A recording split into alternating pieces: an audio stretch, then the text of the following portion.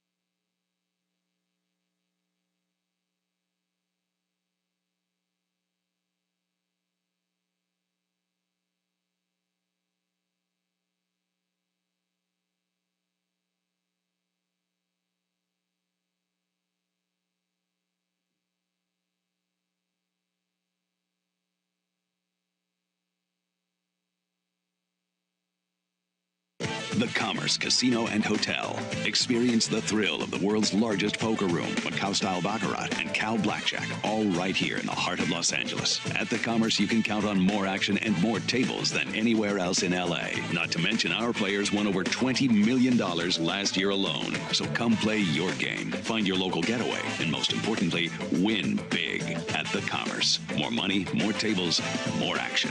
That's why you choose the Commerce Casino and Hotel. What's up, guys? D22 Soso, Wayne Chung here, and I'm here with Clint Tolbert. We're here live at the Commerce, the World Series of Poker Commerce Circuit Mini Main Event Final Table. 400,000 guaranteed. What's going on, Clint?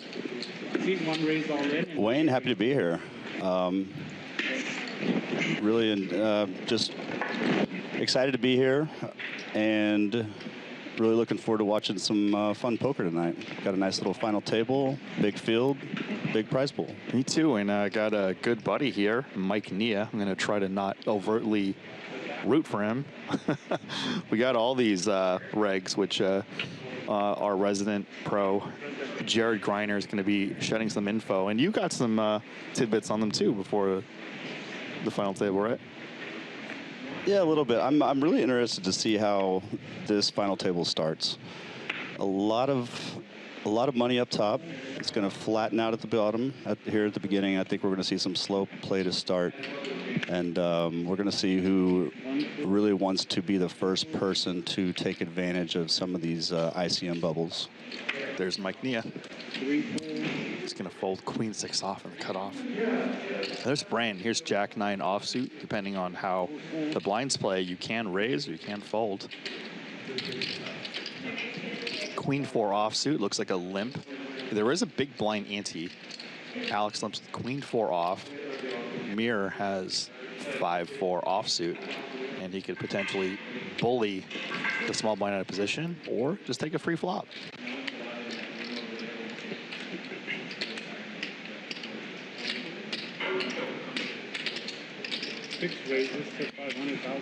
There's the bullying, position and aggression. It's a thing. And I think we're going to get a lot of this small and big blind battles here pretty early, because I think, like I said, I think we're going to see some fairly slow play to start the table, start the final table. Everyone's feeling each other out. And in general, you know, this is probably most of their first time on a live stream. And, you know, they all want to do well and perform. Yep, I'm pretty sure it's everybody's first time except Mike Nia, who is a live stream regular for many, many years.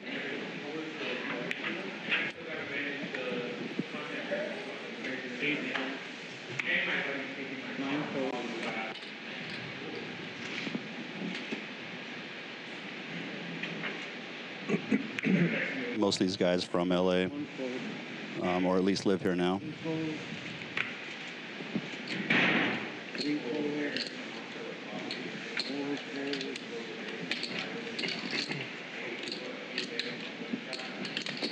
Raise 200,000.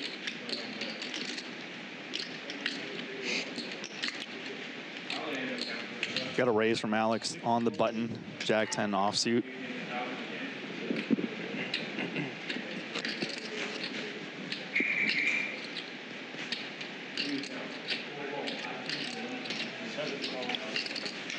He's gonna have arm dominated, and arm calls him big blind, but he is suited.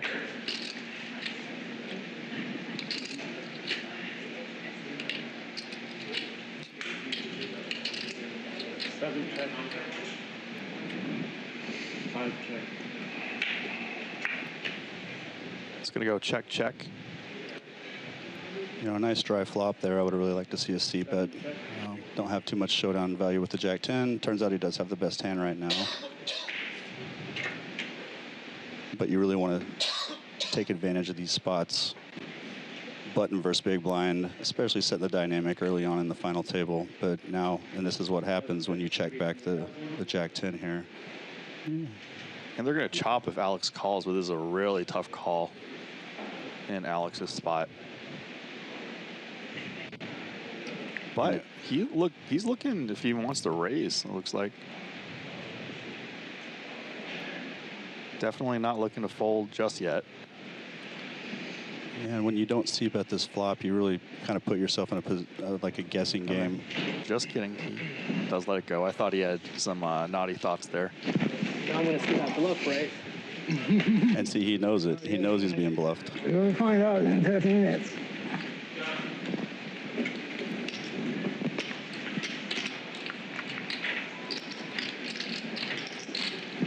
But that's okay, you know. Sometimes you want to set up a little bit more of a tighter image when you start these final tables. That way, as you do start losing players, you can really use this tighter image. I mean, obviously, like I said, I would have c-bet the flop there after raising pre, but there is something to be said about just establishing a tight image and using that to your advantage as you need it later on at this final table when you get 4 and 5 handed. Also, they came from being 10-handed, so they definitely played quite a bit. Who knows what history they had. If Alex, as we saw on the river, showed that much aggression, maybe... RM showed that much aggression, and maybe Alex, you know, was a little aggressive before in some hands and got punished for it. It's tight.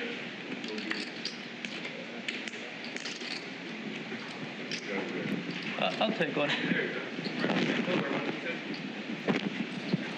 Mike looks like he senses the tightness on the table and does a little loosish 8-3, ace-3 off raise from mid position. All right. Aaron with king-queen, although in the small blind, he's going to play out of position the entire hand. You can fold this, or you could play the player. I play a little more aggressive than most, but I'm not folding. So it is interesting to note, Mike looks like he started with 1.7 million, and the blinds are 100,000, 200,000. So he's got like 6.5 big blinds. Or sorry, he started with 8.5 big blinds and still opted to raise min instead of shove pre. Aram's gonna flop top pair out of position.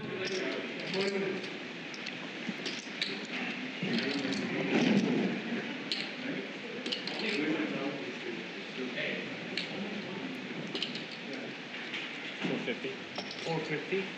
Bet is $450, please 7. Aram leads right out here.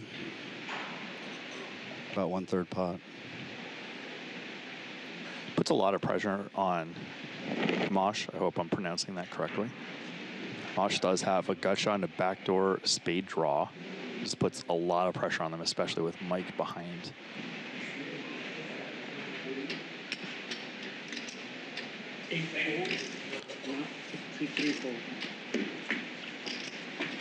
And really with a hand that doesn't flop too well with ace-3 from that earlier position, you know, you're really just going for a stone steal there. So, I mean, when You're scared of my shove? He's scared of his bet. Aram here's picking up a little bit of momentum. Won a couple of the early pots. Could be. It's always nice when you start a final table, get some momentum, win a couple pots, and you can start, you know, feeling yourself a little bit. Yeah, Wayne, happy to be here. Love the Commerce Casino. To you. Beautiful resort. Always the best action here. Yeah, been coming here for over 20 years.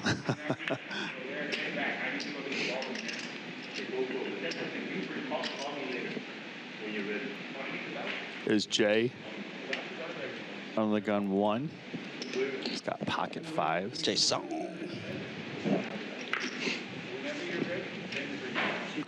Looks like he 3x raises. There's a 5. And Alex with ace-queen offsuit.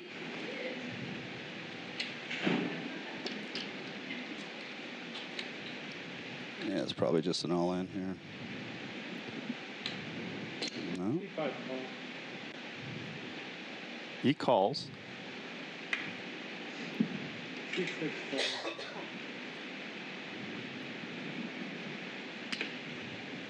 Ace queen offsuit against an early position raise. You have all the options.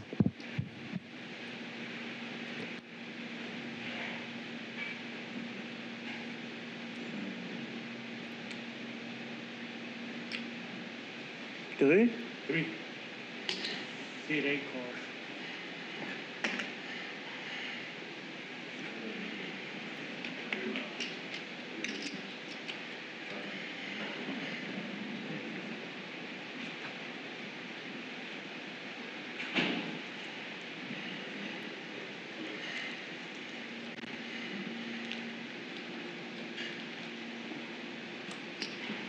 Sorry, I thought the blinds were 100, 200K, but they are No, it's, 51. Yeah, it's a 3x pre-flop raised.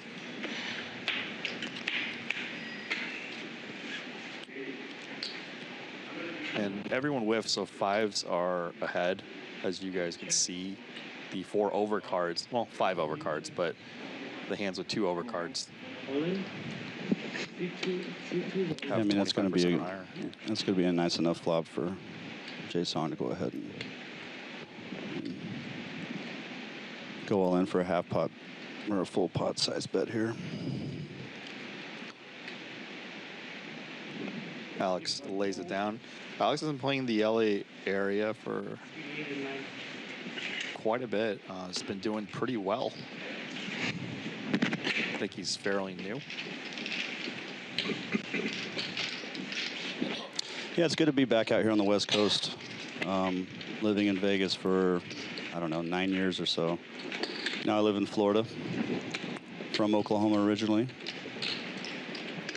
Grew up playing poker in the Oklahoma, Texas area, so I got out here a few times back in the day, but I haven't been here in a little bit, and it's good to be back. So is there a poker at the WinStar? You know, I have fond memories from the WinStar, but I have not played there in a long time. Our mutual good friend, Maria Ho, I used to run with her quite a bit down at the WinStar. That was a lot of fun, but I have not played really poker in Oklahoma in quite some time. Mostly Vegas cash games for me, and some of the bigger, I guess, tournaments of the year.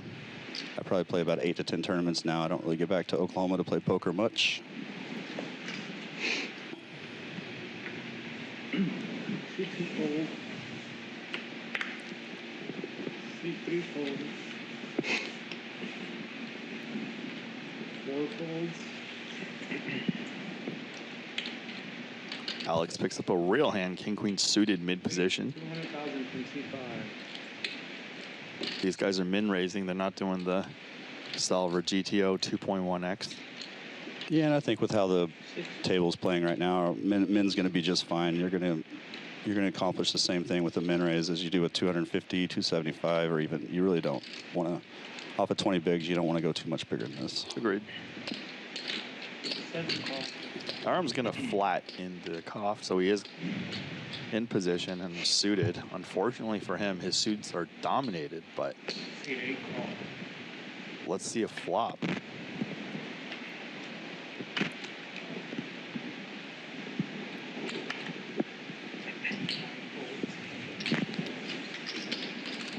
Yeah, in general, flatting the king 9 suited here, even in the cutoff, you've still got. I mean, when you're playing at a little more aggressive tables, you really don't want to leave yourself too susceptible to flatting here and allowing yourself to get squeezed. Oh my goodness.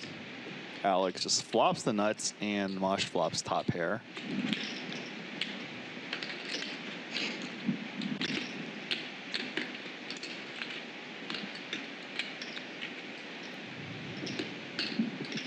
How do we play this? Looks like Alex is gonna get bet on an ace high flop.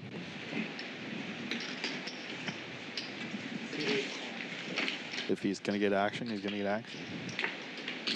He did get the call there. Gonna look him up for one straight at least.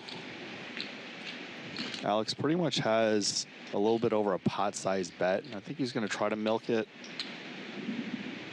bet smaller, and then leave a bet for the river. 5,000. It's going to be hard for Mosh to fold unless he has some soul read. I think Mosh will probably pay off on a blank river, and that's pretty blank. Alex only has one move here, which is the shove. Yeah, and this river bet's really important to Alex's stack.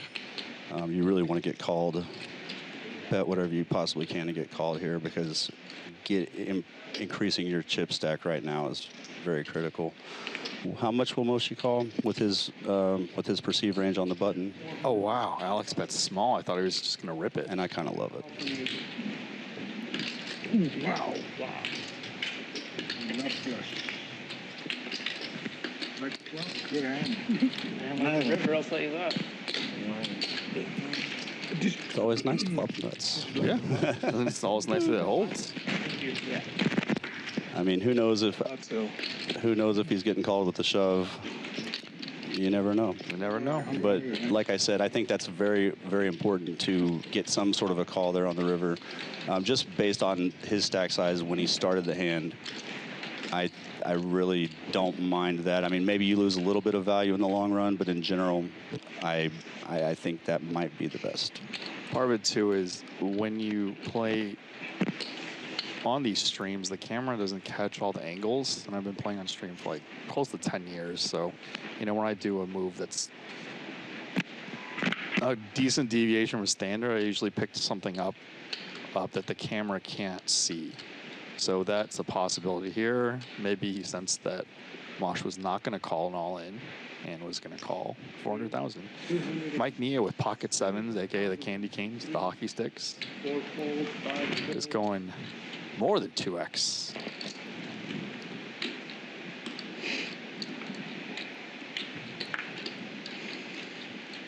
Mir, a regular of LA, plays all around the cash game scene.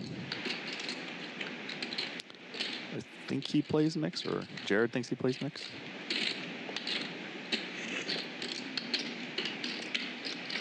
Six call. Flat. How much do you have behind?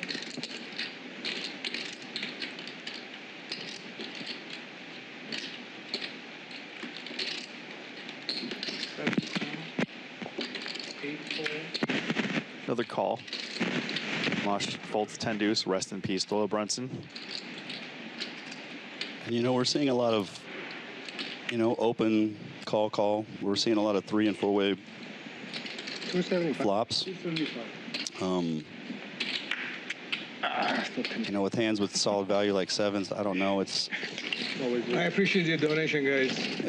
it's really close. I think I would rather just shove here. I mean, just given how the table's playing, I don't really want to go 3 ways, 4 ways out of position with sevens with that stack size. But you also, you know, if you do have some bluffs off of the stacks when you're min raising, then you know, you have to keep the sevens in there. But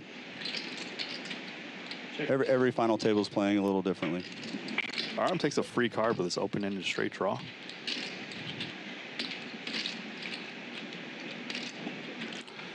And a lot of these pots are going to come down to who wants it more, just in general. Just win check to 275,000. who wants it more.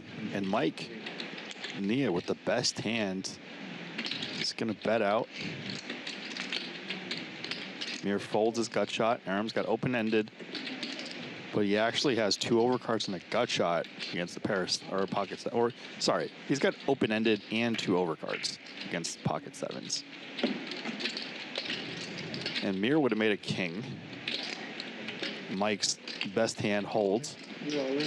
And Mike's gonna rip it in, trying to get a king or a 10 or a 9 to fold. It's our boy.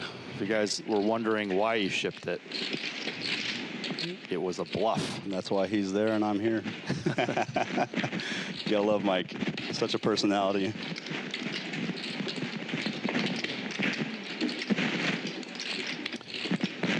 Vong also a longtime cash game grinder.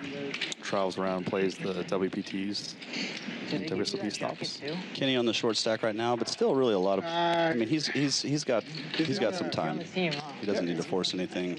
11 big blinds. Among the top 20 people. Here we look at the payouts. I was among the top 20 people. $2,000 pay jump from 9th to 8th, and then we Package, right? Yeah, I got the package.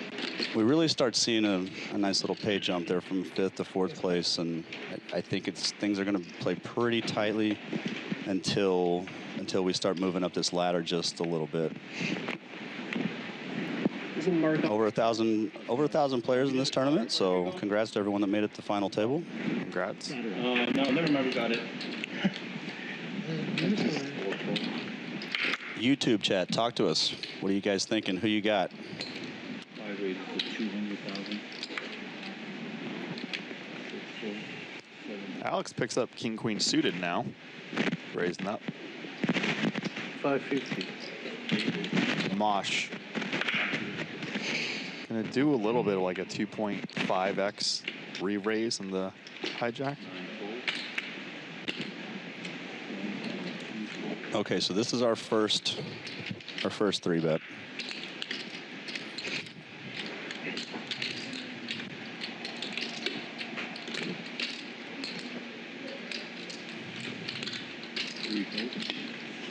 Interesting spot to choose to, kind of establish the first 3-bet with the under the gun +1 raise and from the hijack,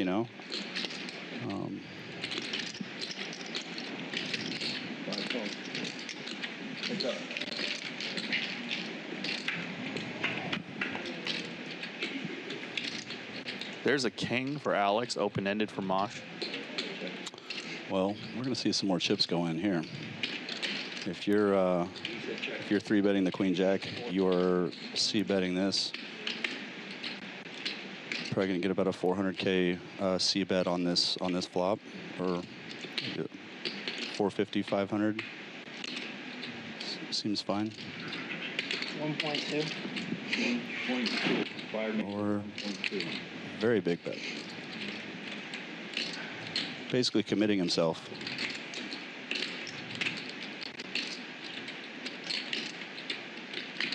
But we're not going to see Alex go away here. I don't think you're flatting 3 bets out of position to check fold this. 1.2? Yes, 1.2.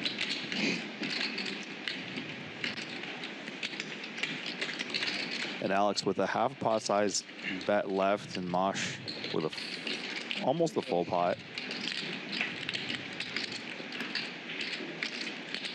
And that pairs board, that's It's not a once you get called on that on the first bet there.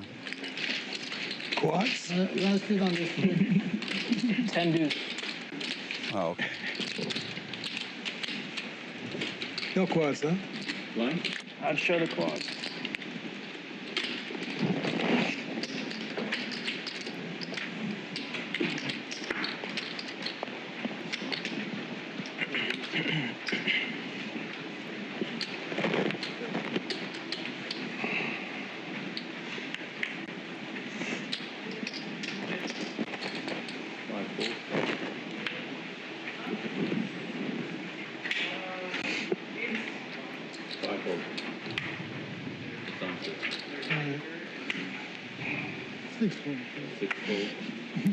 Yeah, Commerce Casino, Los Angeles, California. It's kind of where this is where poker on the West Coast of the United States has been booming. It's been very consistent for a long time. A lot of big games here, a lot of action, big tournaments. And this place is All in. One goes all in. Kenny's all in.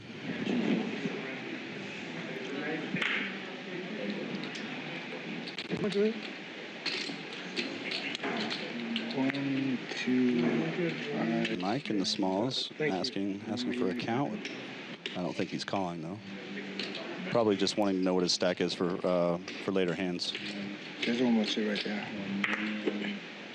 I got it. You got it? Yeah. 1.1 and 5. 3 folds. Good fold. You can bring it here? Brandon folds 2. No, I can't use it here.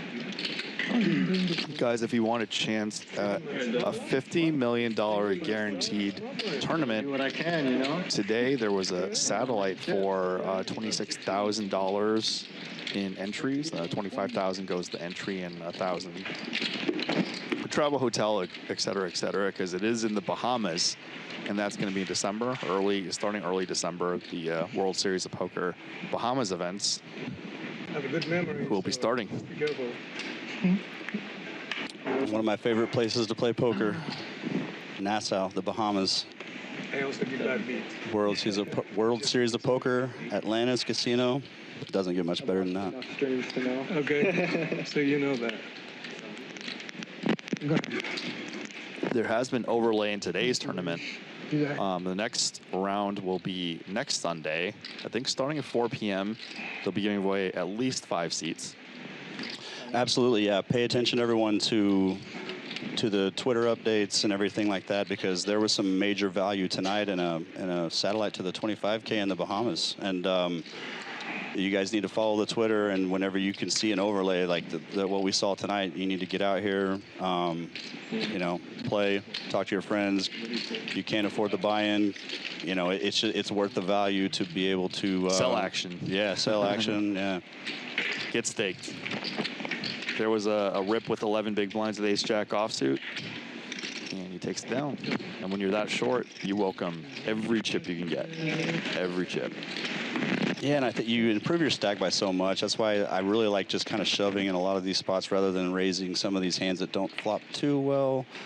And rather than going 3-4 ways and having to check fold or put yourself in awkward positions post-flop, you can go ahead and just take down and improve your stack at a nice percentage. 7-4.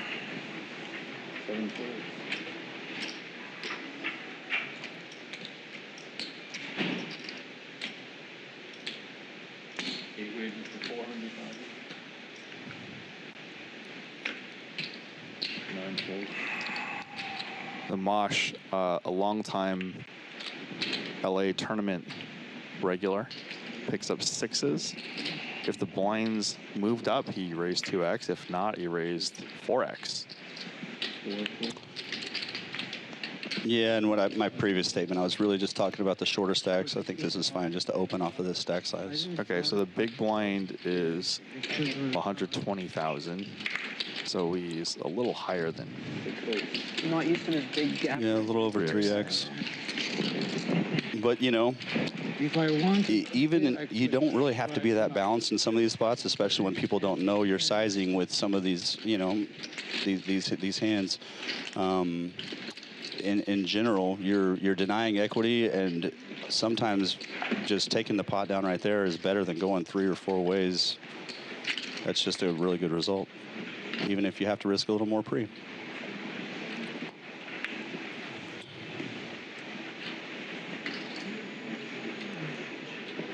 There's Mosh Cannon. I hear his wife comes with him to every tournament and rails him. Very supportive. You love to hear that, love to see that, you know. Shout out to her. Shout out. 350. 9 folds. 20 folds.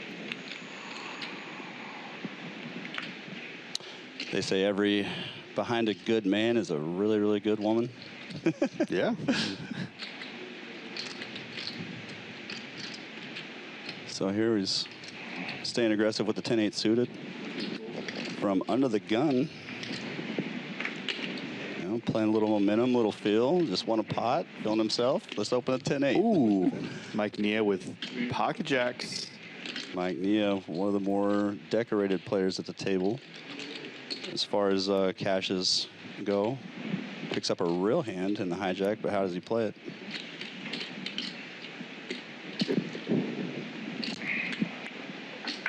$750. 750. 3 mixes. And he is going to come in for a 3-bet.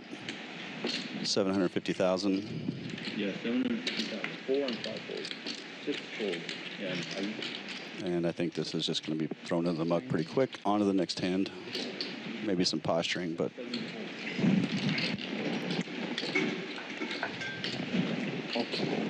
you go. Thank you for not calling. I think he means that. He just so happens to have an overpair to Mosh's cards, but, you know, pocket jack's always difficult to navigate. You never know that, and, you know, a lot of people hate playing pocket jacks. Are you partial to a certain hand, Wayne? No, I mean, or is there a certain hand that, like, really gives you problems or annoys you, or you...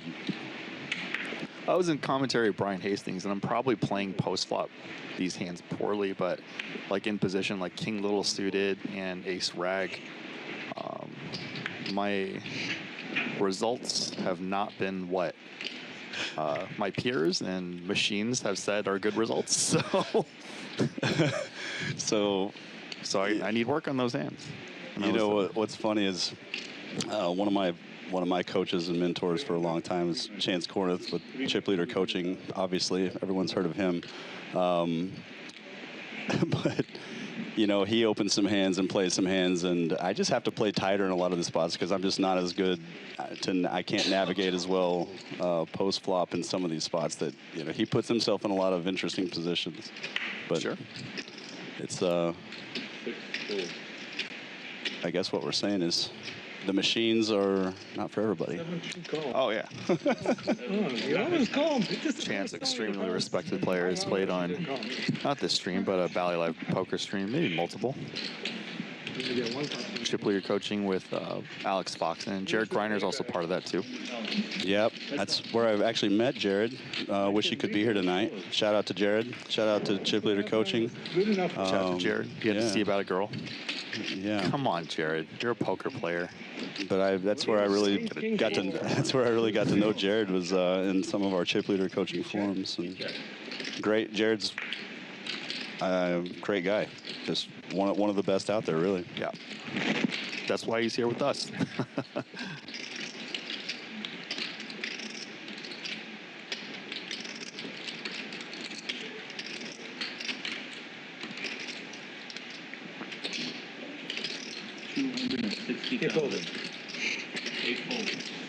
That was 260,000. YouTube chat, what's going on, guys? Any questions? Mike gonna stab with Queen Jack suited, which is related to the King, also is the backdoor hard draw.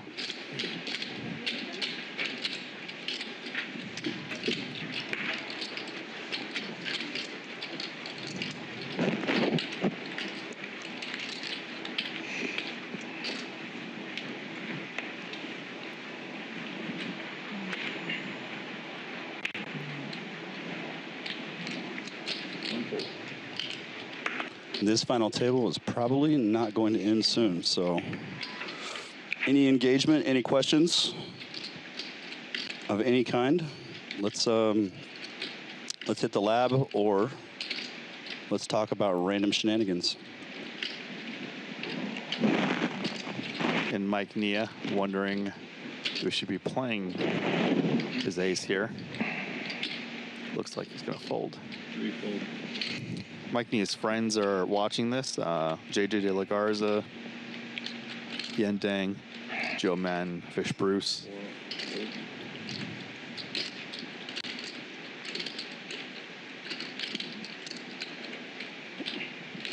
Shout out to Kenny. 5 raises to 340. Facts just for you. Shout out to you.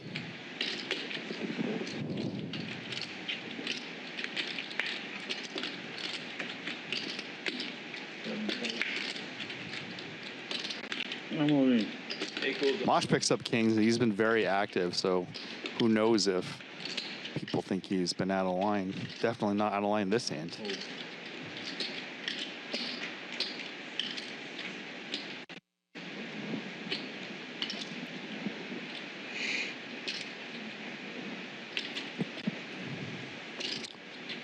Great hand to raise. Can't call. Annoying, though.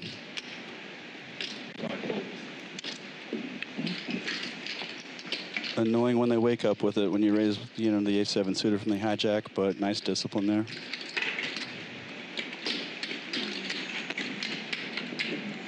Desiree's watching too.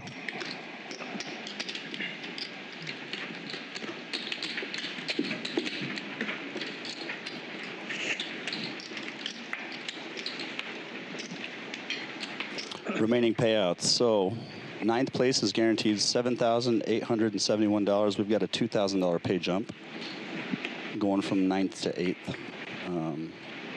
Our next three payouts are $7,800, almost $10,000, and 12.6 for ninth, eighth, and seventh place. First place here, going to take home over $86,000. Over 1,000 players entered this tournament. You know, Wayne, one of my favorite things in life is getting deep in a big field tournament. It's not. It just doesn't get much better. 2 raises to 245.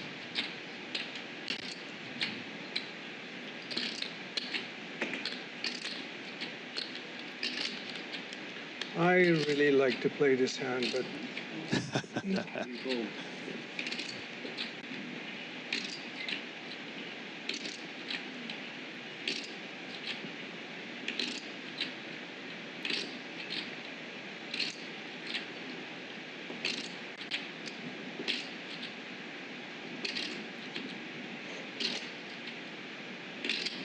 Call 245.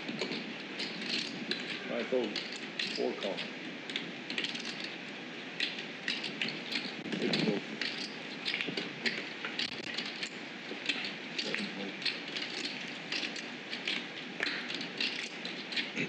I think this might be a small mistake from Brandon. Just in general, you don't want to be flatting this hand. You don't have enough implied odds. You're not going to hit a set enough. It's really just a fold, but we'll see what happens.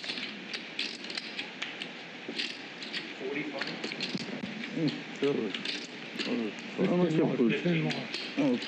And really, with so many people to act after you, It's really hard to play post flop. If it you doesn't don't flop a set. It doesn't play well post. Doesn't.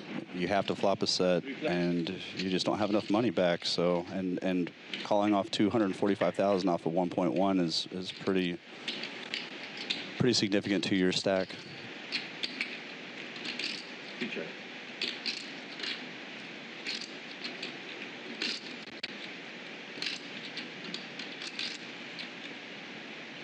Four checks. 8 check. Check around. Checked around. 3 still ahead on the turn.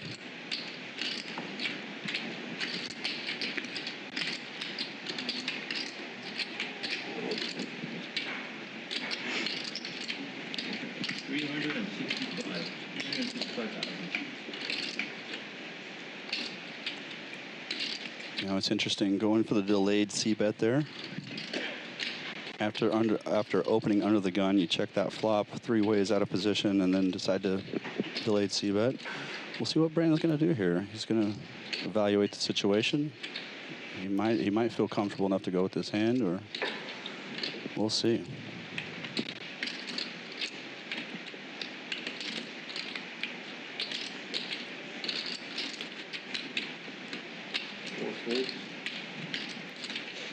Just like that, Jay's got the best hand.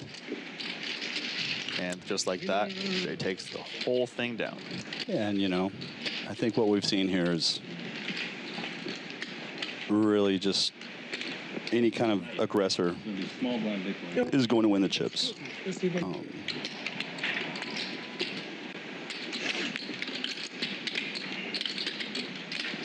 When it's checked around, if it's checked to you, almost, people are kind of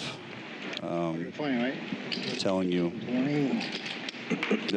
We're seeing a lot of face-up poker, and well, I don't want to say that. I don't want to discredit anything, but we're seeing a lot of, you know, everyone's just these pay jumps mean a lot. You know, going from 9th to 4th or 6th or 5th or whatever. Like I said, you really start to see some big pay jumps, and I think it's really showing itself that it's weighing on a lot of these guys' minds. A lot of these guys are first timers on the live stream. I remember my first time on a live stream in a big tournament, and it does have some effect, and the money obviously has an influence as well. All in. 9 goes all in. And Vlon goes all in. It's around 10 big blinds. 1 full. Jay's going to check his hand in the big blind and fold.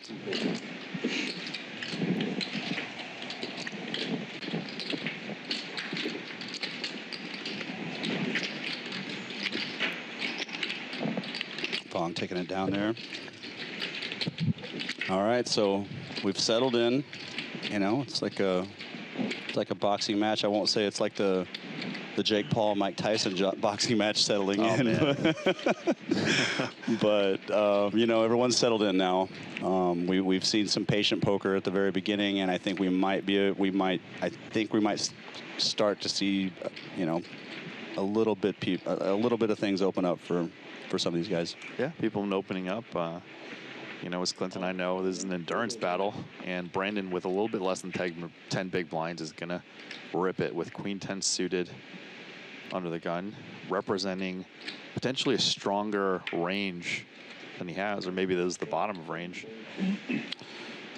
So, yeah, I mean, it's hard to argue, or there's nothing bad. There's nothing really too wrong with shoving under the gun with Queen 10 suited, but these are the hands that I would actually like to view as a single min raise off of this stack size, rather than, you know, like we're min raising the sevens and the threes of the world, but those are the hands you should actually be shoving because they don't play as well post flop.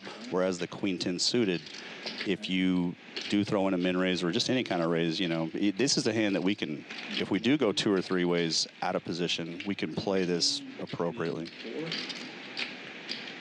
140,000. Right, so 1,040,000.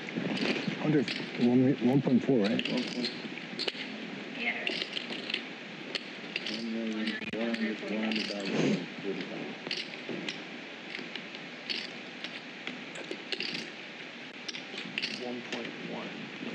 1.1?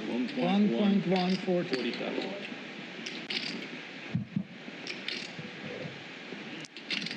Jay counting on his chips, maybe picked up something.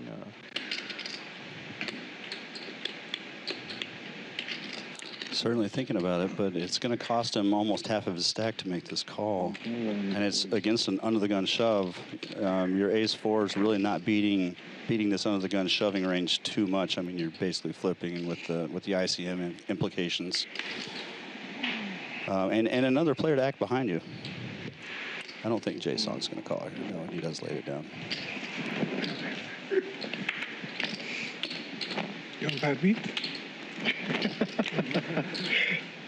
Not bad beat, you're ahead. Mikey.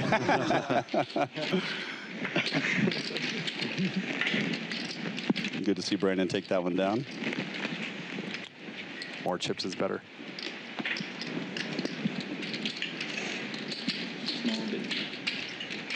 So Clint, what's your biggest score? Biggest score? I've been close a lot. Haven't won much, not gonna lie. My biggest score was second in the PokerStars Sunday Million.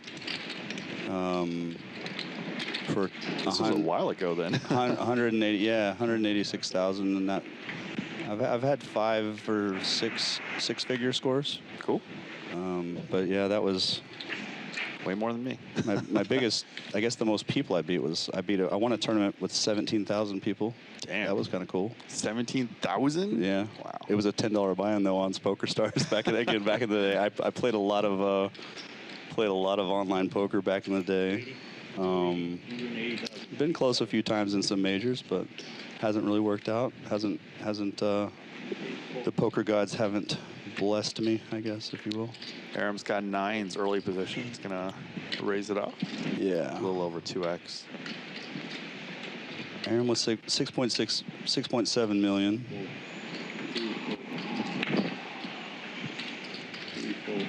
I would really like to see some of these bigger stacks start understanding who's overfolding Likes to play with you.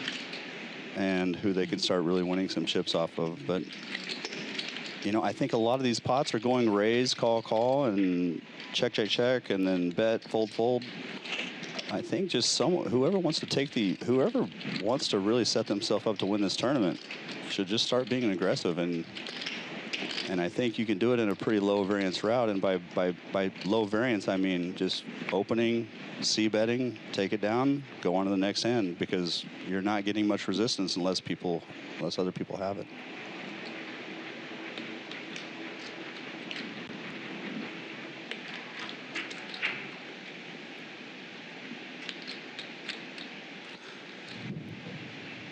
Mirror here with ace king.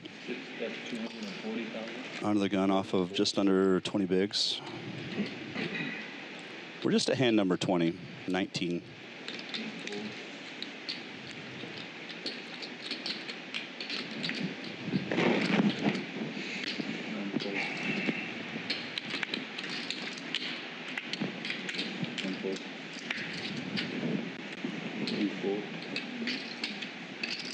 Nothing much going on around the table. Queen 4 off for Mike. Into the muck.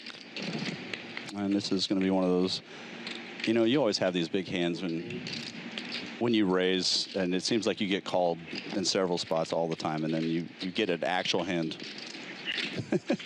Yeah. You get an actual hand, and then everyone snap folds. You know, you get the aces, and it's like, what the hell's going on? Aces are blocking good hands, so. Alex throws away.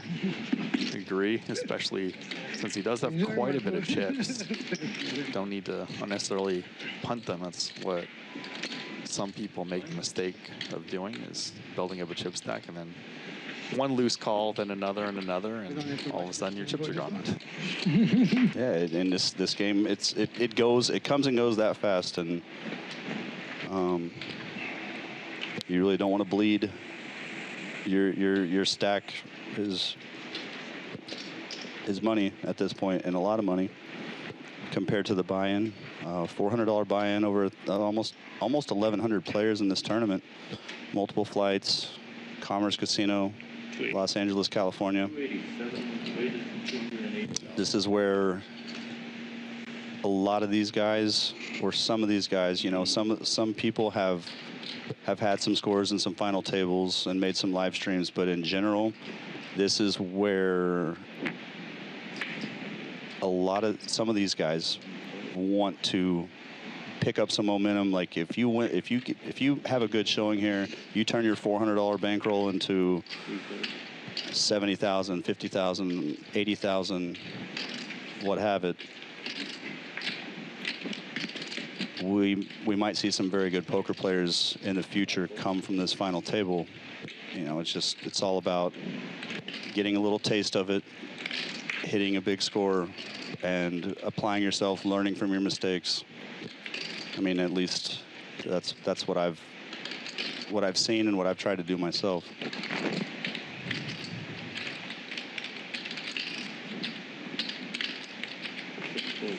Amir lays down Aram.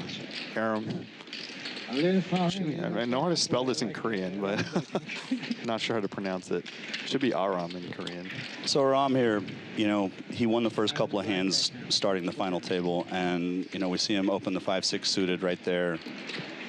He's got over almost 8 million right now, and I see him being the first person to really want to take aggression at this final table. And as long as no one's giving him resistance, he's going to keep doing it. And I don't blame him. He's picking his spots fairly well. Bet when checked to. When someone wants to give you the pot, bet. And, you know, let's mix in some steals under the gun and some things of that nature.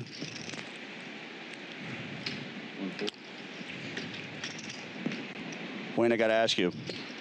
I mean, did you bet the the Mike Tyson. Did you watch? No, did you no. watch the fight? Oh, the, no. the Mike Tyson Jake Paul fight. I'm behind the scenes in some Hollywood stuff. I mean, it was a free fight to watch, so it was hard. I mean, they had 60 million viewers. I know enough people in reality TV to know that it's.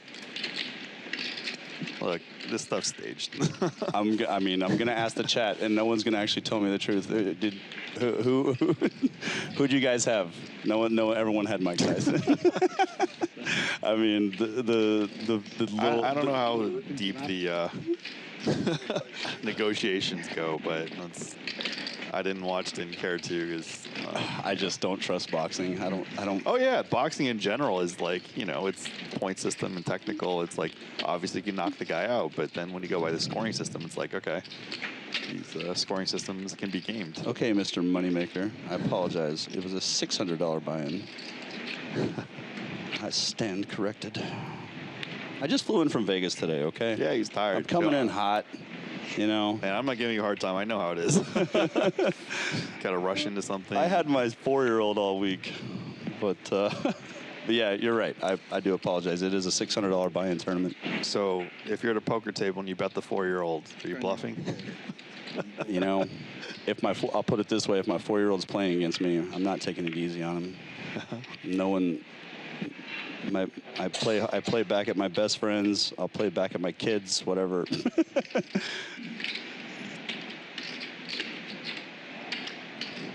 No one's safe. No one's safe at my poker tables. 260,000. Yeah, in my case, most people are not safe. There's some people I can't play against. All in. Seat 4 all in. All right.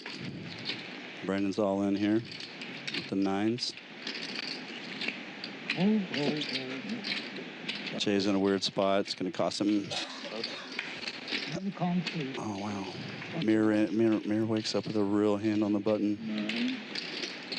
Pocket queens.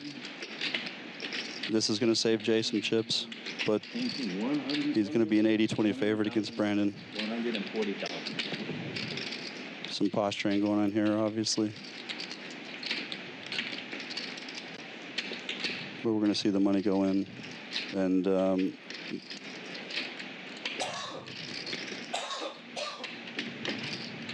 we might have our first elimination. Call. 6 call. 40,000. 7 call. For those of you wondering why he just called, excuse me, it allows people, like in Mosh's case, or somebody has ace jack off or pocket jacks, to think, oh, maybe Mira's weak, but veterans of the game Can I see your stack, please? almost assuredly see Mira's very strong in this spot.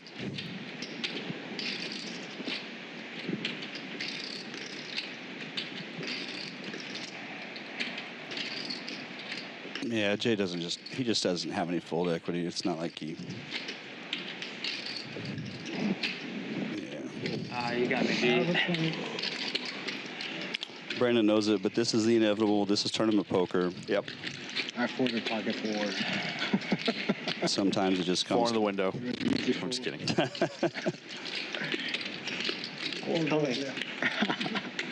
Once or twice.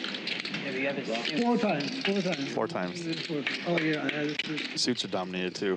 Oh! He spikes at 9. Will not be the first elimination. This- Well, has to fade 2 queens. Oof. 2 red queens is all it's gonna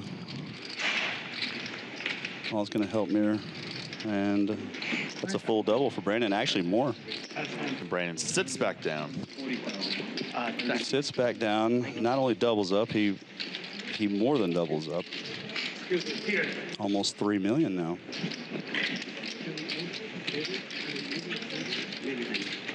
All right, Clint, got a real question for you. What is your favorite scene in the movie called Rounders? I love that whole movie. Not my time to die yet. I need to think about this one Staying alive. because I really love the whole movie. I'm even all in. And I'm trying to think of something that's not The standard, yeah, not the cliche. standard, not the cliche, Bartender. But I do have a really good. Much, yeah. KGB. Good job. He's got alligator blood. Can't get rid of him. Can't get rid of his chick.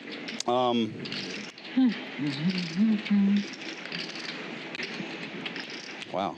Good question. If you like it, You couldn't have given me like the, a little preface on that before the No, you're under the gun. Well, I just had to save it at the right time, catch you off guard.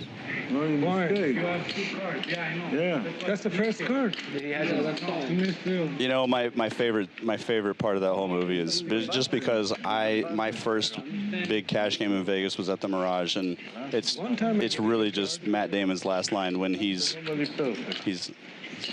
building up a track and he's going to the Mirage. I mean, I want to see it. I don't want to curse on the live stream, but it's when he's talking about going to the Mirage and the movie just kind of ends. And because I have a lot of fond memories from the Mirage, a lot of friends that worked there. I played there. That was back when I was playing like 6-12 limit, no limit hold. Oh, wow. Yeah. I mean, this was 2001. Wow. I've been playing poker for like almost 24 years. Kenneth with ace-10 suited under the gun. 1 all-in. And he rips it. It's got probably 8 big blinds there. And this puts Jay in a pressure spot. Probably should fold unless, you look behind you and see some funny situations. Kenny. For the chat. And really, Wayne, I mean, I'm enjoying myself. I've got nowhere to go. I've got nothing to do. I want the short stack to double up. I think, guys, just based off of his reaction, Wayne does not feel the same as I do. Just kidding. I have a lot to do. I'm just kidding. Yeah. Wayne has way more to do than me. I want the short stacks to double. What? That was the WSOP. Guys, we're working on I'm just kidding. I'm just glad I made the guy laugh. I got him to laugh. He chuckled over I'll here. laugh. He's showing emotion. It's great. We got some big events coming up December 11th and 13th especially. So we're working on getting those games down, and some big names in poker will be here. And Jay Song with the ace-king suited under the gun.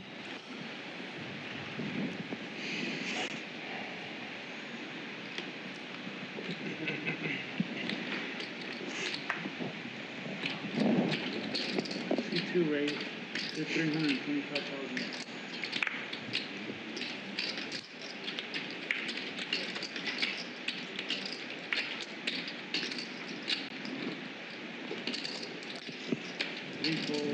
Jay looks like almost 3x under the gun.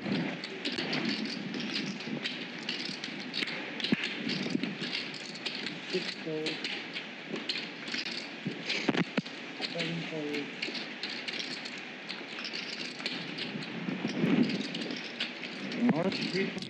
Motion on the button here with pocket threes. 8 call. Cole looking for that third 3. Oh, This could make things interesting in the small blind with the stack size. I mean, this is a really tough spot for Vong. yeah, very. I mean, this is, I can't, I personally don't think I can get away from this. And Yeah, there's. I mean, just with the stack size, even though it's an under the gun raise, I mean, you still have a really good hand. Yeah, he's all in. Yeah, he's all in. There's some times where it's almost surely a fold, and that's when the early positions are about to bust. Yep. I mean, I don't blame him here at all. This hand kind of plays itself. Yeah. And if Jay gets Mosh to fold, then, which he does, Jay's in a dominating position. Yeah. Sometimes the hands just play themselves. And really, it's just all stack size dependent. Jay's definitely at the top of his range here. Let's see what happens. Oh, there's a king. And that's all but close to over. Going to be all but over. We need a running queen. Long needs a jack or a 10 on the turn to have any kind of draw, and that's over. Yeah. Well, nice run. Nice run. Nice run. I mean, 1,100 people. We know it stings. You get it in with ace queen. You played well. Nothing to be ashamed of. Yep. I was wondering when the first person was gonna die. But yeah, December 11th, 13th, we're gonna have one of the biggest poker influencers The other table, chips are flying. on social media, and a particular, We were all playing. very famous poker player who was a run-at-once coach and What happened? likely signed on for another training site, which I'm not at liberty to talk about. Didn't want to see the 30 big blind shoves with King Jack. So looking at the pay jumps here, now 8th place is guaranteed almost $10,000. Jamming like 30. Everyone obviously eyeing that $86,000 first place prize. There's some small pay jumps here down at the bottom. Draw anymore, right? And I think we're probably going to lose 1 or 2 more people fairly soon. And then I think this is going to deepen the stacks out a little bit. I think we're going to see a little more playability as this final table develops.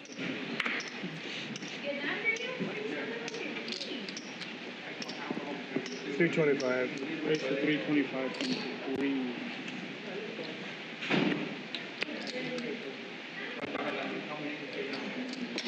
Four calls, 5 calls, 6 calls.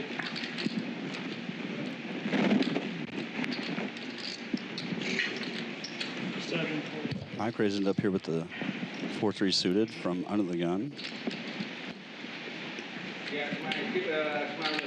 Getting the call from Brandon with the pocket 8s. That's not new.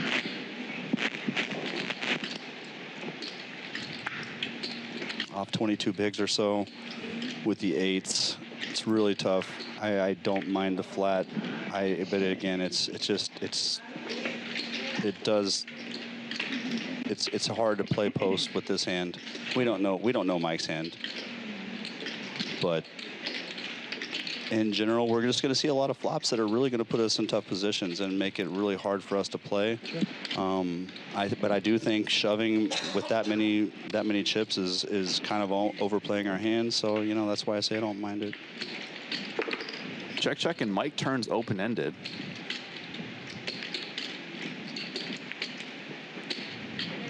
Mike Nia, stream veteran. Color up the oranges next break. I wonder what Brandon would do on different, when he checks back here on the King 5-5. I wonder what he would do, if a queen or a jack were to roll off on the turn. I'm interested to know. And Mike Nia takes it down. Mike Nia. Mike Nia. I think Mike's probably had the most experience of anyone else at this final table. Live stream, at least. At least live stream, maybe. For sure, live stream, hands down. I mean, yeah. Strictly what I know. Like I said, I've been mostly Vegas and Oklahoma, Texas, and now I live in Florida. I don't know a lot of these players to their specifics, but I will say I think that Mike is very well tuned, and I think that I think he's going to make the right decisions and put the pressure on at the right times. Yeah, he's definitely shown quite a bit of awareness of what's going on. Yeah, but in that situation with the 8s, when you check back that flop, and when you get that turn, I don't really know what you're trying to accomplish. If you're going to check back that flop, I would love to see a call there, but or just kind of take a stab there and deny some equity with a hand of value. I got it, thank you. Yeah. On the break. Hey, 350,000 to me. It's my big blind. Holy. Thank you. I almost fall though. Small in. And Kenneth On me. in position. In position, and Kenny senses Mosh is stealing. I'm not going to stop the Kenny train. And you're always going to be happy. If you guys want me to cheer for someone else, put it in the chat. I'll do it. But all I see is Kenny for the win. So I'm Kenny all day right now. I'm a Boston next time. Shout out to LA Poker Roundup, who's been covering the World Series Tournaments of Commerce, taking pictures, posting the podcast. Here's our chip count right now. Aram over 7 million. Alex 4.8 million. Jay Song with 4.1. And here's our payouts. You know, we're starting to. This is going to start developing, and we're going to start seeing some interesting poker. We're going to see how some of these guys really start to either shy away or take advantage and take aggression towards winning, you know, towards moving, laddering up and making some money. And Ty from the LA Poker Roundup still in the Bahamas satellite. 5 winners for the $25,000 entry, and you get a little on top for like flight and hotel. There is a lot of overlay in today's and next Sundays. We'll be running the same tournament, and I know Wayne, I'm so mad I couldn't play that satellite. I was like, I came out here to commentate, but looking like there was a nice layover. I'm telling you guys, you have to get out here. And I'm not sure if the prize pools are transferable, but it doesn't really matter. Honestly, come take your shot. Get yourself in a satellite. Put yourself in a position, especially with a layover, where you have a lot of value. You know, go win it. Take yourself to the Bahamas.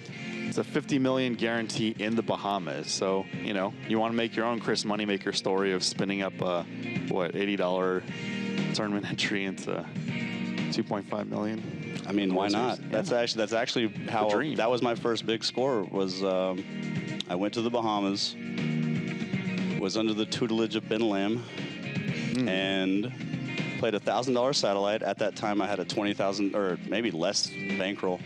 I was just going down there to hang out with my buddies. I'm from Oklahoma. Ben Lamb's from Oklahoma. Cool. And saw Ben Lamb last year. Obviously, we're in different cities, so we don't see each other much. I win this satellite, and I was totally happy. It was a 10K buy-in in the PCA at that time, and I was totally happy with just taking. I mean, 10,000 was a significant portion of my bankroll. Got talked into playing the tournament, and ended up working my way down to like a 12th or 13th place finish that year. The year Harrison Gimmel won it, he busted me in 13th, Jacks versus Queens. The Harrison? The Harrison. The Harrison. And you know, I'm still commentating. I'm not. No, I'm still commentating. But yeah, it was bittersweet. But you know, I did get. I was not planning on playing that big of a buy-in. That was a huge buy-in. What I'm trying to say to you guys is, you know, you can create your story. You know, get yourself in there, play a satellite, and put yourself in a position. Win a satellite, and go have some fun, and push yourself in competition, and you know, turn your bankroll into 6 figures, or maybe even 7, maybe 8, maybe 9. Why not? Ben Lamb style, Harrison style, the Binba.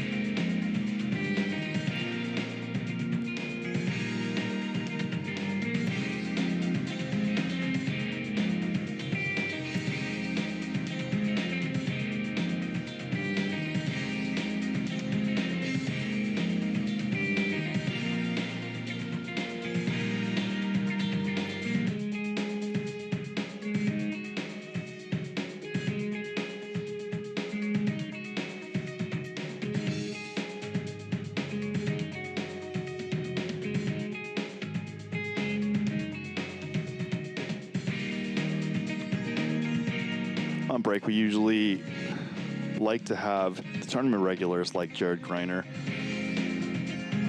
in the mix, Peter Cross.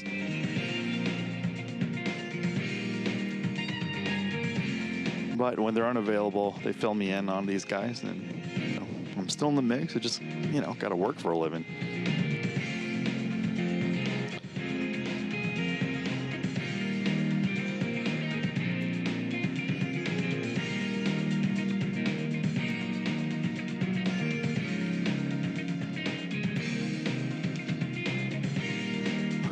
David Kim from the Chicago area just messaged me. He's like, did you know you have a Poker Bros avatar looks like you? I'm like, yeah, it is me. He's like, what? How? I'm just like, dude. Connections. Shout out to Ben.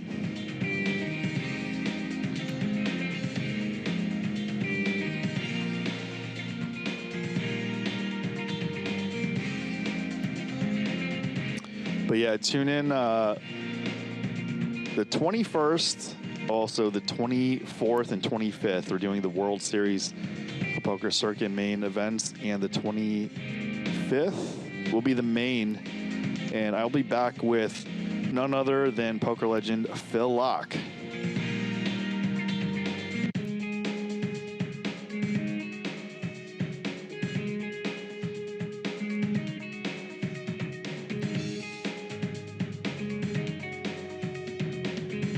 Shout out to the whole Commerce staff, Bally Poker World Series. I'm here with Clint Tolbert from Oklahoma. Wayne, the man with the plan. Having fun. You know, it's a pleasure to be here. I'm really excited just in general. I love poker. I love talking about the game and talking about nothing. Shenanigans. I love to talk. Well, here you can talk. We're talking. I miss commentaries, got so much stuff to do, but I am very fortunate that some of our commentators like Phil Locke and Brian Hastings and others specifically request my presence.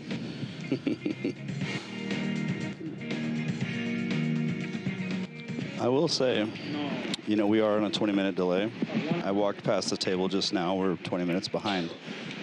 You know, the feeling out there is it's a little intense. I mean, everyone's quiet. Everyone's very, very serious, taking things. You know, there's this means something to all of these players. David Kim says he wants to do one of these commentaries with me. All right, done. I'd be flattered to commentate with Chicago's K-pop star.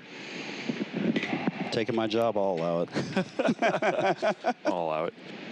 No, commentary is really fun. It just, you know, there's so many things that need to be done in this operation. Shout out to Brian Arakaki, who's the director of the show, has to take care of all these things. And he and I are rebuilding the social media. Shout out to the whole team. 7 folds, 8 folds.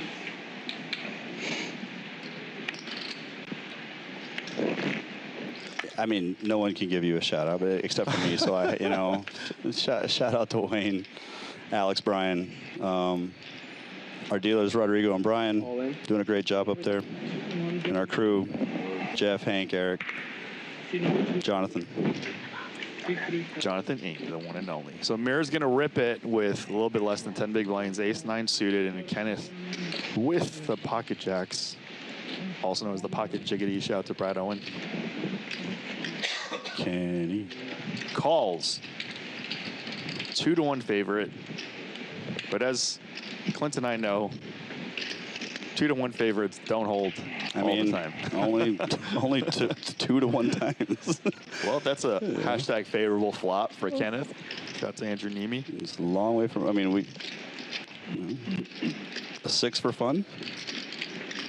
I bet the. Oh, that's all right. So an ace or a 6 for Mir. And it's going to brick. 47-8. Tapping the table, and there's 2 gone. David Kim also shouting out Mike Nia.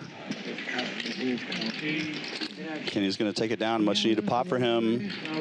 all the railbirds have been rewarded for their patience and Kenny's patience for that matter.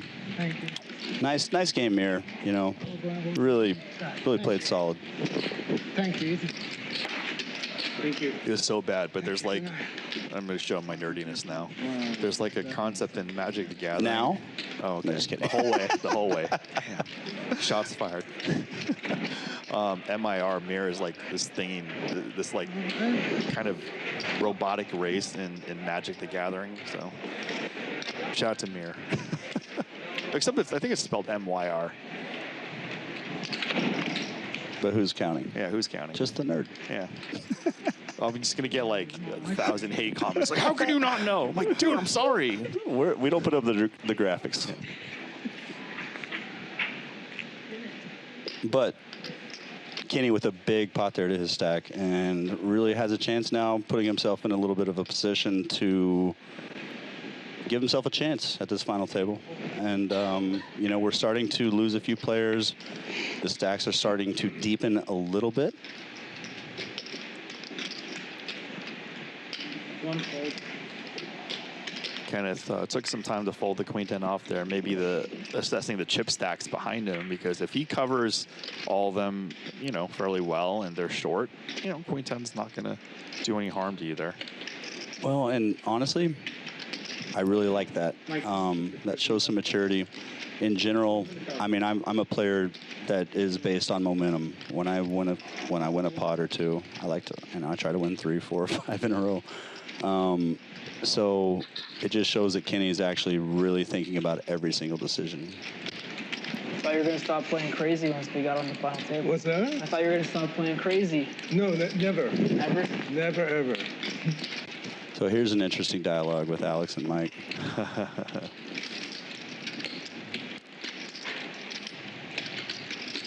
Well, I mean, Mike has the disadvantage of playing on a lot of different streams. Maybe I slow down. So this table might know him well, you know.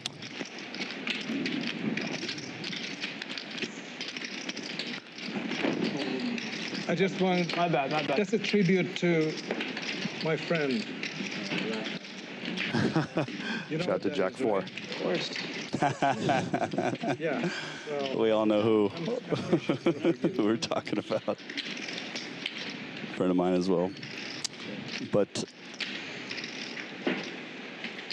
you know, it's interesting when we get that first banter and how that kind of starts a dynamic. How are those players going to react and adjust accordingly to what they just said? Did they mean it?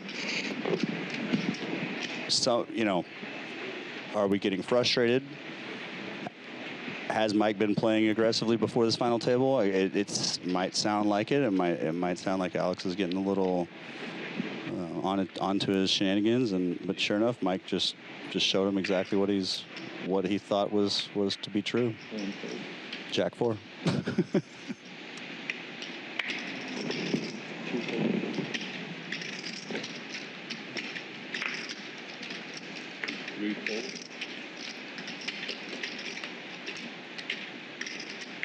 Fourfold.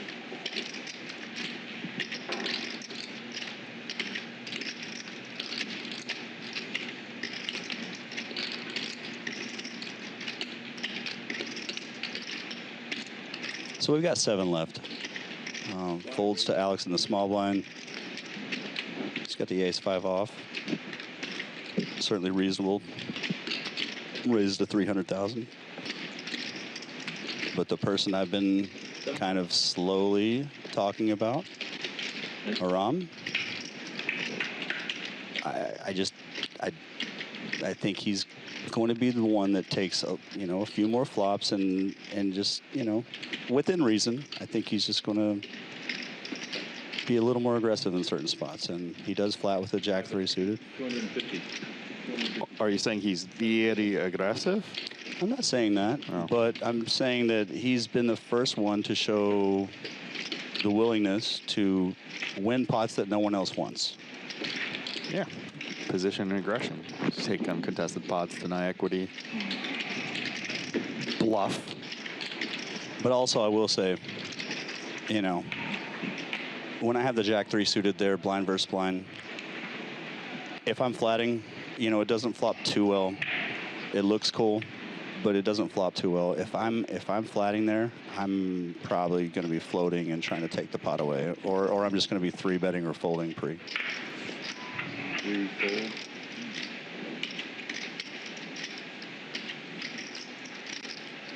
Fold.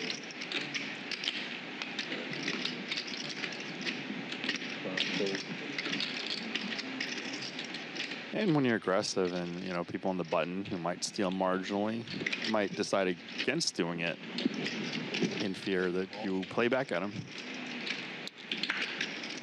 Well, it's all, I mean, I played a lot of short-handed poker over the last few years, specifically heads up. I love to be put in weird spots. I love to put people in weird spots, and I like to fight for a lot of different pots. And you know, there's hands that I've learned that you can that flop well. You know, there's hands that you can call with. There's better hands that just 3-bet, and it's okay if you get 4-bet sometimes. You know. So Mosh puts in about 10 big blinds. Arm's thinking about what to do. If the chip stacks are right, Mosh pretty much pot committed himself.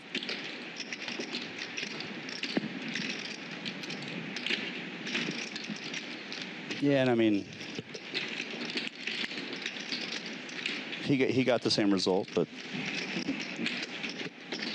in general, with Mosh's hand and his stack size, I mean, I don't see the difference really between you just probably should just shove that hand again for pure value to deny some equity. You really don't want to get flatted too much. It doesn't flop too well. Yep. Don't ignore us.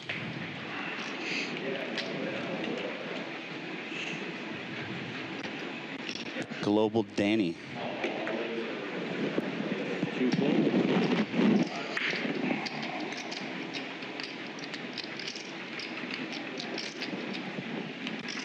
I mean, my son's got a birthday party coming up. I'll hire you, Global Danny, to come do something. Blow up some balloons. I'm not trying to get my job. I'm not giving my job away. Showing some love. Hey, actually, thank you guys so much for watching in general. You know, I'm messing around with all of you.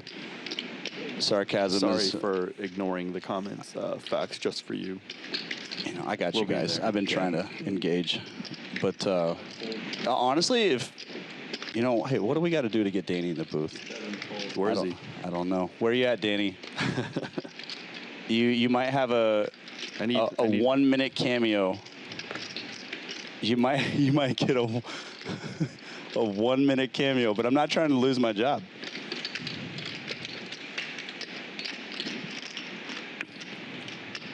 Are you in the building? 1 fold. Heads up. Oh. Kenny's bro is Danny. Hey, Hank I've been the Tank. Can you find Danny out there? Hank the Tank is Bring Danny in the booth. one of our guys. He's modding the chat now. I've been giving you guys the Kenny. Now if Danny comes in the booth, I gotta find a new hero.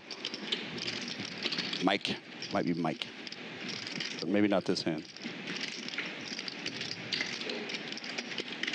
Check on the flop here. Come on, Mike, just bet it. Bet it. But we have really seen Brandon just have these. He's had some tough hands, tough situations, tough spots, and he's really played them quite passively. He's had a lot of pairs. He's been calling and just checking. Mike Nia, the veteran, Yeah. is going to represent. This is an impossible call by Brandon. Mike saw weakness, and you know, like again, Brandon kind of let him have that pot. Now Brandon's down to around 1.7 million.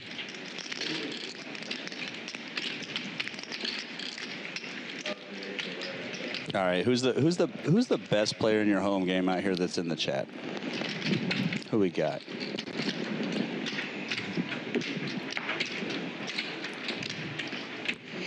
Shout out to Rolando in Aruba. I got an Aruba text message.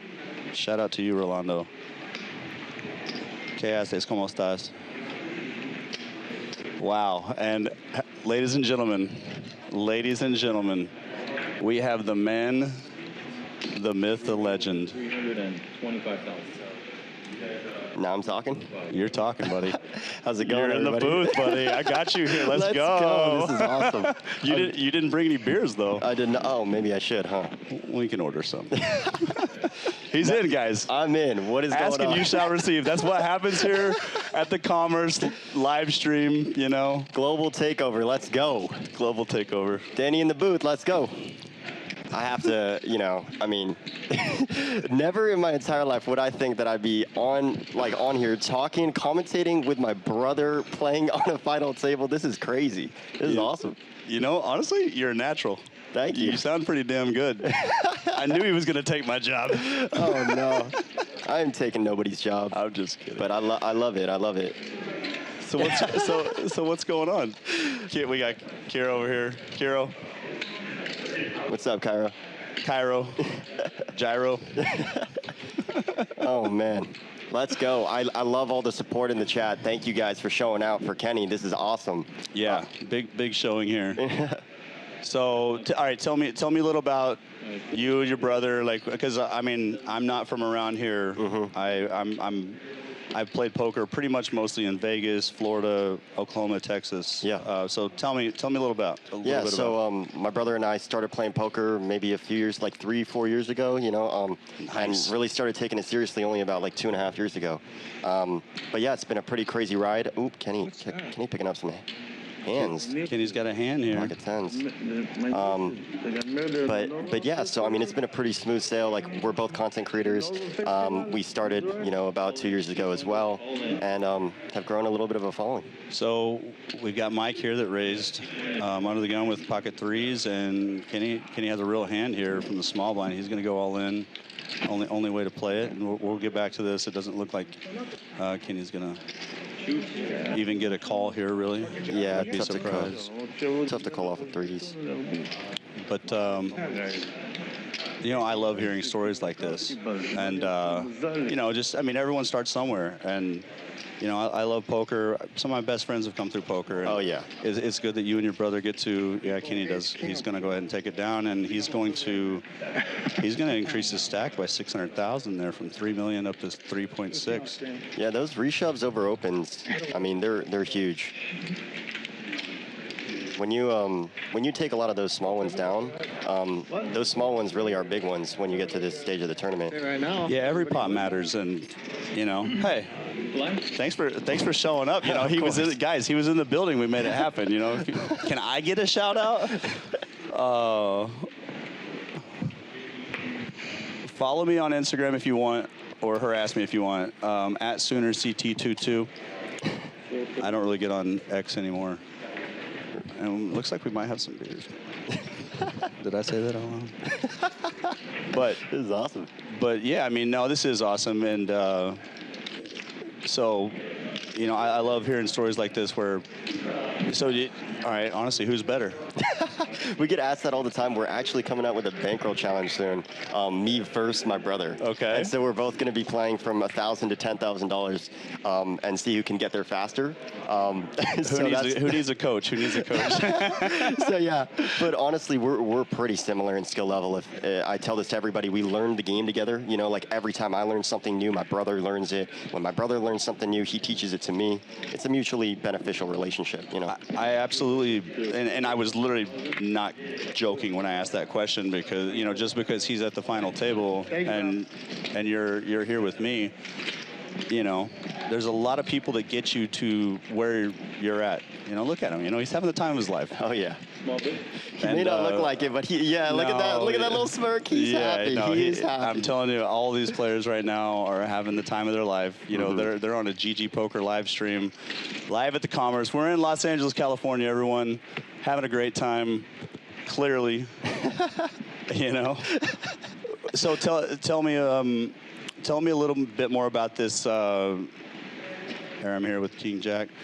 Tell me more about your content creating. Like, what do you guys? What do you do? What are you passionate about? Yeah, I love the content aspect of poker. I think, especially when we started, there's not a lot of people doing it, you know. And it was just the Brad Owens, the Rampages, right? Nice. And we got into the short form stuff a lot before everybody else, and that stuff kind of took off. And I love making content. I love, you know, giving people stuff that they want to see, want to hear. And we've been focusing more on the educational side recently, and people love it. So we're gonna keep throwing out gems when we can, and just keep expanding the poker world. I love it. I absolutely love it. So here, Aram's open with the king jack off. Gets the ace-9 on the button to fold. The ace-9 suited. I didn't see the stack size right there. I'm getting a little sidetracked here by I'm trying to figure out how I can. I need Danny to make me famous, I guess. This is actually something I've always wanted to do. I've actually always wanted to do this. I've always wanted to be in a booth and commentate poker because I just love the game. I love talking about it and everything, This is awesome. I mean, we are blessed. We're living the dream. I'm absolutely having the time of my life, too. But yeah, I mean, Kenny obviously a slow start with, the small stack. And just picking his spots, he got a few of those jams through, when he needed to keep himself, above that 10 big blind territory. And obviously now he's kind of running away with it, with getting a couple double ups, and that's all it is. What's his stack size? I think he's around like 3 million, right? Yeah, and I think we're at. On my monitor, I don't have a big blind, but I think it was 120K. Yeah, 3.6 million. When they're raising to 375, I would assume that it's probably like 150K big blind right now. Yeah. Oh, jacks from Jay. A lot of pocket jacks today, huh? Some jacks. Jacks are always out there. Oh, and he just shoves. All in, good. That's a massive shove, I think, but I don't really hate it either. Well, if the big blind is, I got to figure out the big blind. If it's 150K, he's shoving a little over 23, 24 bigs. Yeah, then that's completely fine. Yeah, it's. When you get, it's weird, right? Because when you get to like this stage of the tournament, sometimes there's, you have more fold equity than you think, right? Because stacks get super shallow, and maybe a 20 big blind shove really feels more like a 30 big blind shove earlier in a tournament, right? So. Yeah, absolutely, and I couldn't agree more. And really, with you have a hand of value, and it's just really well. Jacks play like what I've seen so far is like with the 9s and 10s and 8s and hands like that. Like it's better to just kind of deny equity, shove, 100%. Because you are picking up. When there's an open and a raise and you get to squeeze, almost 1 million chips. I mean, that's very vital to your stack. 100%. You take it down. Obviously you don't leave it up to chance. Yeah, I mean, flatting, over flatting, and going 3 ways. If you're the third caller, the second caller, you're the third one in the pot, and then it leaves the big blind or the small. You might go 4 or 5 ways, and that's just not an ideal situation. Yeah, I think at the start we were seeing a lot of multi-way pots, right? And it started to get a little bit more aggressive pre-flop with the 3 bets and the jamming, right, and the reshoving. And I think this is generally what you see normally at more of these final tables. So it was very odd to see that many multi-way pots and that much calling and flatting even off the short stacks, right? But what we did see was a lot of calling and a lot of really just pretty straight up poker post flop, check, and whoever whoever had a pulse was taking it down. Yeah, I mean, it definitely looked really, really slow to start. And some people are like that at the start of the stream, right in the start of the final table, you get a little timid. But that's where you got to take advantage, man, and take advantage of those spots. And when you have a big stack, push some people around. Absolutely. I mean, and I think we're realizing this, and I think that everyone that watching, it's like, I want to talk about shenanigans and I want to talk about this and that, but let's try to learn a little something here. 100%. And let's to those that are watching, you can see how people are playing the start of this final table. So take something from this, pay attention, and when you have your chance and your time, and you put yourself in a position to win a tournament, you kind of know what to do. You know how people are playing because you're studying right now. You know, you're learning as the game goes, and you know, a lot of these guys at the final table, some of this final table is probably the biggest final table of their life so far. I mean, I'm not speaking for everyone, but you know, you guys have the opportunity to learn from what you're seeing right now. There's a call, ace 10. Wow. Ace 10. And just out kicked, huh? we're off to the proverbial races. I've got a shout out to Dan Martin. I always somehow get in ace 9 versus his ace 10, and he's probably not watching, but maybe he is. And last summer I busted ace 8. You know, I'm kind of cheering for the ace 9. I always get it in with ace 9. One spade. Some backdoor potential. Obviously, runner can. Oh wow, chop outs. We got some chop outs. Spades going for him. That's a big card right there. Deuce of spades. Oh. No, all right. The 10's gonna play, and Moshi's out. Great run, buddy. Great run. You know, anytime you can outlast almost 1,100 players and get 7th, I know it's not what he wants, but nice guy. Met him earlier, and you know, that was almost unavoidable. Everybody, you know, gets tilted to a certain degree after they bust out of a tournament, as long as they don't win, right? Even if you lose second, right? If you're second place, you might be like, wow, that sucks. I lost at second place, and you feel shitty in the moment. But obviously, thank you. But obviously, making it that far in the first place, a lot of things had to go your way, you know. So yeah, absolutely. Yeah. You know, you have to kind of look back at it. It's a double-edged sword. You know, you want. You're good, buddy. You're good. maybe I should. Shout out to Danny. Maybe I should do this more often. I know, right? I love this. This is awesome. Having a glass of wine with Danny back here, you know. Salud. Cheers. But yeah, I mean, nothing to shake your head about. But hey, so on to the next. We're hand 37 into this final table, and we're starting to see some things develop. And I think we're going to start having some fun. I'm interested to see, because like this is where people generally start opening up. And again, guys in the chat, you know, if you're starting out in poker, been playing a couple years, in general, I think this is. Wow. Oh, here we go. Wow, yeah. that's. So Mike raises from the hijack with the blocker, very, very fine open.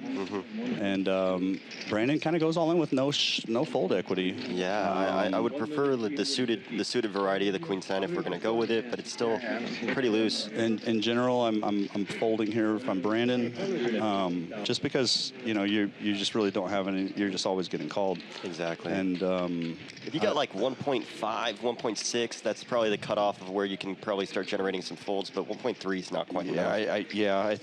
I think at least 1.6 or 7 is where you have actual fold equity. So he's basically calling all in here. But you know, but with that being said,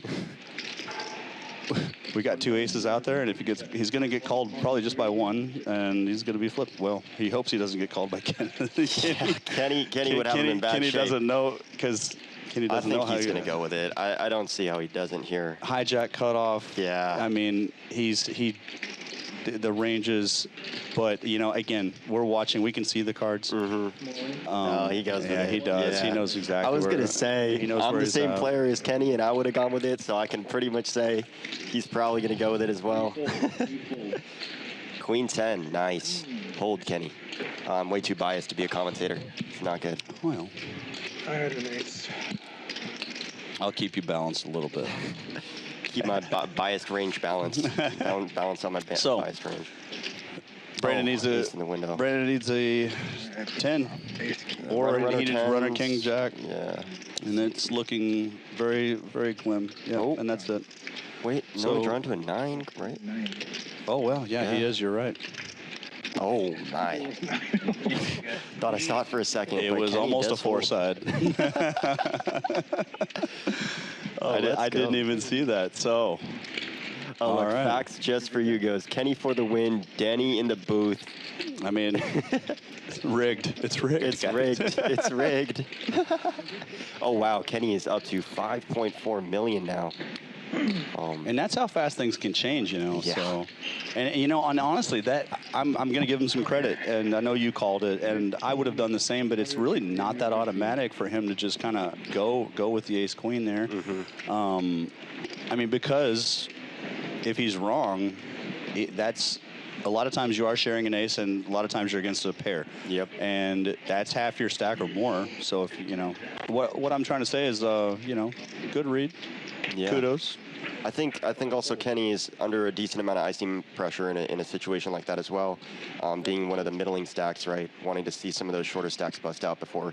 Yeah, and at the same time, it was hijack versus cutoff. You know, these are two still positions.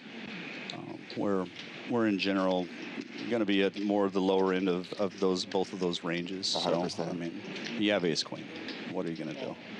Ace 4 off from Kenny, going in with the limp in the small blind, and Jay has 9 deuce off in the big blind. Obviously not a great hand. You know, you actually see in theory land a lot of these really, really garbage hands being the ones that you raise from the big blind when limp 2 on the small blind to balance out your polar raising range using, you know, the top of range stuff like aces, kings, queens, ace, king suited, and then using some of those really, really garbage hands like 9 deuce to balance that out. Couldn't agree more, but you know, it's kind of more of your. Oh wow. Yeah, and he does. When you do check back the 9 deuce, you're basically kind of almost giving up on the pot pre-flop, but yeah, not when you flop a deuce and turn a deuce. Yeah. But I do limp here a lot with the ace 4 from Kenny's side from the small. Yeah. Against this, I think Kenny's probably going to continue at least once on this drive aboard. Ace high and blind versus blind situations are, you know, generally going to be good on boards like this, but you know, and it's a bigger sizing. I think, you know, I think you're probably getting a call from me one time with if I limp my ace. Yeah. And check. But yeah, after flop goes check, check, you know, and then on the turn here, you know, Jay can definitely be betting a lot of different hands for value here. Obviously any deuce, but you can even be value betting hands like eights. Or you know? Bluffs, you know. Yeah, I mean, lots of bluffs as well. It doesn't have to have value. Kenny does peel and checks river. Kenny does peel. Now the sizing, so, you know, if I'm Jay, I mean, if it's me, I'm betting small and I'm targeting an ace high. Yeah, it looks like that's what he's doing.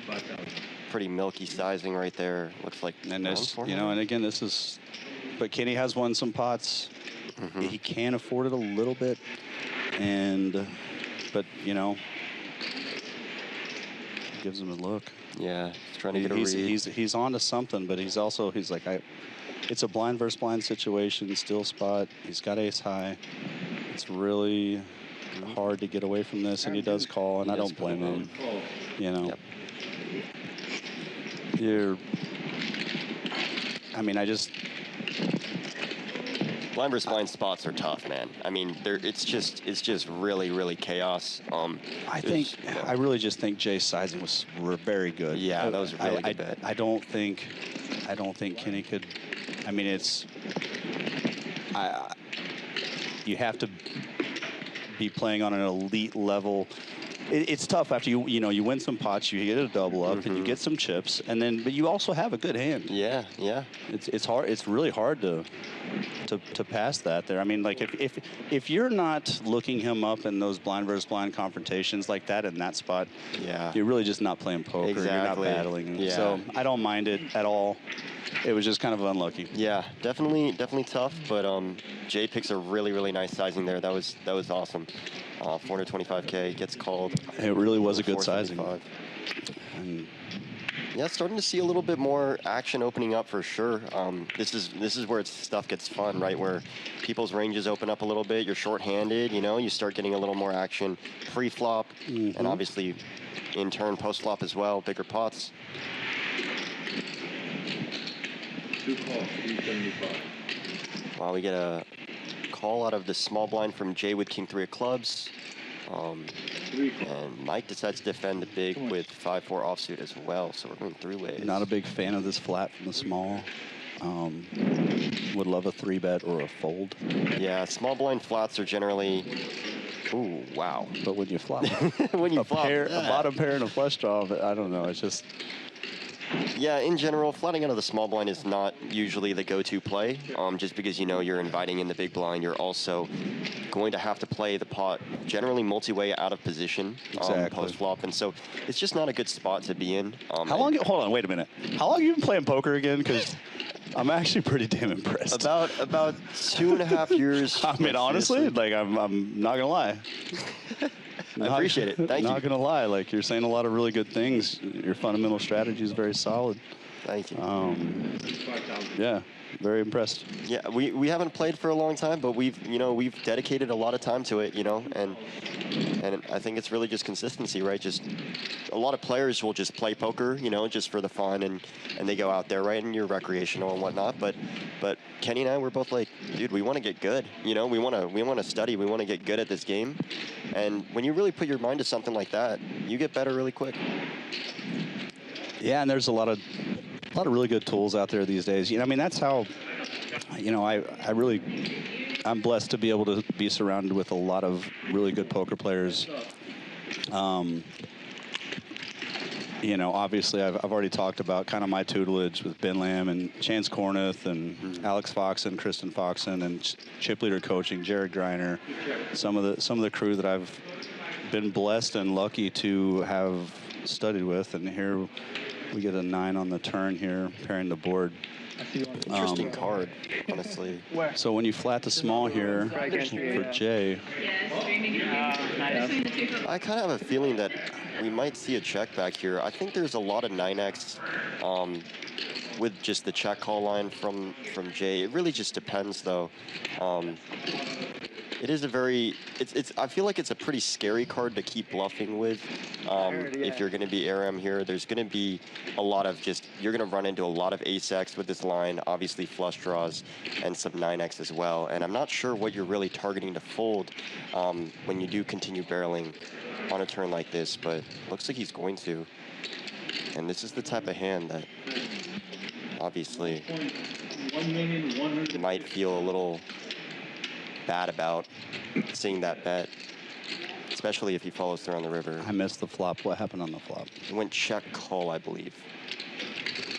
And it was multi-way, right? Big blind also defended. Mike defended as well. So it went check, check, and I think Ram c-bet and Jay flatted.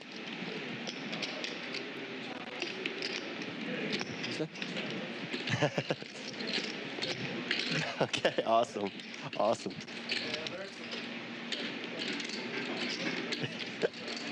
Thank you. I wonder what Jay's gonna do here. What do you feel like doing in this spot? Well, I mean, in general, I try not to be catching cards or in check calling, trying to hit my hand. Mm-hmm. But he actually does have some value, some showdown value with his king high. And anyone that's kind of gonna c-bet and bet this turn too, kind of almost does have a little more error than you might think. I mean, wow, it gets through. I mean, he is going to c-bet his a second pair sometimes, but it does look like he's got some error when he continuation bets and then barrels the turn. Like, 3 minutes. But again, 3 minutes. I'm going back to this, and I'm not going to stop talking about it. Thank you. The person that's going to win this tournament is going to be the one that's going to show the most aggression. And really you don't have to be, when I say aggression, I don't mean you have to go crazy. You can do controlled aggression. It's a low variant. That was a low variance route of aggression. Mm-hmm. And he was rewarded for it. Put a little pressure on, take it down. Yeah, you see a lot in general populations. Lots of people like to float to c-bets. And so the double barrel works really, really well, especially as a chip leader, right? Where you can leverage your stack and really make someone think that they're going to have to play for all of it on the river, right? Absolutely. And if you're in a situation like that, you just don't love it. Yeah.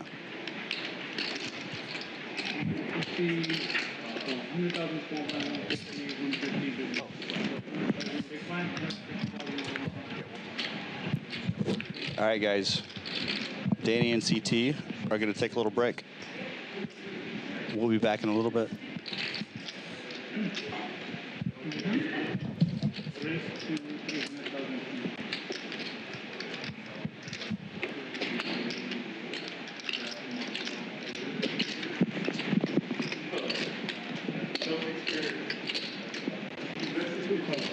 All right.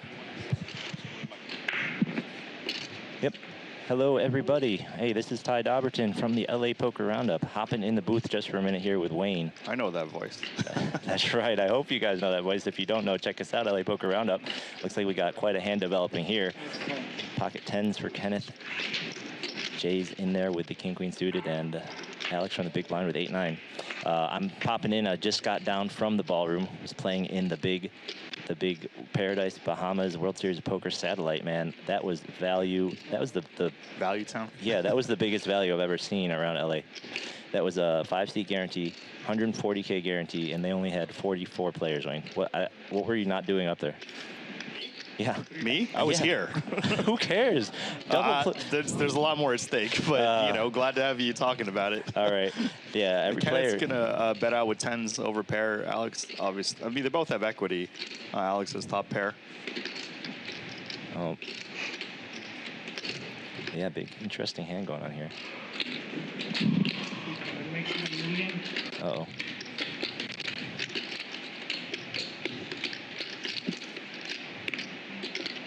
Alex going for the squeeze from the big blind with top pair.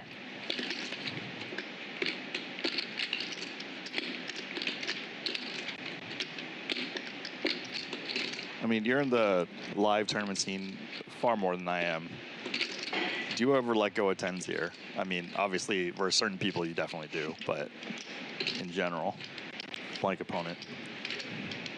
Yeah, so just jumping into the stacks here, I think, yeah, you were a little bit concerned about Jay double flatting pre-flop and now, but not. I think 10s are far too strong to fold here. I was actually playing with these guys just a couple hours ago. I busted out of this thing 13th. I was really hoping to come down and get under the lights, but I made a few missteps here and there. But given that he just kind of flatted and flatted, I don't think you can fold here. I'm not sure what the other stacks are, though. I don't know where they fall as far as the hierarchy goes, who has a lot of chips and who doesn't. But they look like they've got, what's the big blind right now? There's decent range, just like, 10 to, I think, 25-ish big blind, or maybe even, no, like 10, sorry, probably like 10 to 50 bigs. That was the range I saw before I stepped out. What's the big blind right now, 100K? It's either, I think it's slightly higher than 100K. I'm not sure if it's like 120 or 150. Yeah. No, and I can't blame Alex for expecting to have the best hand here and trying to fold out the equity of those overcards. It's an interesting board. It's not particularly wet for the raisers and the flatters. You wouldn't expect them to have a lot of draws other than maybe some of those wheel aces. I mean, it's a rainbow. Not a lot of straights that those guys would connect with. You wouldn't expect people to be flatting behind an open with too many 5, 6, 7 kind of hands. So it's very interesting. When he gets called, alarm bells got to be going off. 4 on the river pairs the board. It's technically good for Alex. I mean, he's far more likely to have a 4. He might have been raising any kind of. Oh, did he just? He just jammed it in there with the 8. That's a very interesting move. That's really interesting. I'm not quite sure what he's doing here. I mean, is he trying to bluff an ace off? Is he trying to specifically bluff a pair like 10s off? If so, that's very savvy and interesting to see. I'd imagine we're going to have a bit of a tank here. So in that, I can talk a little bit more about that Paradise Satellite. So I was actually, after I busted in 13th, I was heading out the door, but the room was buzzing about this overlay, man. When how much dollar amount was the overlay? The overlay was about 100 grand. That is an insane amount of overlay. Wow. Yeah, I just busted in 14th place. 5 seats were going out. We were all begging the floor, like, is there any way we could chop this up? I mean, we could just chop up for 10K a piece right now. Like, couldn't manage it though because of the tickets. They have to hand the tickets out. Yeah, they have to give out tickets for the seats. The point is to put seats in the Bahamas. Yeah, of course. The point is, but if we had a lot of people who knew, if we all knew each other, there's a lot of trust, and 5 people really wanted to go, you know, we could say, all right, well, they're going to be the ones signing for the seats no matter what, and we'll just pay out the extra. But no, it was too hard. Right. Obviously, the World Series doesn't facilitate shops, right? Yeah. So still incredible value. It was supposed to be 1 in 20 getting a seat. They're only 40, so it was 1 in 8 getting a seat. Like, that's amazing. So I had a really, really hot start, and I was actually really frustrated with how good my hands were in the beginning of that thing. I ran up from the 25 starting stack, 25K starting stack up to like 140 before Reg ended. Whereas in this event here, the mini main that they're playing out right now, I had almost no good hands all day long. I was just like surviving at 10 big blinds for the entire day until I busted in 13th. So how do you like this spot for Kenneth? I mean, I feel like the ace. I mean, the wheel draws hit the ace, and yeah, it's a really rough spot for Ken, this particular hand, his specific hand. It's a really bold move for Alex. I feel like this is pretty read-based. Oh, and he gets it through. Wow. That's fantastic. Wow. Yeah, if he reads them exactly for a pocket pair between 8s and aces, like, it's a strong move. Now, not a lot of aces, though, that he can have to check raise there. I think he must have been calling with a wheel ace, you know, hitting, check raising a pair, one of the small pairs, because you wouldn't expect a lot of offsuit random aces. However, he was the big blind, so you just got to think, though, which ones are check raising? Which ones are check raising the flop? So great move, really strong move right there. And he's telling what he had. He said he had 8-9. Feels bad. It's a hard call. It is. Absolutely. These are the calls and folds that make or break you.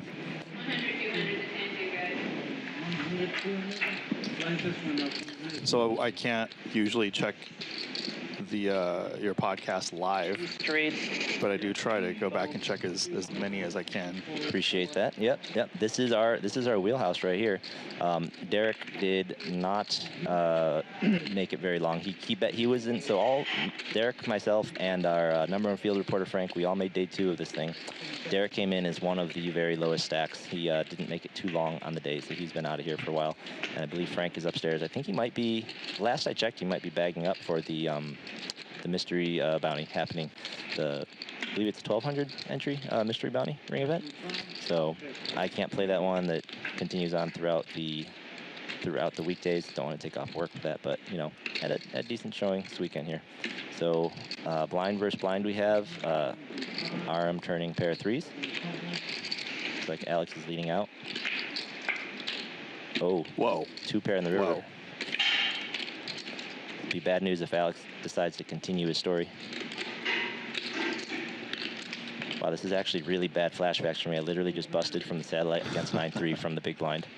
I opened ace-9 suited, the small blind flatted, the big blind flatted. We flopped a 9, and the turn was a 3, and I was out. It was pretty brutal. Without additional information, are you ever raising here? Let's see, what story is he telling? So, I mean, the only hand you're really worried about is 6-7 of hearts or a better 2 pair. I mean, he could have turned a straight, too. Turn and river to straight. I don't think they raised pre-flop, right? So you wouldn't worry too much about the wheels. They're there, obviously. You know, it looks like he raised and he got fold. I think, and also given that you have so many more chips, I would definitely want to put in a little value raise there in case you got to get value from those 1 pair hands. If he had an 8, if he has an 8 or a decent 8, or even maybe a smaller pair would look you up if you raise small enough. So you got to get value at these final tables. Especially, it looks like he may be one of the chip leaders, so he can afford to get a little greedy. Shout out to the chat. I saw Xander, Metal Mario, aka Metal Mario, Briefcase Joe, Joseph Lerman. Does that answer who's commentating? Hank the Tank. And so if there was 100,000 overlay, then that means the ROI was over 300%. Right, just by entering that satellite today, you automatically printed. Like, just by entering, you're printing money, you know, whether you realize it or not today, but it's insane. All the way up until level 5. So registration was only open through 6 levels, and all the way up until the 4th level. It was 7:30 p.m.? Or was it later? I forgot what time. It started at 4 and half-hour levels, so 6 levels plus 2 breaks. So was that 3.5 hour, 3 Yeah, right, 6 levels, 3.5 hours. So 7:30, yep. But all the way up until level 4, somewhere in level 4, it was literally impossible to hit the milestone because the milestone was 500,000 in chips. That would require 20 starting stacks, and there were not 20 people registered all the way through level 4. So this was insane. And guys, they're going to do another one next week. The buy-in's larger, it's 2,800, but they're still guaranteeing, I think, that same prize pool. Yeah. So today they had to get around 140 entries or so, 120 or something like that. So next week they need to get 60-something entries, 70 entries. So if it's anything like this week, you may end up playing like a 2-table or a 1-table sit-and-go type of thing for 5 seats. So if you're planning on going to the Bahamas or you have any interest, this is a great value. Yeah. Get in there. Just printing. And do you have any recommendations for satellite training? I am personally really bad at satellites. I only played because of the overlay, because I just, the strategy once you get chips in a satellite is so different. Yeah. Or the strategy once you get anywhere near the money is so different than a regular tournament. I really like the landmarks, but like I said, it was almost impossible to actually get in order to get the landmark in this one, you would have had to literally get 50% of the chips in play, which isn't going to happen that's not going to happen until they're down to pretty much getting the last 5 people with what it is. No one's going to have that shot. The largest stack, I think when I was leaving there, I saw the largest stack was still under 200K, and they're only 11 away from bagging up here. So Jay's going to rip it here. I don't know what the big blind is. I'm guessing around 200,000 on Mike's raise there. And so Jay basically was going to be all in or fold. So wow, Mike opened under the gun with Queen 3. Oh, Mike must have run into some trouble since he left upstairs. He had a lot of chips coming down. Yeah, this is still 5-handed. Oh, it is 5-handed. It's not really under the gun. The hijack. True. But he is still extremely short, I'm seeing. So let's see, did we figure out what the big blind is yet? As we know, poker tournaments, a few hands can eliminate you or cripple you. Absolutely, especially once the blinds creep up on us. Let's see, so what it looks like it is 100, unless that's a small blind. I thought it was a little bit higher than 100. Let's see. Waiting for these guys to Reds post. are 25,000. Reds are 25,000. Okay, the chocolates are 100,000. All right, so two. Oh, it's 200,000. So it's 200. Yep. So it must be a chocolate under there. Okay, so it's 200. So Mike only has.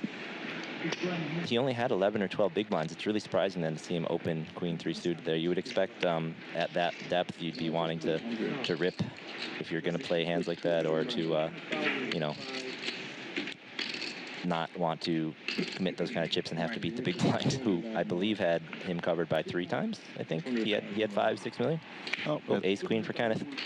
He'll likely rip it. Oh, 2-2. Oh no, did he flat? Here you go. I'm all in. Definitely. No, he ripped it. He ripped it. Well, Yeah. blind. You all in? 2-1 all in.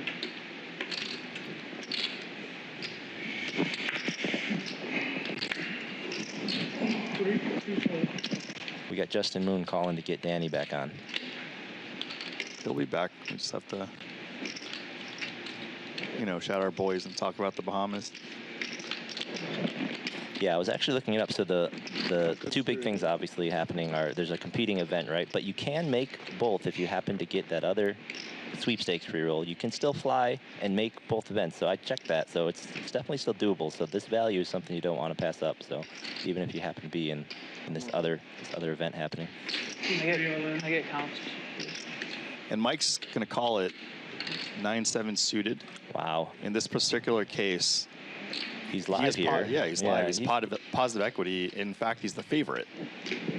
Well, once it goes heads up, he won't be the favorite anymore. But I don't know if I like this, honestly, though. I mean, he's very short, but with the 3 people in, I mean, it's just so easy for someone to have a pair and someone to have those high cards. This is you really want to have that fold equity when you rip. I mean, he's got 9 big blinds, so that's still plenty to get someone to fold later on. We'll see, though. He is in good spot, relatively. Yeah, and King-Queen, even offsuit, has really strong equity unless you're just dominated. Even pocket 10s versus King-Queen versus Ace-Jack is 33 across the board. Yep, there you go. With the dead cards, it's exactly a coin flip. Let's go, Mike. Mike's one of the nicest guys you'll play with at the table, so let's go, Mike. Ooh. Right. Gut shot from Mike, nothing else. 7, 8, 9. Okay, open-ended now. Ace queen still ahead for Kenneth. 308. Good one. Ah. Bricks. Let's play with Mike you guys. is out. That knocks Mike out and gets Kenneth nearly a double up. So Kenneth is now over 5 million. I had to. It was no option. If I don't raise, that doesn't happen. Yes, I did. So you're not just in a jam for no reason. That is true.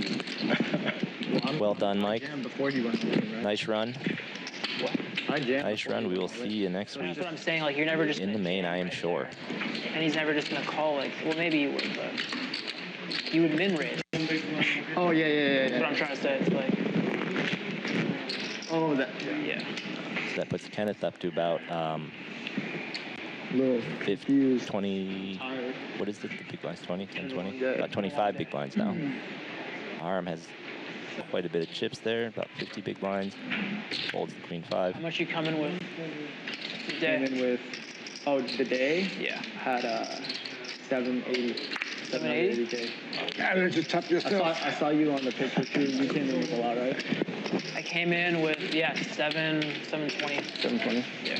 So we have some correction for the information on the Bahamas satellite. You came in with a lot Next too, Sunday, it will still be 5 seats, but because the binds doubled, then you only need 50 people to enter the break. Right. Yeah, half as many. So today they needed 100, a little over maybe, and then next week 50, a little over maybe. Everybody Right. here bagged Yep. a big stack. So just got alerted that detail. Don't want to ever give wrong information. I mean, I said maybe 120 and 60, but I thought it was close. But yep, double the buy-in, twice as easy to get a seat, in theory.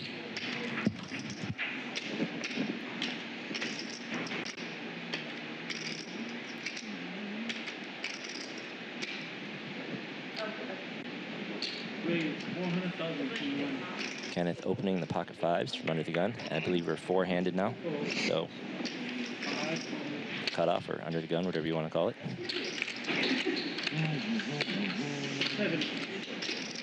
Big stack calling from the big blind with the 2 overs.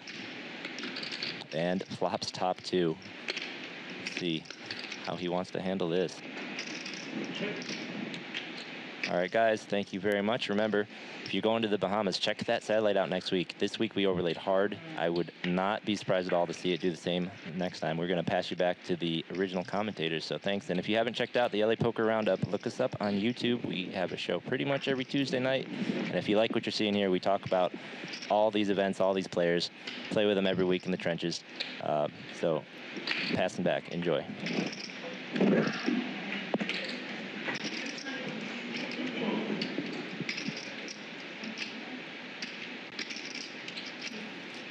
Hello. Global Danny signing on. What is going on? The Let's Danny bring back- CT persuasion. Bring back the energy. Kenny in a pocket 5s against 8-9. I mean, this is a pretty messed up board for 5s. Pretty messed up board for 5s. I don't know if you're. I didn't see any of the action pre-flop, so yeah. We're just hopping in here. Yeah, It's actually, I mean, you know, depends on how sticky you want to get, but 9-8-3, I mean, this could whiff a lot of hands that, you know, 5s has beat, but yeah, in general, the queen 10s, jack 10s, the gutters, the overs. Yep. I mean, the two-tone. 5s are kind of handicapped in this spot. Mm-hmm. But hey, we're back, buddy. Oh yeah, oh yeah. We got the mic. But hey, thanks Wayne for and seriously guys. I mean, I can't. You know, the World Series of Poker in the Bahamas coming up. Sorry, we got a little bit of decision here. Yeah, he's thinking about this. I would have loved to see the I would have. Yeah, I would have. Yeah. I would like to see it Good too. fold, Kenny. Does get away with it. We were too busy high-fiving back here and doing cartwheels. Yeah. Wow. So. Hey, where's everyone from? Yeah. Where's the chat from? I mean. Strong energy. Strong energy. Fuerte. We are down to 4-handed though, guys. 28,000. That is no joke. Obviously, the pay jump's getting pretty pretty big now. For a $600 buy-in tournament. Yeah, that is not a bad return on investment for a $600 buy-in. And, you know, 28K to 86K. That's, you know, this is where the ICM and the pay jumps start to matter just a little bit. A little more, yeah. We got a lot of LA. We got LA, Chi-Town, Finland. Wow. Finland. Hello. We love you, Finland. What's going on? San Diego, Florida, Houston, Florida, Sacramento, we're Costa Rica. We're out in Florida. You playing? Costa Rica. We're out in Florida. I'm in Delray Beach. Where's Finland? Is that Henry? There's no way that's Henry. There's no way that's Henry. Button clicker. I don't think it's button. I didn't see it. Where's Finland? No risk, no reward. Risk, no reward. Finland, bro. That has to be Henry. We see is the goat in the chat? Henry Putinstein? The goat? You don't know Henry, do you? I do not. Kenny got me hyped up. Gonna go play at 7 Mile. Oh yeah, that's a nice room. Papa Doc. Oh wow, pocket sevens for Kenny in the big blind. You know, the ranges get really odd, right? When you're playing four-handed sevens. Oh wow, he just rips it. What's the effective? Big blind's probably 200K, right? I mean, if we got a raise to 425. Yeah. So I'm assuming that Kenny's jam right here is for around. It's got to be. It's got to be correct. It's got to be correct. 22 bigs. It's a perfect squeeze. Yeah. Perfect hand. Perfect squeeze. So much in the middle. Beautiful spot. You have a hand of value. You needed to deny equity, and you know, let's just go with it. Yeah. Think about like these pocket sevens, right? Like people like when you call with these, yes, like you know, go step mining when you're deep stacked and stuff, right? When you get to this shallow stack depth, it's really hard for you to continue on a lot of flops when you don't hit the 7. You know, you get the queen, the jacks, right, and all those overcards, and you get blown off your equity so much when you're out of position. Jamming these types of hands from out of position, especially when there's dead money with an extra caller in between, it's just super, super good. Well, and you have to be able to adjust your playability and adjust your hands, knowing the implied odds as you either start a tournament. You need to know how to play different hands during the middle, the beginning, and later stages, and especially the final table. I mean, you know, if the ICM was a little bigger, you know, you could maybe. But yeah, this is just a clear shove, in my opinion. Yeah, I agree.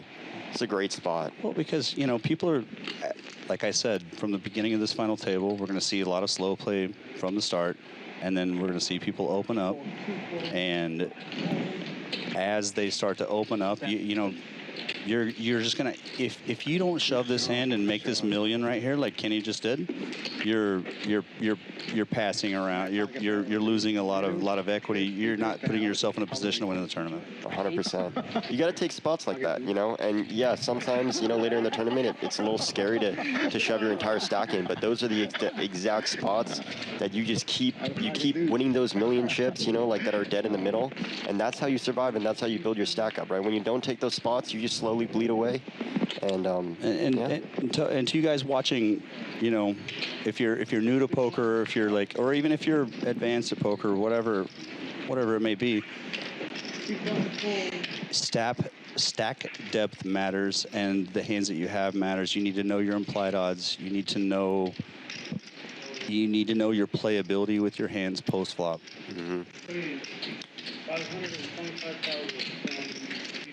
I see Fausto's in the chat. What's going on, Fausto? Fausto is an absolute crusher, if you guys don't know him. Absolute beast of a tournament player. I think we lost him early on today in day 2. Watching, right? But absolute crusher. Love to see it. Love this. Thank you for the support. See a raise on the button from ace-7 of diamonds.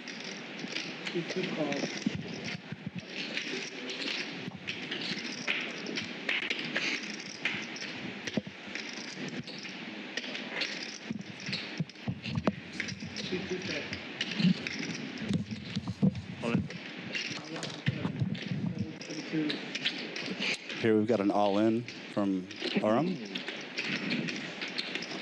I'm going to take it down.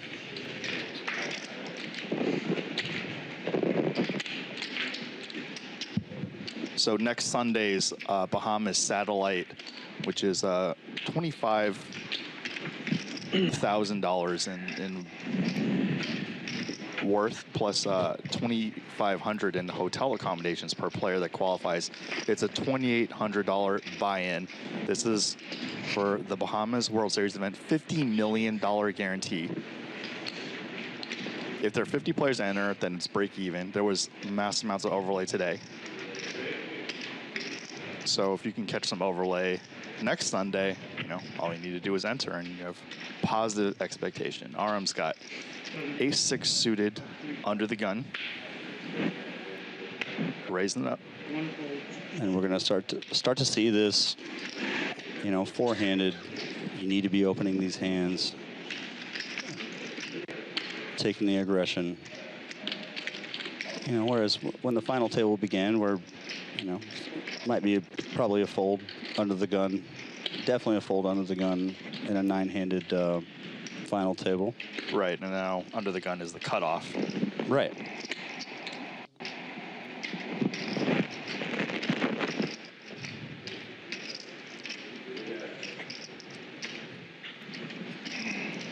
Again, these are the spots that can make or break you when you have like ace-9, ace-8, ace-7 off in the big blind, facing like a cutoff raise. Depending on their range is how you're going to react.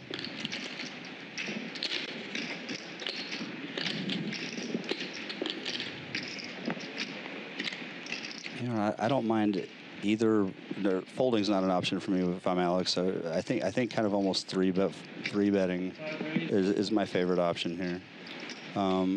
Flatting's okay too.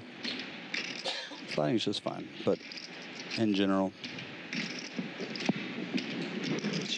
It's not 1.4, dealer. Count it again. 11. It's 1.4. Oh, it is? Oh, sorry. My bad. My bad.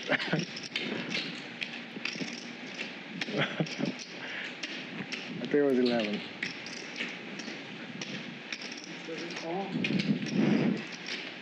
So we have a very big pot brewing, and this could be quite pivotal for the for this final table. King 7 deuce, two-tone, and Alex snap shoves. He's got the ace of spades, trying to show some strength.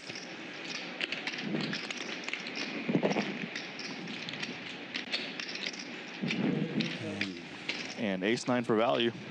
On that nice dry King 7 deuce flop. Ace-9?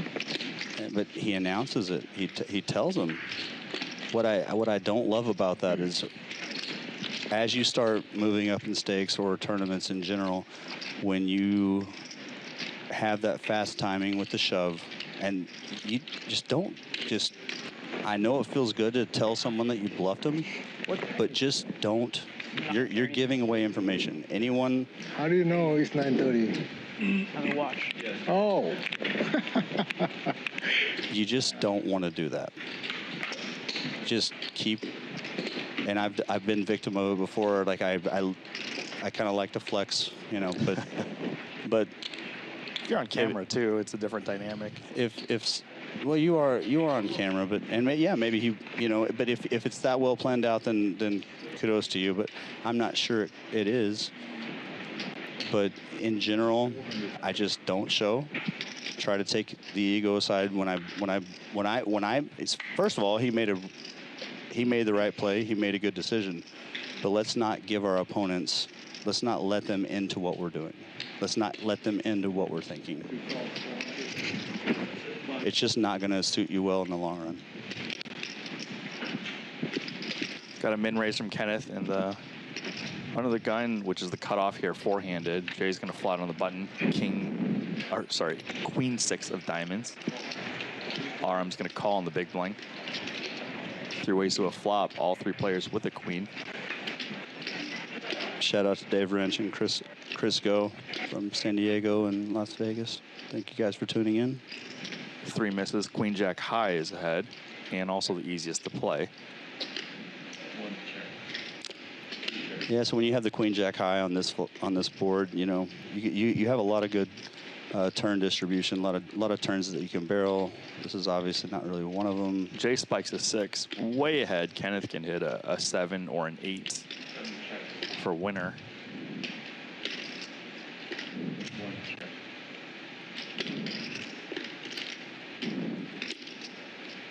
And it is 3 clubs, so arm is the only club out of these 3. And again, so these are kind of the spots where who wants it more? Yeah, with the 4-liner. And I was saying that before I saw the 3 of hearts. Who wants to start taking this pot down a little bit more? I would have had some aggression if it was me. If I had the queen jack. But I guess when you have the under the gun raise, you're gonna. But also, if I'm raising under the gun with queen 8 suited, I've got a lot of backdoor draws, a lot of double barrels. I'm gonna c-bet that. But all Jay has to do is check behind, and it's his. If he bets, he does risk somebody making a play, and there it's gonna go to Jay. And once again, next Sunday is the second and last Bahamas World Series of Poker satellite for $25,000 to a $50 million guaranteed seat. If you win, you also get a $2,500 hotel accommodation per player that qualifies. So if there's 50 players, it breaks even. It's a $2,800 buy-in for the Bahamas. Once again, 5 guaranteed seats. There was a lot of overlay today. And I'll be there. I'll buy someone dinner somehow. Okay. Clint will buy you dinner. I mean, and by the way, dinners in the Bahamas are not cheap. Oh yeah. They're not cheap. By popular demand, hey Wayne, would you get out of here, please? Would you get out of here? All right, we're bringing him back. All right, wait, hold on. We're bringing him back. I won't allow this. Okay. All right, he's coming back. All right, here he is. All right, for the fans. I got you guys. We are back. Oops. We are back in the booth. Let's go. Kenny with king 5, flopping a 5 on the 3-diamond board. With the king of diamonds, obviously really, really nice to see that. Aaron with the top pair going to lead out here. I'm assuming he limped the small blind, right? 600K in the middle, yeah. So limp pot. I think this is a pretty standard call for Kenny. Not a lot of sense in raising. You know, these monotone flops, very tricky to navigate, especially blind versus blind. So having that big diamond to back it up with the bottom pair, obviously really, really nice. Very comfortable and easy call. Ooh, and the turn. Brings in the diamond. Kenny with the check mark. Let's see what happens here. Aaron decides to slow down and check. So when he does this in a blind versus blind confrontation, you know, he's basically giving up. So, and the speed in which he did it, I really don't mind just like either a small bet or a check back, but yeah, it's tough out of position. This is why position matters so much in poker is, you know, when you're out of position on a board like this, even if you have a small diamond, right, just really hard to navigate. Kenny can put a lot of pressure on you with a variety of different holdings here. Even hands like 6-8, you know, where he doesn't even have a diamond here. He can start bluffing with these kinds of combos. But obviously this time he does have the king of diamonds. He's going for value, making it 650K.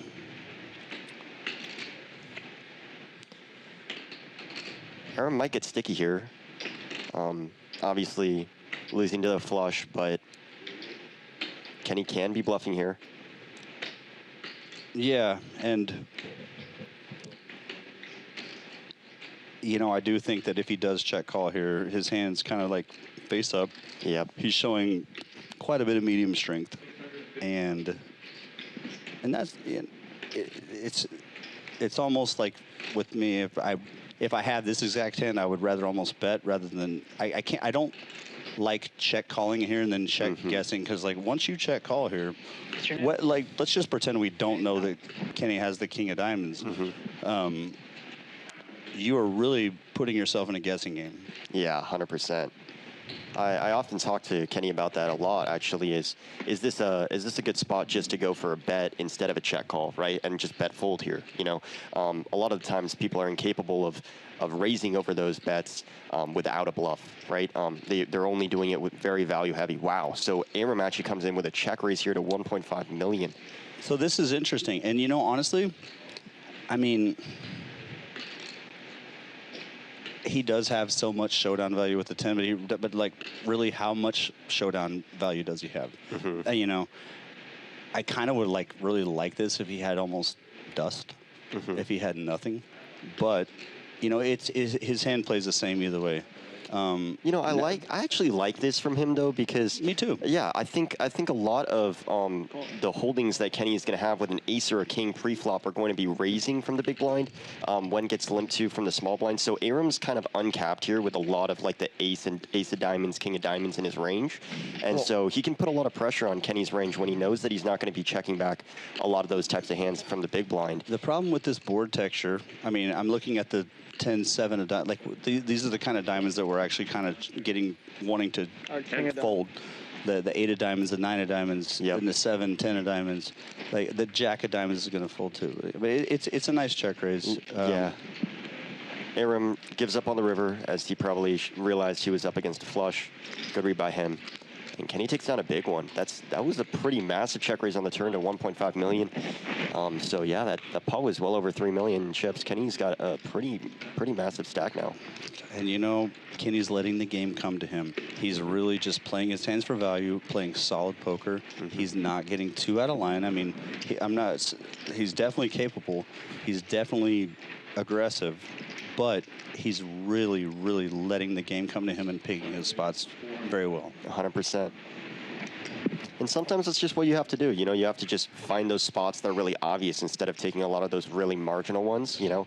Obviously depends on the player pool you're up against, and you're going to have to take much more marginal spots when you're playing against like some super crushers, you know, where you really got to take those thin edges, you know, and like kind of push the variance a little bit. But you know, Kenny doing a good job right now. And it is a little bit of card distribution. You know, I was watching Card Runners videos 20-something years ago, and SB Rugby said, you know, 99% of poker is just playing your hands for value, playing solid, and extracting value. And honestly, that's kind of what I see from Kenny. So we'll see here. But it's a four-handed table right now. What, 5? Yeah, four-handed. And there's a lot of poker to be played. This is where the game gets fun, guys. When we're down to four-handed, lots of action, you know. I mean, the ranges are super wide. You can imagine what types of hands are going to be opening from the cutoff and the button. It's going to be a lot, close to 50% of your hands. So we're going to be seeing a lot of pots being played, sometimes with some pretty garbage hands, right? And that's where poker gets really fun. It becomes street poker. Who wants it more? That type of stuff. So this is, you know, I love watching short-handed poker. Got to give a shout out to my boy Eddie Pack. Good run in the main event, buddy. He's in the lobby, in the booth. Good friend of mine.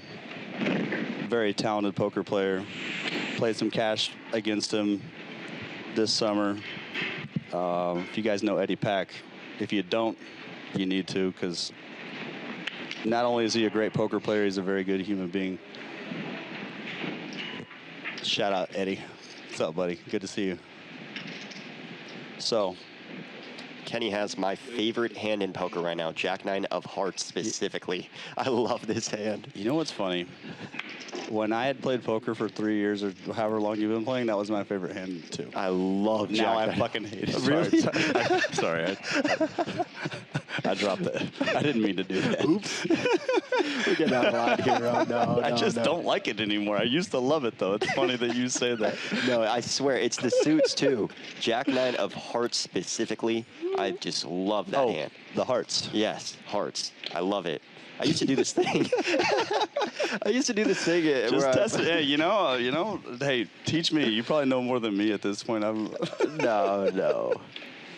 I'm still learning. as we all are. You know. All right. Actually, this is a good question for the chat. You know, what is your favorite hand? Yeah. What's your favorite hand specific? Obviously, don't say aces. One that's 575. Yeah. 575. Tell me something I haven't heard before. What's your favorite hand, or what's your least favorite hand? I really like And that. I will know you're a fish if you say, I don't like jacks. I'm not like jacks. I don't need jacks. I love jacks, man. You love 8 jack and a 9. True. Yeah. I do love that hand. I'm not gonna lie. All right, but I'll play anything actually. Yeah. Jack and a 9. If it's suited, you know, let's get in there.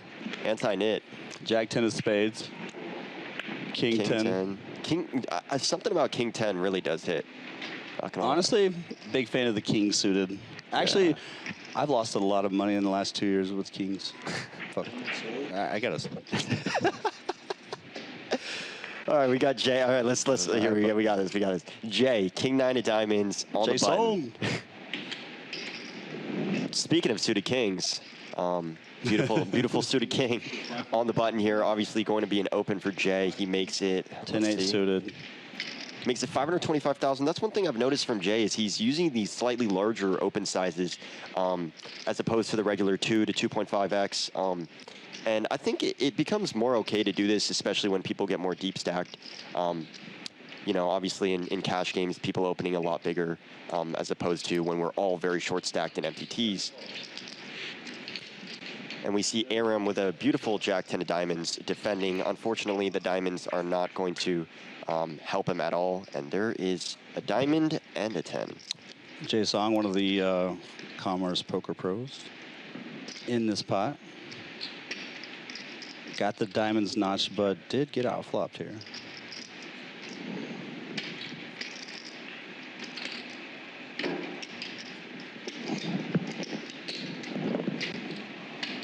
He's at 500,000. Jay plays a lot of poker at the Commerce. You know, really all these guys do. Yeah. Jay though, being a pro for Commerce, you love to see it. Love to see just the people that show up consistently. You know, that support the brand, make a final table. One of the guys who won the package, which is awesome. But obviously, Jay is not going anywhere here. Obviously, with top pair and some backdoor draws. Or sorry, I mean Aram. So the C-bet is fine. You know, I think we also have a lot of backdoors that we can continue barreling on with the King 9 of diamonds. You can get some ace highs to fold, start putting pressure on some of those weaker pairs. But obviously, Aram is not going anywhere just yet. Yeah, it's a fine C-bet by Jay. You know, you're really betting to bet the turn. You're looking for. There's a lot of cards that you can turn to pick up some equity. 100%. That's not a bad barrel card. And that's just that's a card that you can. It probably won't work. You know, you almost, if you're not bluffing this card, you're not really trying. But here's the thing too. If you bet this turn, you almost need to really fire off. But 900,000. He does fire it off. 900,000 into the middle from Jay. Definitely a good card to continue barreling, right? If Aram has a hand like what he has, you know, any of those paired hands on the flop that obviously generally aren't going to be containing an ace as well, seeing that ace is not going to be comfortable. And yeah, that's definitely not a river card that Aram is probably going to be folding to. This might actually be one of the hands that Jay might want to go for it with, blocking the king-queen, blocking some strong hands, and unblocking the spades. Well, it's not gonna work, but I would be inclined to try to put some pressure. If I played this hand this way with a king 9, I mean, personally, I'm firing. Yeah. And it's not going to work, but, you know, he can't see the cards. Oh, wow. Aram actually decides to just lead out here, kind of letting Jay off the hook. I think if check 2, Jay might have fired off. You know, if Jay had a hand like King 9 with the King of Spades, he definitely would have gone for it on the river here. Facing the donk, though, you know, I think it's very, pretty much letting him off the hook here. Obviously, that card is going to be pretty good for Aram in general. He's going to have a lot of flushes, a lot of straights and 2 pairs. He's letting him off the hook, but he's also making his hand a little bit easier to play.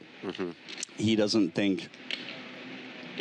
really think Jay has the capability of just like putting him in a bad position after he leads right here, but maybe he's underestimating him. A jam from Jay would be sick here. It'd be absolutely sick. But he does fold. You know, honestly, I kind of like the way Jay played the hand on most streets. Yeah, I like the double barrel as well, and obviously facing the lead on the river, it's just not, you know, I don't think it's worth it, especially without a spade. Maybe with the King of Spades you could get crazy, but even then that's a little bit out of line, especially facing the lead on the river. Just a super underbluffed spot, and you're going to run into a call most of the time. So I do like the way Jay played that as well.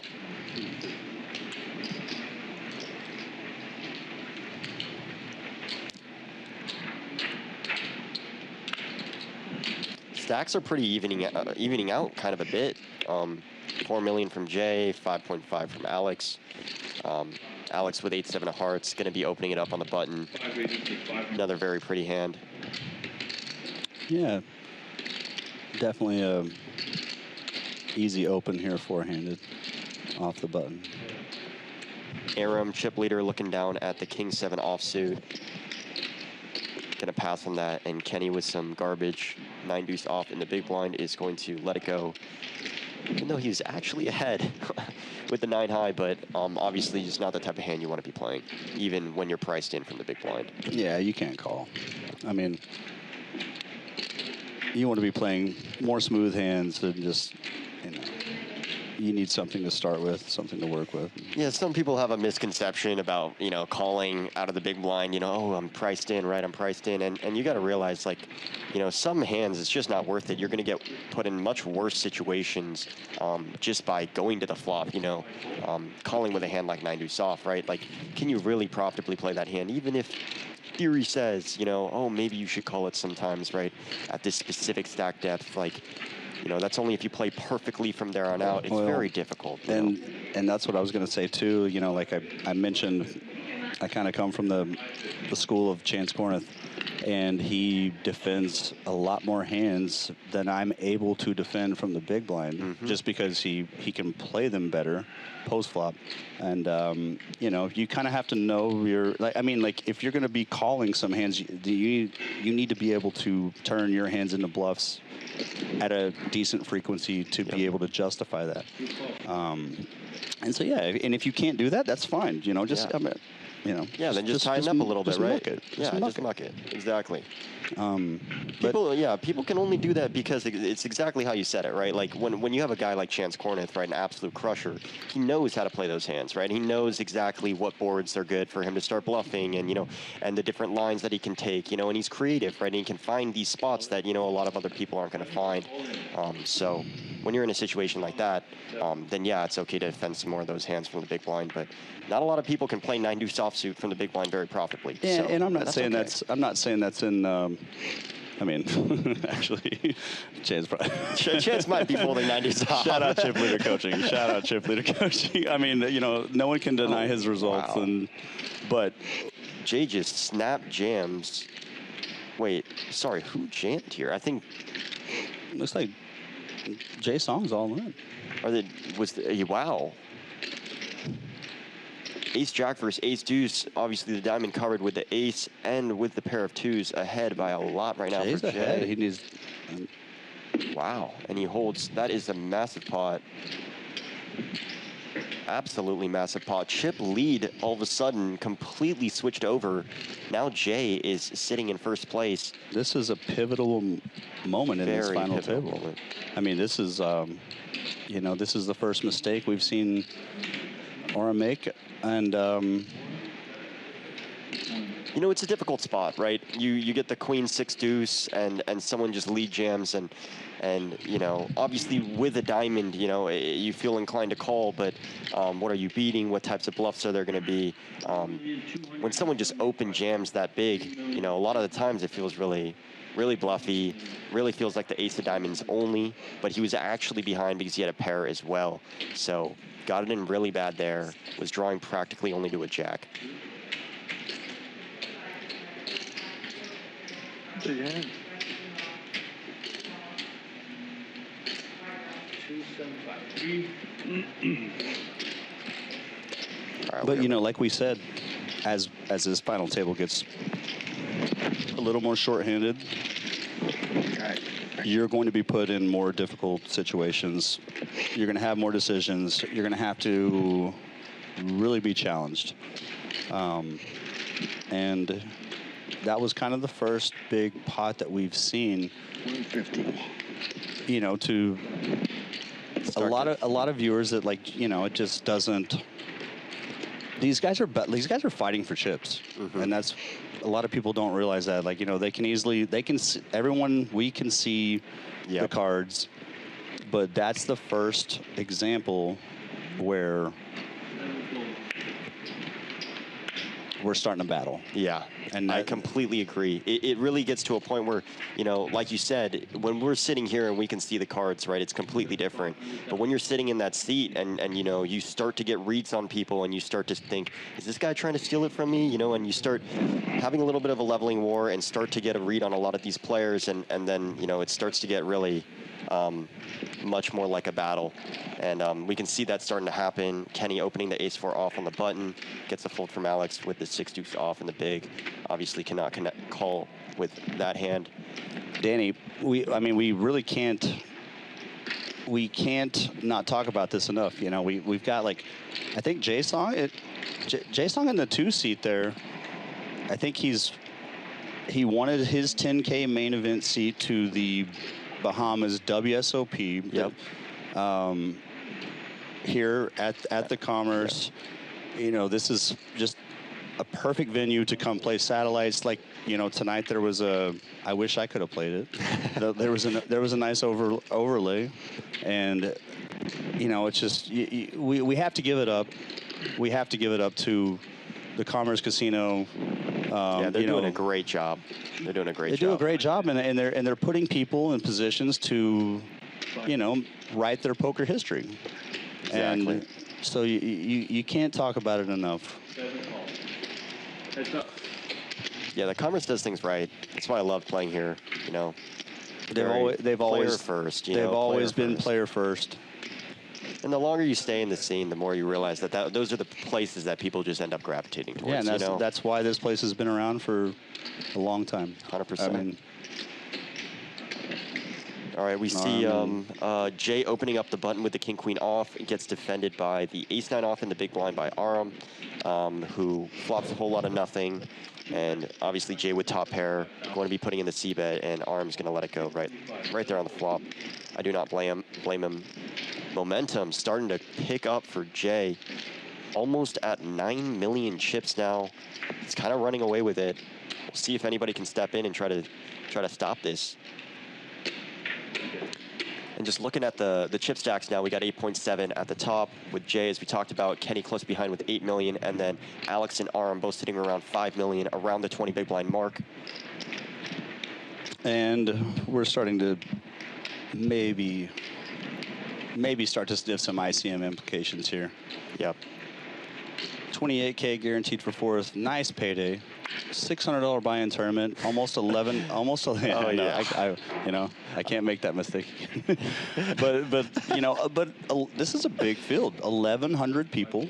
Yeah. And now we're talking real money for these players. Yeah, this whether your average buy-in's 1,000, 2,000, 500, like this is a big big spot. score. It's a big spot regardless. And they're on the live stream. All of their friends, all their families watching. Oh yeah. And honestly, shout out to everyone. Shout out to everyone watching. Thank you guys for your support. We really appreciate it. I certainly appreciate it. I'm having fun here. And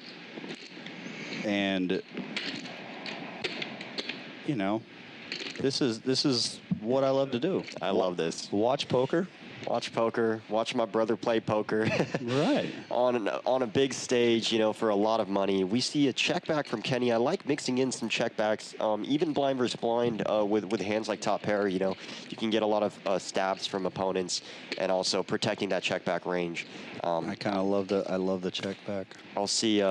Probably he's going to be firing for value on the turn here. If you do see bet this, you do open yourself up to some check raises, buy some, even not only really just pure open enders, but some gutters, and you hate I've done it before. You hate yourself when you see bet this king 10 deuce flop with a bad kicker, and you get check raised, and I just check raised. Why did I do that? On the turn, right, and then jams river for 2x pot. You're like, all right. So what have I done? What? Yeah. Why did I even? Yeah. So it's yeah. good. I mean, obviously, top pair and blind versus blind, you're gonna bet it a lot, right? But with some of the weaker kickers, right, like you got to mix in some checks. If you're never checking with those hands, when you do check, you're just going to get blasted into by your opponents on the turns and rivers. They're going to notice that, especially if you're playing at a final table like this. A lot of these guys are really skilled players, and they're going to notice that and take advantage of that. And so you have to be smart. You have to make sure that you're balancing your the different lines that you take in these spots. If you don't, you get exploited. Kenny limping in with the Jack-9 offsuit in the small blind. And Jay's going to look down at 7-4 and decide to check. Similar spot to what we talked about earlier, how this could be a hand that you could be using as a polar raising strategy from the big blind, but decides to check, and he flops bottom pair again. Let's see if he turns a 4 this time instead of a deuce. Actually, very big hand for Jay here. He's got a gut shot to go along with it as well. Kenny now turns a gut shot to the 10. Not a bad spot to start betting, I think. He's going to have a decent amount of queen X in his range. I think you have to lead here. Yeah, I agree. I mean, if you're checking and calling here, you're really just not. You're playing cards. You're not playing poker. Yeah. You're trying to hit a hand. Yep. You want to. You need to be able to win the pot sometimes without making your hand. And I'm not saying it's going to work. You're probably going to get called here. Yeah, exactly. I mean, he's got the gut shot. He's got the bottom pair. He's not going anywhere to one bet for sure. If he can pull the trigger here on the river, he might be able to get something through. Obviously, depends on what type of river it is, on whether Kenny wants to continue blasting. Well, and so Kenny's got to think, what hands does he check back, but call the turn? And, Yeah, and he's going to arrive here with a lot of bottom pairs, kind of like how he did, check back flop. I mean, it might take a large bet here to. 2.2. Wow, he goes for the over bet. What a sick bet from Kenny. I mean, this kind of goes. I was basically hoping you did. I actually love this bet. I'm like. We were just talking about it. And right? I mean, I just said it. Like, what is getting checked back and pot controlled on the flop that calls only on the turn? And listen, again, right? It's okay if it doesn't work. It's not going to work all the time, but do the best you can with the information that you have. And I like that he's putting him to the test.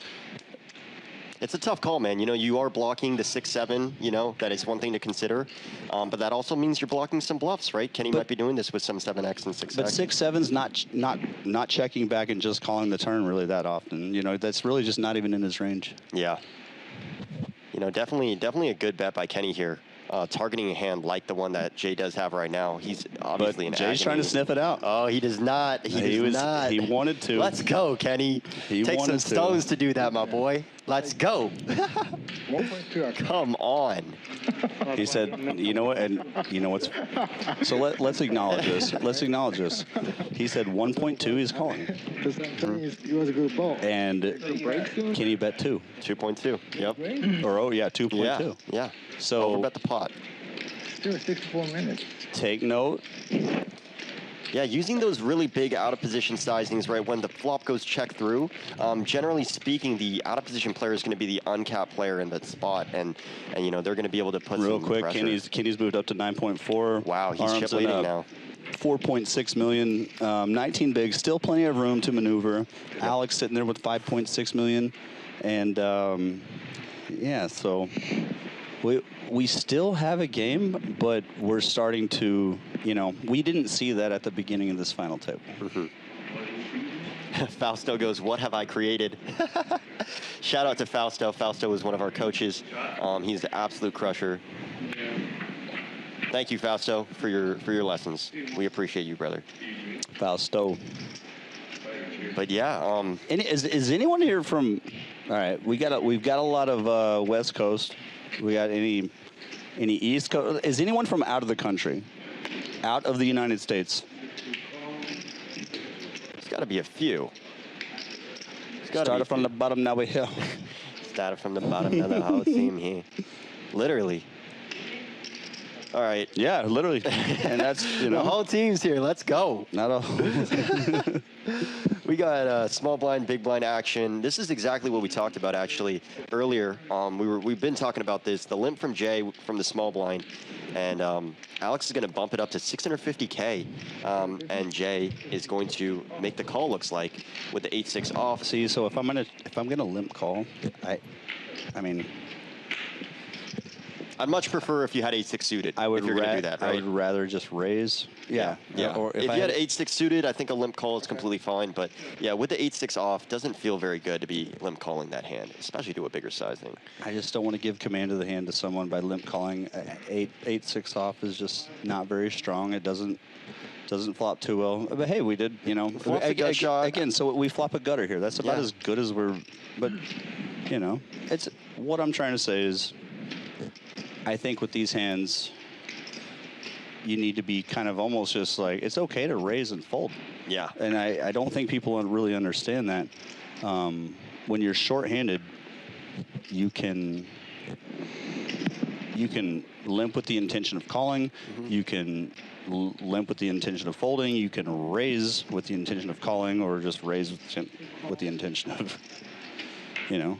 Yeah, looks like Jay decides to peel one. The turn is a break. It's 3 diamonds. Doesn't really change anything for either player here. Alex might go for some pot control here. Depends. He could think his 9 is good and still try to go for value. But with his kicker, I think I'd be much more likely happy betting a hand like King 9 again, you know, and then checking back river. But with the 9 deuce, it's getting a little into thin territory, right? Going for a double barrel. Yeah, I don't mind either. I mean, checking the turn for me is okay. But I do agree with your general thought process. I do think betting turn to check back river is something I do a decent amount of. And he just gets snapped off by Alex. Jay chipping down even more, gets sniffed out. It's not a bad bet though. You know, with the 5 pairing on the river, Jay's gonna have a lot of 5x. But I think if he's gonna bet, he should really be betting very big. If he's gonna represent a 5 or an ace. Yeah, you can. Makes more sense. But really, I don't think you have to actually represent that hand normally. You're going to be polarized, and you do want to bet a bigger sizing on that paired board on the river. But on a blind versus blind confrontation, I actually don't mind a smaller bet there. In this specific dynamic, Broadway hand. I'm not super well versed in blind versus blind. I'm going to be completely honest. Well. You're kind of accomplishing the same thing. You don't need to bet really. It's more about what your opponent doesn't have versus what you are representing. In that spot. I see what you mean. Let's go to school, boys. Let's go to class. I played a lot of heads up, a lot of short-handed, a lot of forehanded. That's something I really want to get into. I want to get into the heads up scene and start to learn that a lot more. You know, especially if you play tournaments. It's a pure form of poker. Yeah. I really enjoy it. But I haven't played much really since I moved out of Vegas over a year ago. In Vegas, when I would play anyone heads up for, I mean, I would just play anyone. I loved the purity, and really a lot of it was because I couldn't trust. I'm not going to name sites, but well, let's focus on the hand here. But yeah, it's a pretty interesting flop actually. Alex betting for value with the sixes, not going to assume that Aram's going to have much ace-x in his range. But Aram with a pretty strong hand here, you know, he's got second pair and a gut shot to the 3. And now he faces a jam. Wow, Alex just jams the turn. That's massive. And I think he's betting it for value. I think he actually thinks he has the best hand. I don't think this is a bluff. Wow, this is actually a sick play by Alex. No, I agree. I think he's betting for pure value. Yeah, I think he just knows that Aram's not going to have enough aces in here, in his range, in the way that this is played. He's failing to think about a few other hands. Yeah, yeah. 6s through 10s, 9s are one of those. But 5 deuce, man, this is a tough spot for Aram. I mean, it's a massive bet though. It's gigantic. I think it's like 3x pot or something. It was in the middle before this, 1.5, and then he just bet 3.9, so over 2x pot. I mean, it's that is huge. I really don't think this is a bluff. I don't think so either. And I think it's actually so sick. I think that's such a sick value bet. It's awesome. It might end up being awesome. Yeah, if he gets called, I mean, so, he's gonna be but the alarm bells are going off. Alex is thinking, like, okay, would he really do this with an ace? Why would he bet this big? Why would he bet this? Like, just he's putting the pieces together. Whether he'll go through with it, whether he will follow through with it, I don't know. It's almost like a leveling war here, where it feels like Alex kind of wants Aram to think like there's no way he would do this with an ace. So if I do have a 5 or a 4, it might be good, right? It's kind of a sick play here. I can see what Alex is trying to do. He calls. Oh my God, what a sick play from Alex. And you see how fast he turned it over. Oh my God. He thought he had the best. Yeah. What a sick play from Alex. That is, wow, this is poker, guys. This is street. And Al, you know, you got to tip your cap to Alex. He has not really shown. Oh my God, that's it for Aram. He was chip leading, man. Just a few hands ago. I was, you know. I thought he played a really, really good final table for the most part. Aram played very well. He played all of the medium to small pots really, really well. Like from the start. Like he took off, but the last 2 big hands, you know, he kind of got the short end of the stick. He overplayed his hands a little bit. Yeah, the ace jack right against the ace deuce, and then obviously this one right here. I mean, I think I'm more on board with the ace jack one than this one. I mean, I just think you know, like the ace jack is like, you know, it's not as big. You know, the size wasn't as big. He's got the diamond, right? It's just a really odd line. But here, I mean, it's for 2.5 times the pot, right? Even if you think it's a bluff, you know, it's just a really, really just big bet, and I think we just want to have a slightly stronger hand when we do stick it in. But what a sick play by Alex, man. Just really don't want to be calling off when you, like, in these spots for you know, we're talking about like real ICM implications, real ICM money. And I agree with you. This hand was completely different than the one before. Yes. Wow, Alex up to 12 million in chips now. He is now the table chip leader. In second is Kenny with around 8.8 million. And I think, if correct me if I'm wrong, but I think Jay's at around 5 million. Not 100% sure. So let's revisit these payouts. So we all know we're playing for first place, which is $86,000 or more. $250. Now, second place, 53.2K. Third place, almost 39,000. So, you know, we've got a lot of money now. we've got a big gap between third and second. Yeah, and this is this is the spot right where you're Kenny with the middle stack, right? And for the person that has the ICM pressure on them is Kenny in this situation, right? Because the shortest stack can be assumed to technically bust last, right? And then the biggest stack doesn't have much to worry about because they cover. But if Kenny busts before the shortest stack, right, then that's obviously not what he wants because he wants to secure that pay jump before. Oh wow, Jay just snap jams the 8-9 of diamonds. I don't think Kenny's going to be calling this one off. But also, let's think of this. That's all relevant if we're not thinking about this. What if everyone at the final table? I don't know anyone's financial position or what they, I think maybe some of these, maybe I don't know, one or two or all of these players are. When we started nine-handed, they said if they got top 3 and they made 38,000, then they were happy, and now they're going for it. So that's also something to consider. 100%. And yeah, I mean, a ring too, right?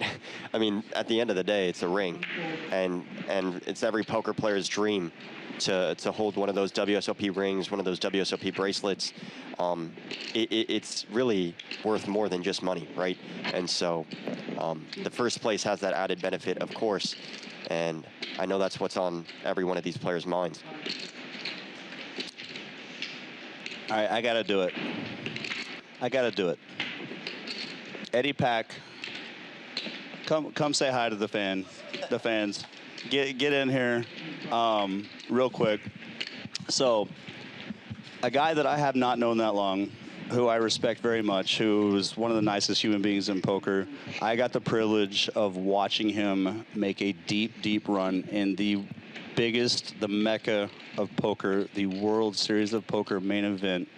And honestly, I love this guy's style in poker, but I love him more as a human being. I think he's one of the best people I know. So, Eddie Pack, say hi real quick. Hello, everyone. Thank you, Clint, for the kind words. Oh, appreciate you. Move the mic up just a little bit there. Always great to see you. Eddie Pack, guys, I'm telling you, it's you got a little close this year. Tell us a little about your experience. Tell us a little about what it was like to navigate through the main event of the World Series of Poker, and tell us what was your finish, and what was your overall Tell us about your experience. For sure, yeah, it was a once in a lifetime experience. I had the privilege of making it to day 7, finished in 47th place. Very, very bittersweet moment, but honestly, it was the best experience of my life, and just the atmosphere, the rail. Every single hand means so much. Every single chip means so much at that point in the tournament. And honestly, it was just a thrill, and I can't wait to do it again. And I think you will. And I know you will. So how many times did you play the World Series of Poker main event before that? What was the main thing that you took away from that? And real quick, let's get to the action here. 1.75, yeah. Looks like we got a 3-bet from Kenny. So we have a small blind versus big blind confrontation. Alex opened it up here with the Jack-9 off. And we've got a 3-bet from Kenny to 1.75. And this hand should just be done, but this is the beauty of short-handed poker. We never know.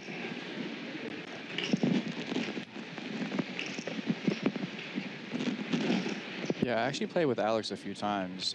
In fact, in this tournament. Got a decent hand, but it's pretty sticky, but he ends up letting it go. Kinda.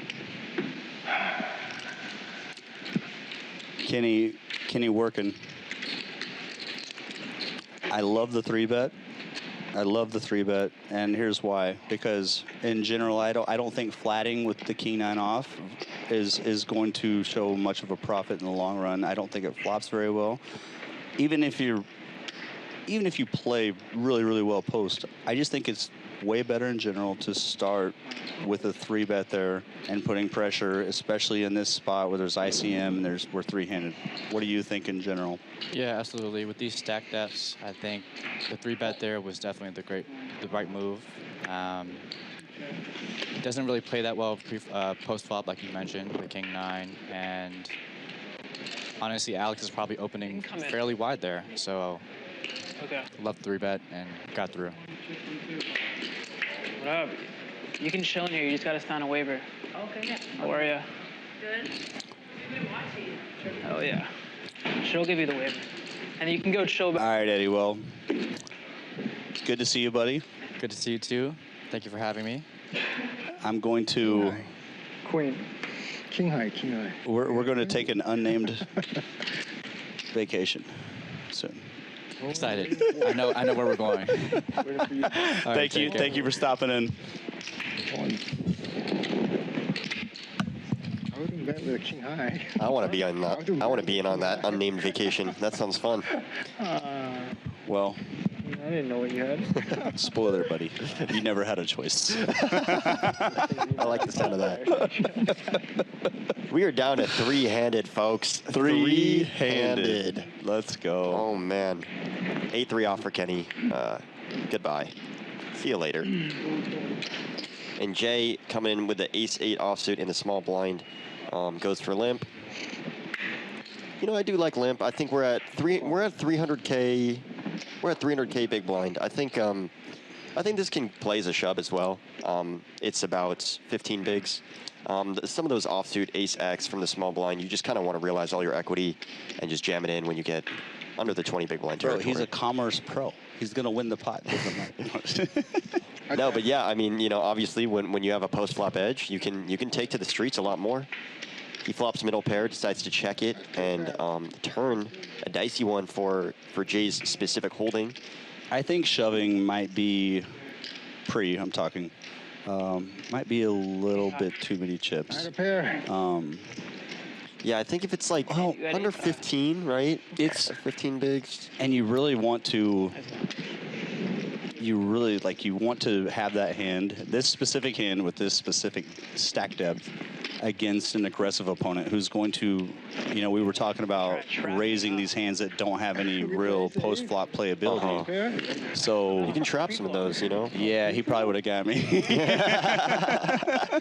Yeah, but King 7 off, obviously for Alex, you know, good enough to just check back and just take it to the streets. Some money in behind. Jazz goes, Dan really took this dude's job. Got me. Got me. You know, hey. I love you, Jazz. I mean, he was going to take it eventually, whatever. Oh, my God. I say. I would three-handed, I would call it trap. We got DP in the chat. What's up, David? JB. I still never figured out if that was Henry from Finland. You don't know Henry. I do not know him. He's the best heads-up player in the world. Oh, really? Okay. Well, maybe I should know him. Looks like we got a limp from Alex. I don't think he's... No, actually, because he's landing in Vegas. That can't be him. Oh, wow. But someone's here from Finland. Who's from Finland? I'm so curious. So Kenny doing exactly what we talked about, taking one of like those very bottom of range hands, the 3-4 off. I'm sorry. I know your brother's name's Kenny, but I just want to do like hi, Kai, like Cartman. Like, hi, Kai. I just want to say Kai, not Kenny. Like who killed Kenny? You know, like Cartman, South Park. Yeah. Hi, Kai. We're getting active up here in the booth. Hey, we're getting loose. We're getting loose. You know, and Kenny takes it down. Kenny takes it down. Come on, Kenny. He takes it down. With the 3-4 off. You know, not quite the dirty diaper. If the dirty diaper is deuce 3 off, what's 3-4 off? Is that like the dirty sweater? I don't know. The dirty sweater. He gets the dirty sweater through, raising it up to 750K. If Kenny wins this tournament, he's invited to my dirty sweater party. Which one? A dirty sweater party. I mean, like I'm the most heterosexual man of all time. Talking about Christmas party. Oh my God. All right. Never mind that. Locking back in. God. Lock it in. All right, we got Kenny in the small blind, Kenny, limping in with the 9-7 offsuit. Jay with the King 3 is going to go ahead and check. Seen a lot of checking from Jay, pre-flop and on the flop in these blind versus blind situations. Again, in general, unless you know your opponent's just going to check back like which maybe he believes that he's going to check back like a large percentage of the time. Go ahead. I love a raise here because you're like limp calling. If you're facing an aggressive opponent, blind versus blind, I don't want to be limp calling with a 9-7 off. Yeah. I really don't want to be limp folding either. Yeah. So I almost want to just like start with a raise. Kenny looking like he might try to take a stab at this one on the river, but it's obviously not going to work. 2 pair for Jay on the river here. And yeah, Kenny's betting out 350 and probably going to get raised here. I have a kings up. He does not. Kings up is good. Just calls, and Kenny doesn't even have to show his hands, so. Now Jay might be wondering whether Kenny was actually betting for value for there, but no, he's on anti-nit mode and just blasting with air. Well, oh my God. I can't even read some of the things that chat are saying or else we're going to get banned out here. I think we do the banning. Oh, okay. We got the power. Never mind. We got the power. I don't want to ban Bally's live, though. Can't do that. Can't do that. Live at the Commerce. Live at the Commerce. Queen 4 suited for Kenny on the button. Probably going to be opening this one up. Does 9.2 million.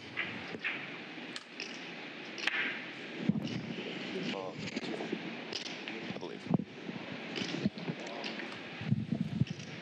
Still fairly deep here. Opening off 40 bigs. Yep.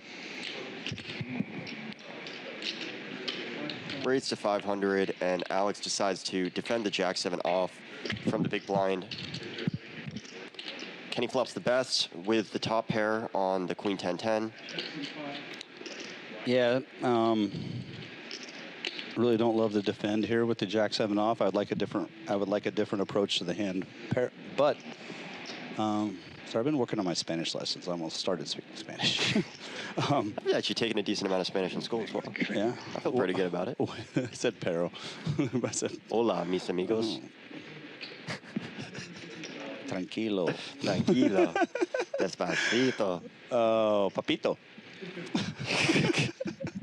Eugene says, hey, Danny, guys, say my hey, name. you know, we here now. Estamos aquí ahora. You know, estamos aquí. You want to, you know. Vamos. I'm not apologizing. Kenny va a ganar. If we just sat el here, torneo. if we just sat here and did nothing, you wouldn't love it. So that's why we're all here. We're bringing the fun. Kenny decides to bet for 1 big blind on this board, and Alex thinking about maybe getting spicy here. I don't mind balancing your range in general if it's against like overall. I think you really just have to check there. Yeah, I do like checking there, especially on the pair board. You know, with the 10, right? Facing a check raise like we talked about really sucks. But you can still get value, right? From a lot of different holdings. So I think it's okay. I mean, it worked out. But like, I guess if you are going to c-bet that with the Queen 4 on the Queen 10-10, what are you going to do when check raised by an opponent that really doesn't have the propensity to check raise you lightly? I mean, I guess you just have to like bet fold. Is that what you want to do? Like, I mean. Yeah, as you mentioned, we are pretty deep still, actually. So we deepened up. Yeah, we are pretty deep, and I think that's obviously courtesy to our last bust out. So everybody here has got a reasonable amount of chips to play for behind, which means we're going to get a lot of post-flop action. Yeah. And Alex limping in with a jack-deuce suited on the small blind. I wish that deuce was a 9. The jack-9 of hearts. JD says, Danny Sauce, a shout-out to Global Gang. Shout-out Global Gang. I love Global Gang. They're all my buddies. My OG followers on my Global Danny Poker accounts. I appreciate all you guys. So yeah. Yours too. But yeah, 3-handed, guys. Lots of action. We're going to be seeing a lot of flops and a lot of battling. This is where poker is really, really fun. No, the, yeah. Yeah, I said, how did you do? Again, really appreciative, and thank you to the Commerce Casino for having me out. Got my new partner in crime. Let's go. Let's go. This is not scripted, guys. I hope you guys understand that. You guys asked for it, Commerce delivered, and here we are.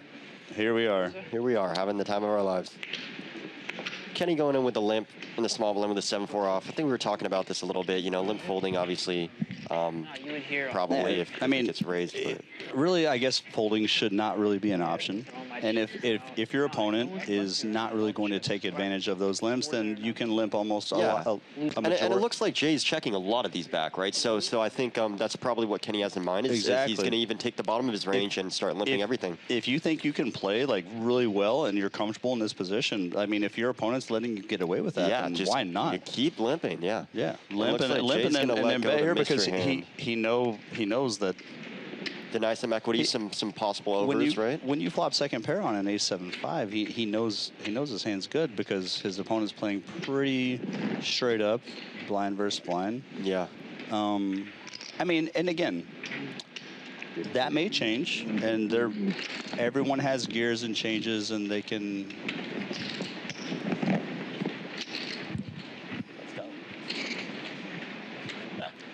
Cairo's in the booth. Shout out Cairo. Cairo's the man over here at Commerce, always gets everything set up.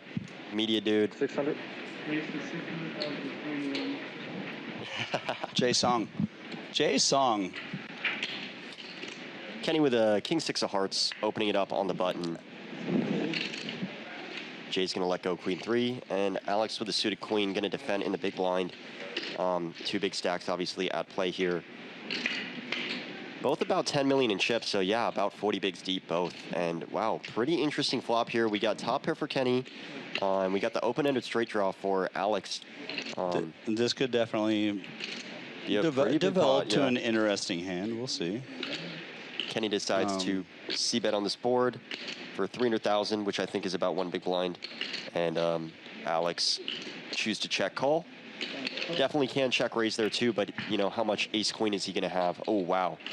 And the 9 right on the turn. Makes it straight. We're going to see Kenny slow down a little bit here. Yeah. I would have liked to see him bet a little bit bigger on the flop with the intention to check back. Yep. Just to build the pot, check back. But you know, really the small bet's just fine too. And obviously Alex really gonna go. Potatoes. Yeah, Alex obviously going for value now. Yeah, he's got to bet a little bit, but like, so when your opponent checks back the turn, you really need to bet a sizing that you want to target to get called. So like I would like to target a jack right here, or a weak king, or even a 10, and I would like to bet like almost like dust, just to get called. 1.35 million from Alex, just about half pot. Now Kenny obviously got to think about how many bluffs does Alex have in this line. You know, is he getting crazy with a hand like 8-9? You know, some sort of hand like that. But it's pretty tough. You know. I mean, this is tough. Yeah, I mean, this is a tough spot. Obviously, Alex with the check mark with the straight, but Kenny with top pair might get sticky here. We'll see. Alex did bet a reasonable size, you know, about half pot. I like the size. I think we might see Kenny fold here. I think Kenny's trying to figure this out. You know, if I'm Kenny here, right, I'm thinking he knows the sizing's a little too big. Yeah. He feels it. And it's like what types of hands are check calling flop, right? That wants to bet out on this river. You know, if you have a hand like 10-9, you know, or something like that, like, are you really going to be betting on the river? Let's put it this way: a jack doesn't bet this size, a 10 doesn't bet this size. A lot of hands that you do actually beat don't really bet this size. They're just really going to check. Yeah, exactly. And so obviously he's polarized pretty much to a queen here and a queen only. And you know, the way that Alex played it, you know, it's very credible. Obviously, he has it. I mean, you know, it's honestly, you know, give credit where the credit's due. I like the play. Kenny does get away from it. Nice fold, Kenny. He sensed it. Really, Alex, I mean, I was saying a little bit of a smaller bet from him. Yeah. I think would have He's got to call. I yeah. mean, like you have to think about your opponent's range, what they might call with, but especially when Kenny checks back turn, right? With that being said, I think his bet just can't be criticized. I think it's a good bet, and I really think that at the end of the day, you just got like Kenny seems to be playing. You know, he seems to be playing above the rim right now. He's locked in. He's sensing things. He's sensing sizings. He's understanding. Okay, this is why something doesn't feel right. I'm gonna trust my instinct and let it go. And well, a little loose from Alex, who decides to call with the. Oh wait, it's a limp pot is actually what happened. So Jay decides to limp the button with the 9-7 clubs. Alex flopping open-ended with a 5-4 off after limping the small blind, and Kenny with the. I guess not the best of it, but actually the least, the middle amount of equity here. Decides to immediately fold his bottom pair multi-way. Alex obviously open-ended, decides to take a stab at this one. Looks like it's going to get through against Jay, sitting here with 9 high. Yeah, as Alex should. I mean, if you're not betting this flop with this hand, you know, you have to be. You can't be check calling or check. It's just way better to take the lower variance, which is just a bet, and that's going to be a good result. Alex takes it down with 5 high. And yeah, we're seeing Jay chip down a little bit here. He's only around 4.7 million in chips now, under the 20 big blind mark. So very possible to see Jay getting it all in at some point here in the near future, especially as blinds keep increasing. We'll see if he can find a double. But right now, Kenny and Alex with a commanding lead of around 10 million chips, both about double the stack that Jay is right now. Sorry. Fold. Yeah, normally when, in my experience, and a lot of time I've been on the side that I'm about to talk about. Yeah, when the stacks start getting leveraged on the other side, and the third person, when it's three-handed and about to go to 2, it's really hard for the person who's in third in chips, who's outnumbered, to recover. I don't know. A lot of it's momentum too. Like, you know, when you're in these three-handed. Wow, what a flop. Check 1, check 2. And it checks through, and this is kind of an action card. And so if you would think if Jay was going to win this pot, he was going to try to c-bet the flop. I don't think there's going to be any resistance here now. Well, he does have the gut shot, right? And he's got a club to go along with it. It's not the greatest club, obviously.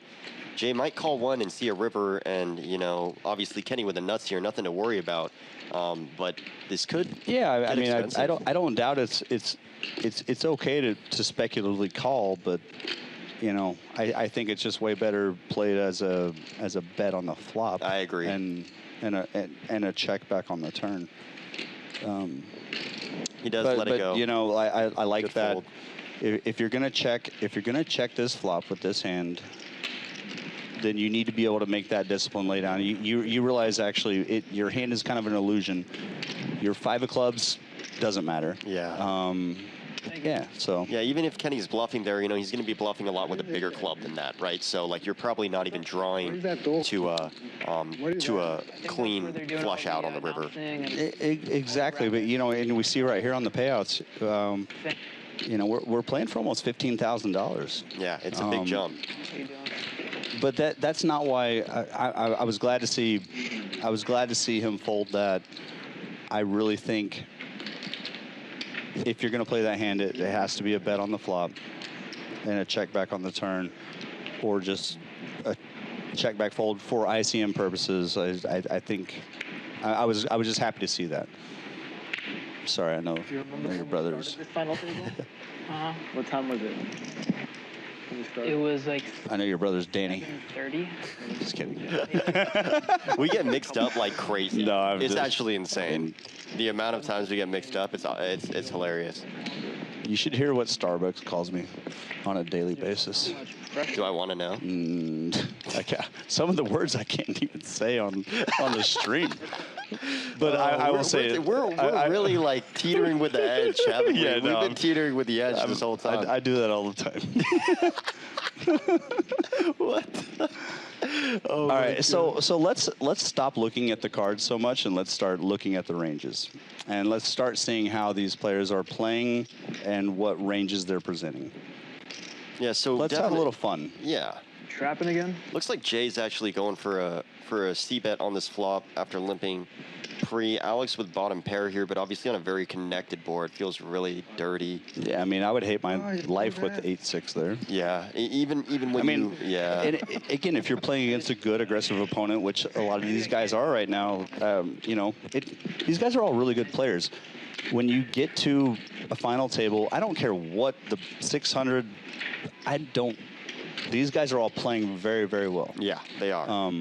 To outlast 1,100 people. There's no, and even when you're watching, right, this is the thing that, like, I really hate about a lot of people nowadays in the poker community, is they'll say, like, oh, yeah, like this, maybe like an old player that's isn't performing as well nowadays, right, that used to be a legend in the past, and they're like, oh, they're not good at poker anymore. I'm like, man, you do not understand the amount of experiences that these people have over you, and the different play styles and ways that you can play poker profitably. Like, yes, we're watching this, we see the cards, right, but everyone has a reason of why they're doing what they're doing, and we might not be able to listen to them and understand exactly what their thought process is at a certain time, but they all have a reason why they're doing what they're doing, and especially players that make it this far in a tournament like this, they obviously have sound reasoning, and so they're all good players. I agree with you in general, and just don't worry about what other people are doing. Worry about yourself. Yeah. If you're that worried about someone else making a final table, you're probably not. You're not doing yourself justice. You're not preparing yourself. If anyone else makes a final table, I don't care. I know what I'm doing. I'm not worried about anyone else. Who cares?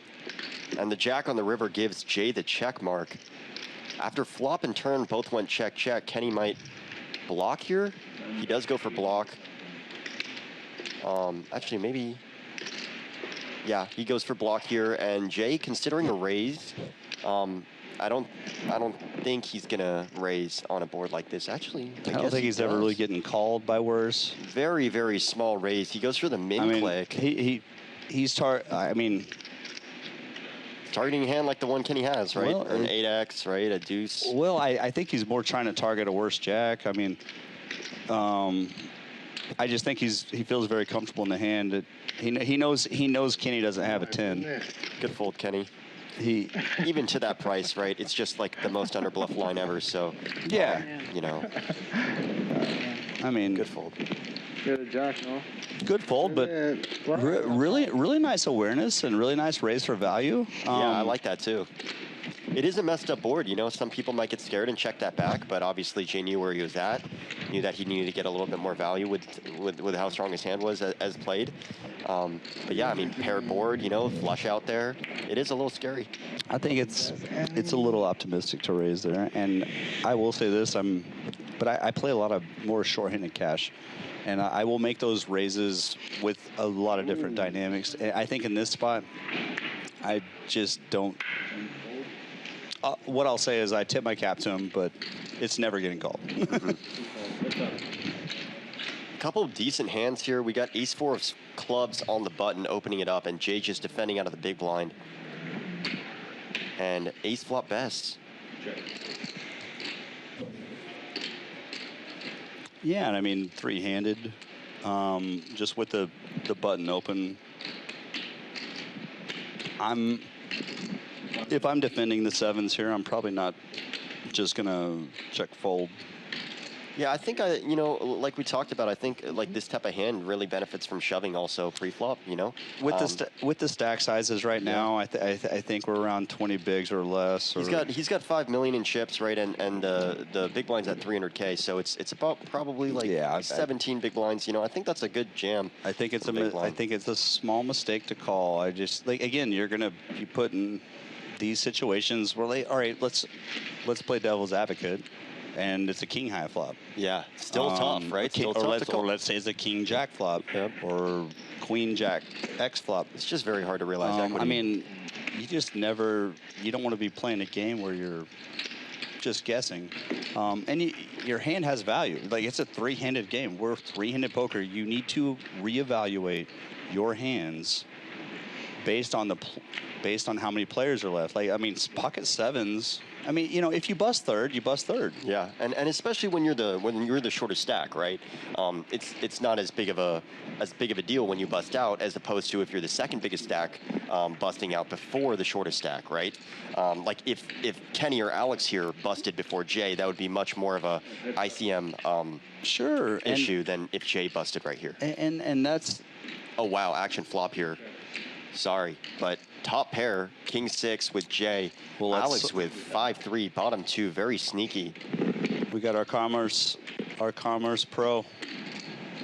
Oh boy, fireworks might fly here. And again, I can't really. I mean, I guess what I'm trying to tell you guys is I don't fold. Long story short, story I got long. no fold button.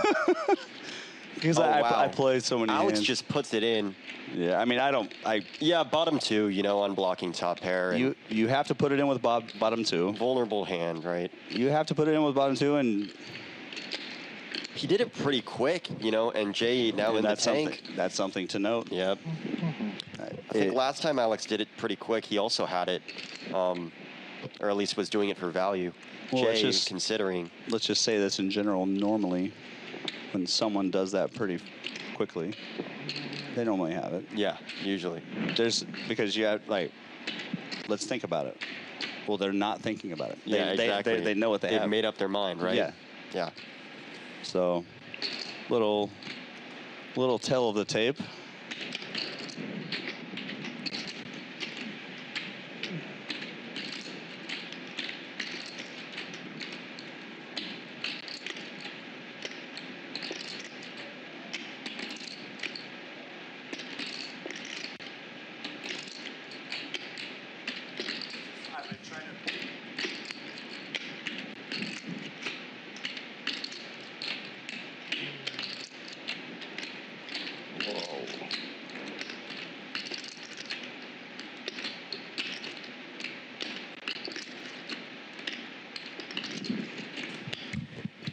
Man, and Jay's in such a sick spot here. I mean, like, honestly,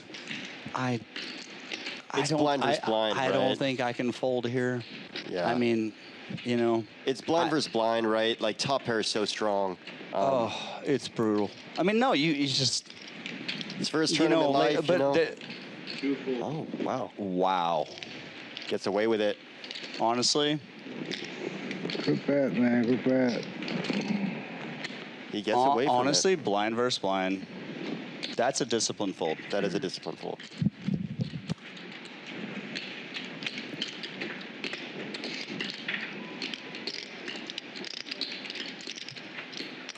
Jay's down to 13 big blinds now. I mean, that's a great fold, though. Really good fold. And it's a tough one to make, right? Like we talked about, blind versus blind ranges are super wide, you know, and it's really just warfare. It's a battlefield, and you always wonder, you know, is he trying to make a move on me, right? And it's it's so tough. It's so tough because it's so subjective. Like, it's very, very hard. It's we can all see the cards. Mm-hmm. You know. But but you got to think, right, from Alex, like, what hands are he, you know, what hands does he have there, right? It's such a dry flop, king 5-3. That was a very, very good fold from our Commerce Pro. Yes. Shout out Commerce Team Pro, Jay, making a nice fold there. Nice fold. How much do you have total? You have 13 big blinds now, though. 3 point. It's like almost 4. 2, 3. 3 million, 2E5. All right, let's get back into the action. I think Jay's probably going to be in shoving territory here now. As we talked about, he was already pretty much there, but now I think he's definitely in a spot where he's going to be going all in pretty soon here. With just around 13 big blinds, he's definitely short stacked enough to be starting to jam over some opens, open jam himself from the button or the small blind. So we'll see if we see some all-in situations coming up here soon. This might be one of them, actually. Ace-6 of hearts in the big blind for Jay. Alex with pocket twos on the button. Yeah, I mean, this is just, you got to get it in. I mean, you have to. You can't call. Jay calls. Hold on. Maybe I'm misreading. Jay calls Ace-6 of hearts against pocket twos. Does not flop best. And wow, wait, did Alex just rip it? Alex has been doing this a lot. Just jamming, overbet jamming massive amounts. And really just in an unorthodox style. And Jay's going to be able to let that one go after the flop. Yeah, wow. Lots of jamming from Alex.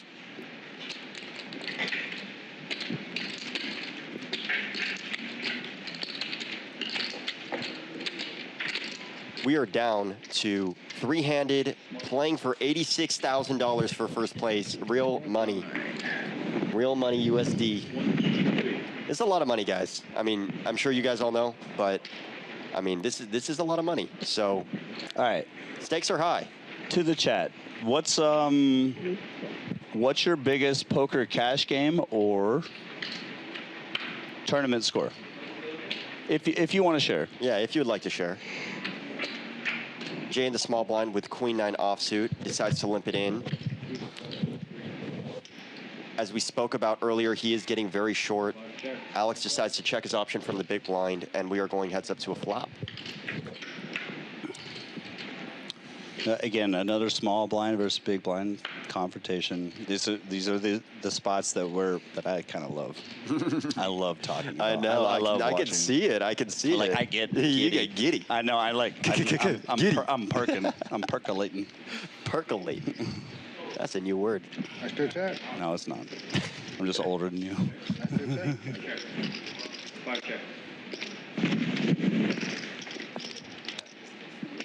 Deuce on the river.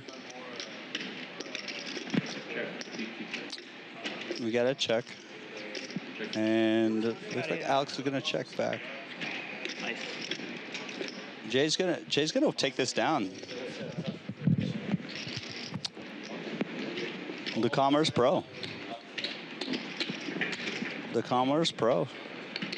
Gonna happily take it down with the Queen High.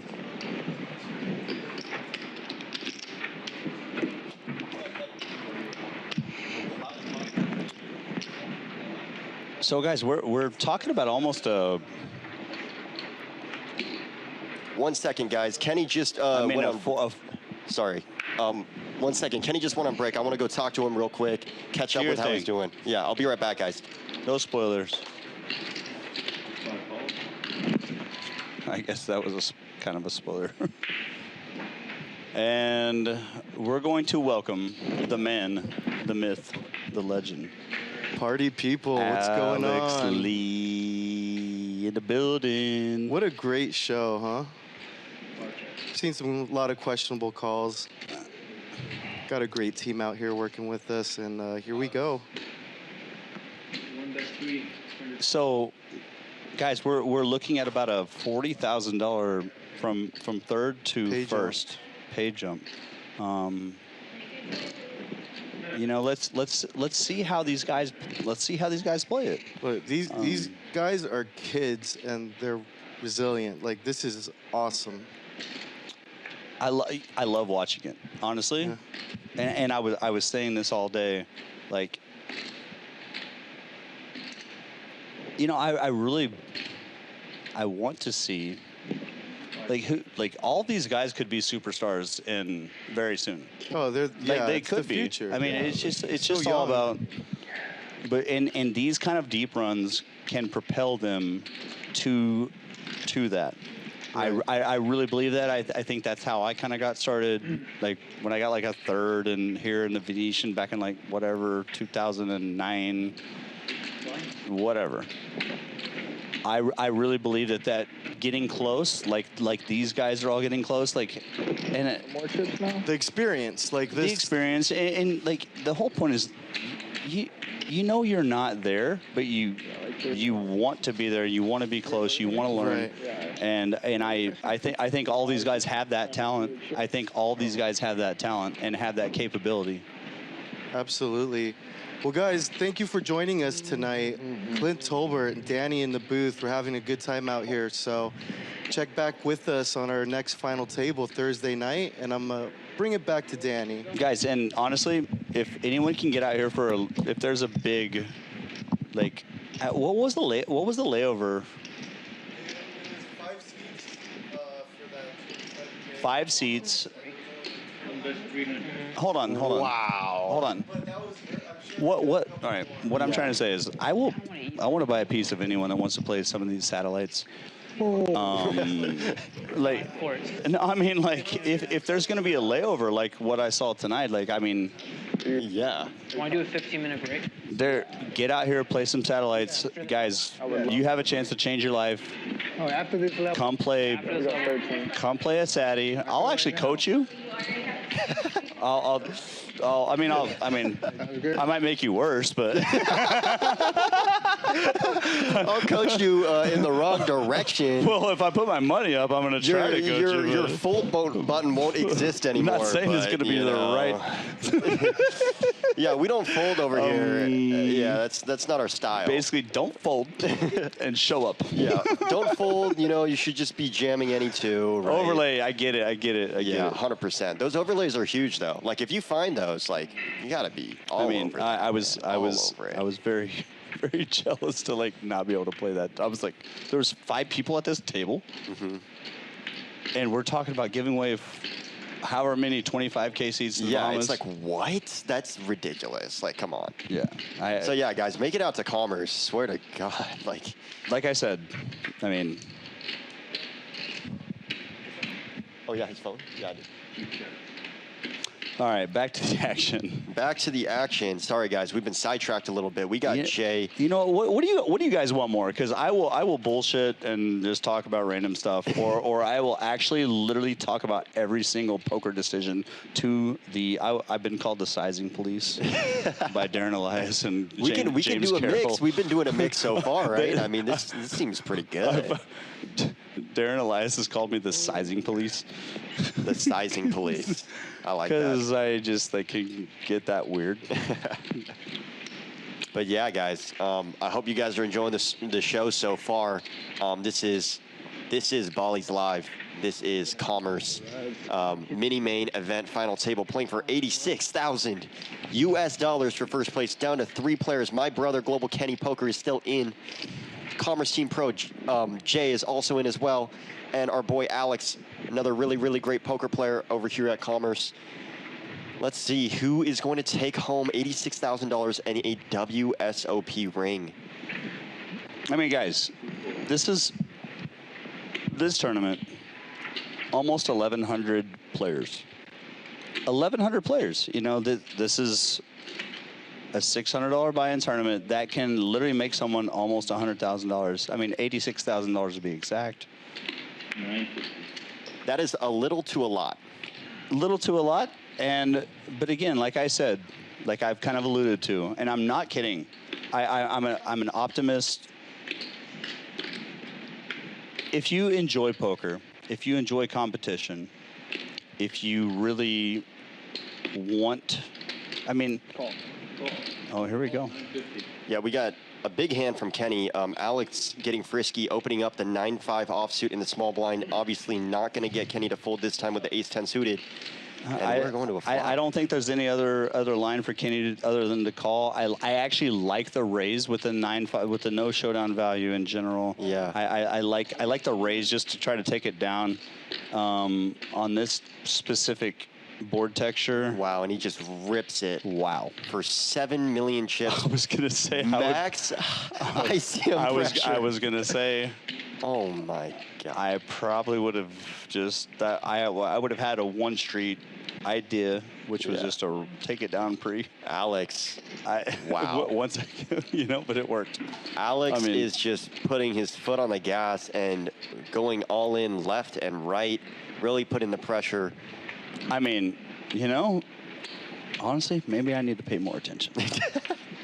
But what I'm saying is, like, you know, the whole point of raising a 9-5 or just any hand that doesn't play well post, just a shit hand. Yeah. You know, you raise it up.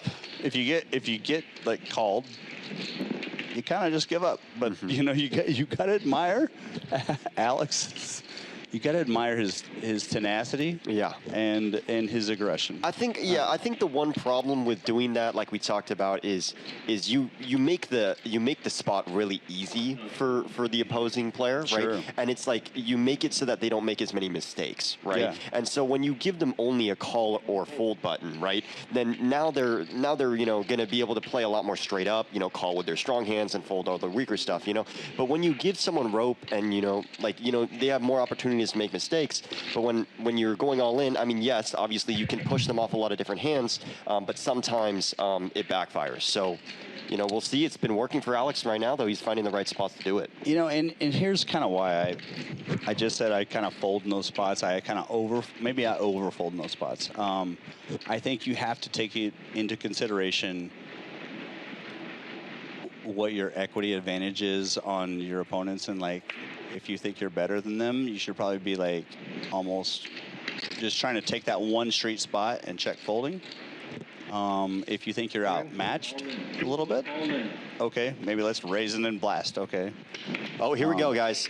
Jay is all in with Queen 10 offsuit for 1.8 million in chips, about 6 big blinds. Kenny's probably going to be calling off pretty light here. It's a pretty small jam. Jay has chipped down quite a bit. He's done a good job staying alive up until this point. He's gotten away from a pretty sick spot with Alex early on when he had top pair blind versus blind against bottom 2. We got our Commerce Team Pro. He's all in. You know, he has to make this shove with the Queen 10.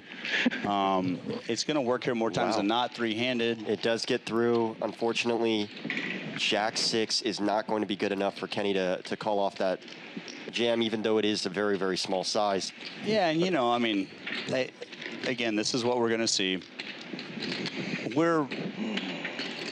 These stacks could flip-flop multiple times. But, you know, with Queen 10, three-handed, yeah, let's go. Let's go with it. 100%.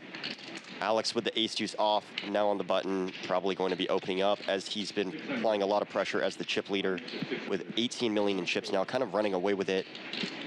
Jay now with the 8-5 offsuit in the big blind.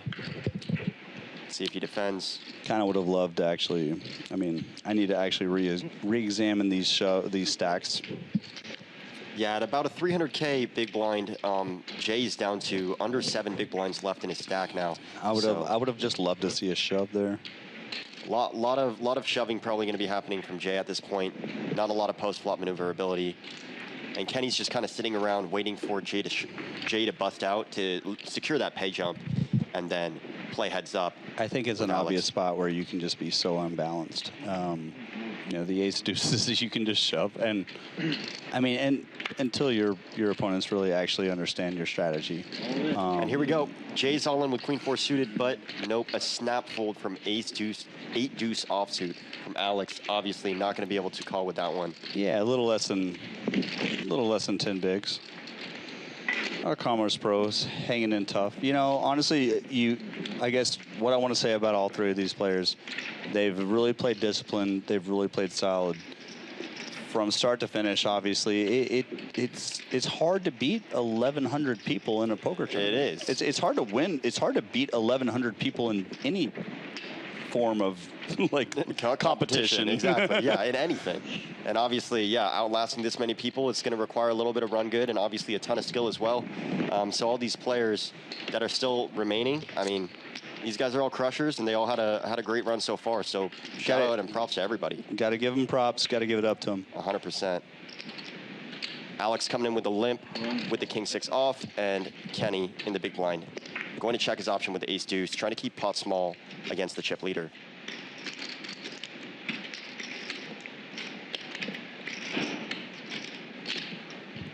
And Alex going to flop the best of it with the king-high flop, obviously flopping top pair. Kenny's ace-deuce is just going to get out of there. Can't really blame him. Even with your ace-highs, blind versus blind, on boards like that are very dynamic and you don't have any sort of suits and backdoor draws, it just gets to the point where you just kind of want to muck it on the flop. Sure, you can get bluffed sometimes, but at the end of the day, it's just very hard to continue on multiple streets of regression with a hand like that. It's okay to get bluffed sometimes. It's sometimes. I mean, like, if it becomes a habit, then now we have a problem. But in general, it's okay to get bluffed a little bit, but you know, you have to start by just playing your hands for value. Yep. Here we got Alex opening it up yet again. And here we go. Jay is all in. He gets called 10-8 off versus ace-3 off. So Jay just really has no option at this point. I mean, his stack size just, you know, his stack size, he has, you know, at some point you have to try to win the chips, have to win the tournament. So he decides to take a stand here. And again, he's all in. It looks like he's in really bad shape, but he's got 45% equity. Exactly. That's not going to help Jay. He's going to need a 10 or an 8 to stay alive in this tournament. A 9, not quite there. No spades doing. Literally only a 10 or an 8. 40%. We're going to be heads up. Jay. GG's Jay, Commerce Team Pro. Played super well. Jay, nice laydown on the previous orbit. You know. Yeah, that's a tough spot. You have to shove there. Kudos to you. Commerce Team Pro. Really well played. I mean, you know, you have nothing to hang your head about. It's a 6 score. It's a 6 score. Very nice score. Very nice score. 1,100 people almost. You get a third. I've done it before a lot, unfortunately. It's going to sting in the moment, right? But then you realize it's a good run. I've been there. You know, 39,000 almost. You have to be proud of that. Yep. So. All right, guys, we are down to 2 people. Heads up. Global Kenny Poker, my brother Kenneth, and Alex fighting for the first place prize of $86,000 and a WSOP ring. Let's go. I'm cheering for Kenny. Who are you guys cheering for? Who wants Kenny to win? Who wants Alex to win? Alex seems like a nice guy, but I'm a little biased, I'm not going to lie. I need to balance my bias. Danny's a little biased, but hey, honestly, guys, what we're seeing is, you know, we're watching some fun poker. Let's have a good time. And, you know, these guys are playing for $86,000. Yeah. So it's a lot of damn money. I mean, let's see how they react, how they play. Let's try to learn something. Let's try to evolve from it. So we're on hand 96, guys. 96 hands at the final table so far. Kenny with only about 20 big blinds left. A 4-1 chip deficit against the chip leader, Alex, right now. Starting off with the queen 10 off on the button. Let's see how he wants to play this. I think we're about to go on break, too. Yeah, I think we got 1 or 2 more hands, and then one we're or two more hands. Break. But, you know, hey, again, thank you guys for coming out. Thank you guys for engaging in the chat. I want to tell you guys, I really appreciate all of you. You guys are amazing. And Danny, thank you very much. You're amazing. I appreciate it, brother. You know, like I'm having fun. Like this is what life's all about. You know, like I love poker, love talking about poker, love watching it. So. Wow, Kenny has to raise fold the queen 10 against the jam from Alex with the ace 9. I think that's why with a lot of those hands, they play well as limps. You know, just to try to prevent your opponent from being able to jam over with a hand like queen 10 that you really want to see a flop, right? And there is a picture of the ring that they're fighting for. God, I want one of those. Kenny's got a shot. And you're absolutely right. You know, they're, you know, most people don't think about the limp or just things like that. You know, there should never be a standard sizing in general. There should never be a min range sizing or a 2.5x sizing or a 3x sizing or a limp size. Like you guys should always make it player dependent, and you should always be adapting to your opponent. He goes, glazing chat is the pro commentator move. What is that? McKinley. We're getting clowned on by chat. Hey, guys, you guys Clint, let it up on us. Clint, Huh? you have a new co-host? You guys are good. Oh, all right, so guys, we are going on break. All right, let's go on break. I need a break. I need a break as well. Let's go. All right, we'll be back with some more action in a few, I think about 15 minutes. Guys, here, right? we're heads up. We'll see you soon. We'll see you soon. Playing for a lot. Tune in out. A little bit. Dude, you don't gotta stay all the time. It's probably not gonna be that much longer, but. Hey, coming back to. Sick. Yeah. Cool.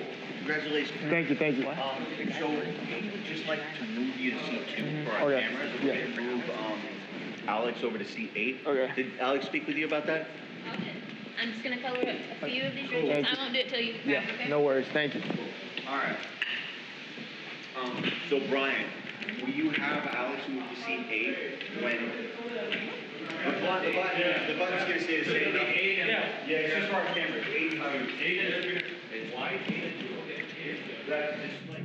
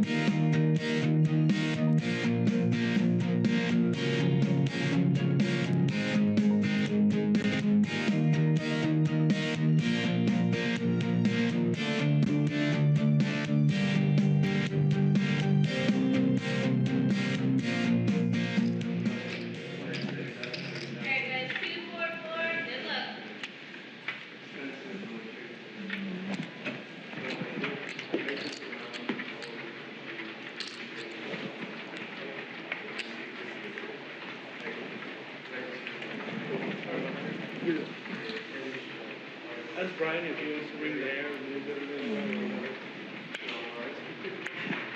need it to the mic. I'm gonna get it.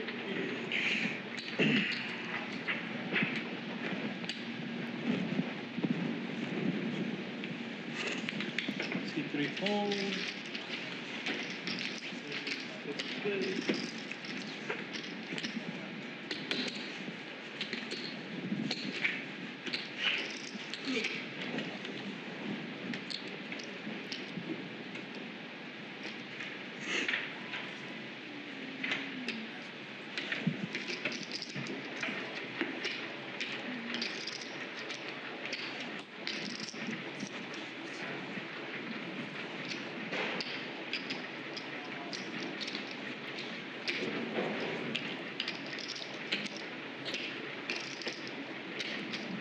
Raise at 800,000. 7.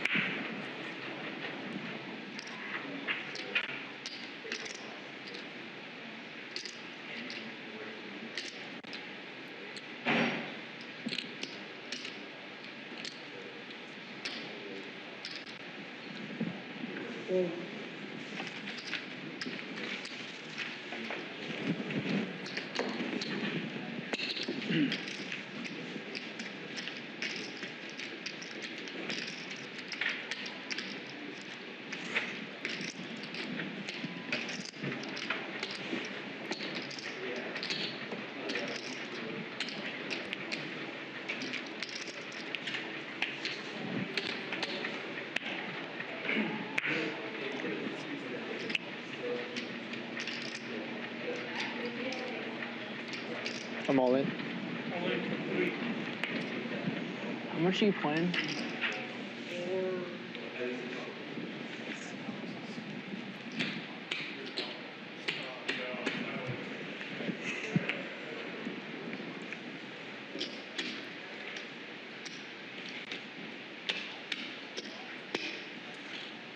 4.375. I was never calling. I just wanted to get his count. Sorry. Yes, sir, bro.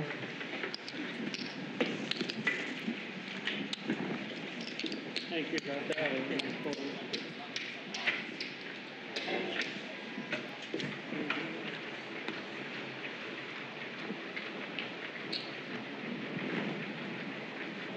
Oh, I got there's 3 cards here. Misdeal. It's okay. Please get stuck. It's alright. I didn't even see, so I don't know what I had.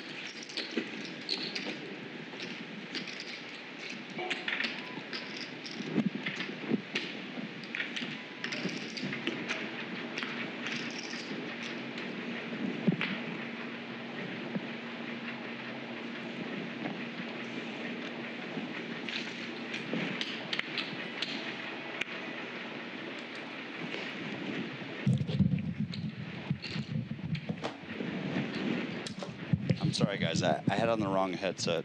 Jeez. I apologize. Can you guys hear me now? I'm sorry. We good?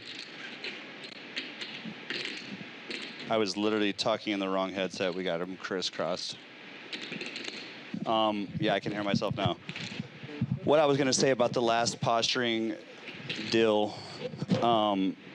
in general, when it's like 4 or 5 or even whatever handed, you know, you could take some time, ask a question, ask someone how many, even if you have a hand that's not playable, you ask them how many chips they have. It's not a posture, it's more to just like see how many chips they have. But like, when your head's up, you should know how many chips are in play. And yeah, you should know how your stack versus how many chips are in play. So, but either way, I don't think it was mischievous. I don't think it was posturing. Sorry about that. All in.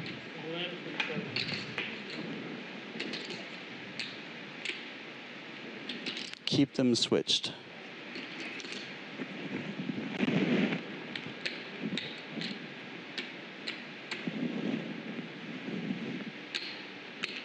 I will let them talk.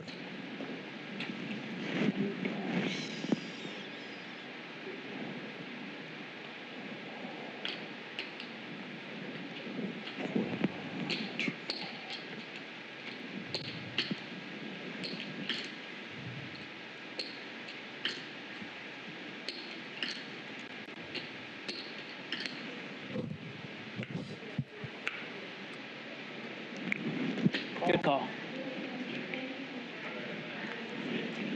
Isaiah.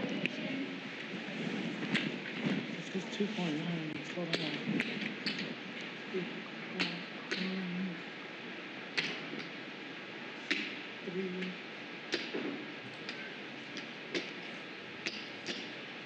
3.375.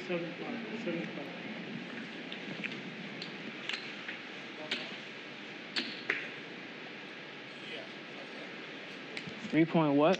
375.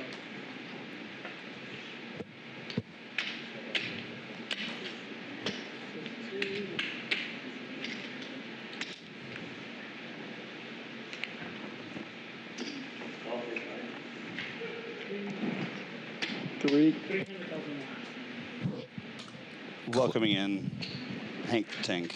Clint, how are you? What a final table this has been. Some crazy heads-up action.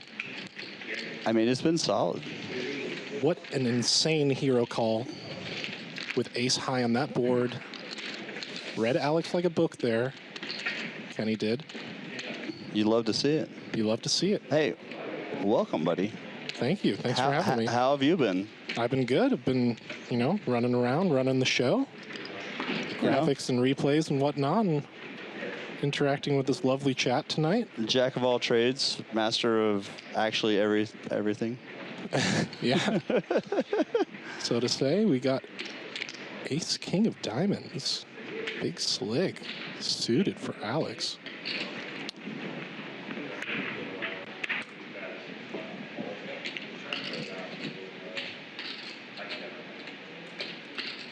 Million chips is the price of poker.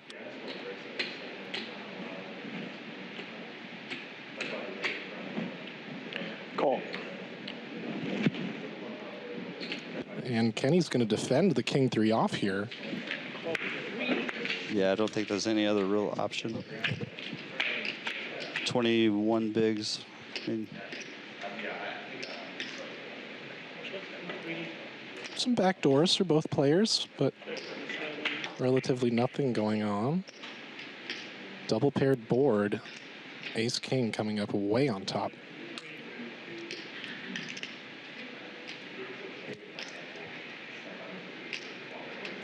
I wouldn't have minded a thought of an idea of leading on this flop. Probably at this turn. Once someone checks back, they probably have showdown value and they're not folding the turn. But. And ace high gets to showdown. But as played, you know, king high does have enough showdown value. Yeah. No need for unnecessary plays there. But when you play a lot of heads up and it goes check on the flop, check on the turn, you know that you almost know that your king high showdown value is no longer what you perceive it to be. It's correct.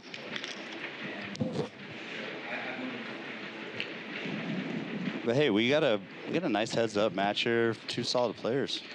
And the number 1 for Kenny here. on the button. I would fold. Well, Kenny's not going to fold. He's going to continue. Obviously, I'm kidding. But hey, Alex has a nice hand to defend here. Suited connector. Obviously, never folding. Calls the 400. Got a C3. Got a C3. Kenny could play this a couple different ways. I don't think he needs to really balance his range. I think normally you could check if someone's more aggressive and they're going to check raise you a lot. But I think in general, just here, just probably getting value. Betting is fine. You want to treat this as a 2-street hand in general. Alex having whiffed, lets it go. Kenny's going to pick up some much-needed chips.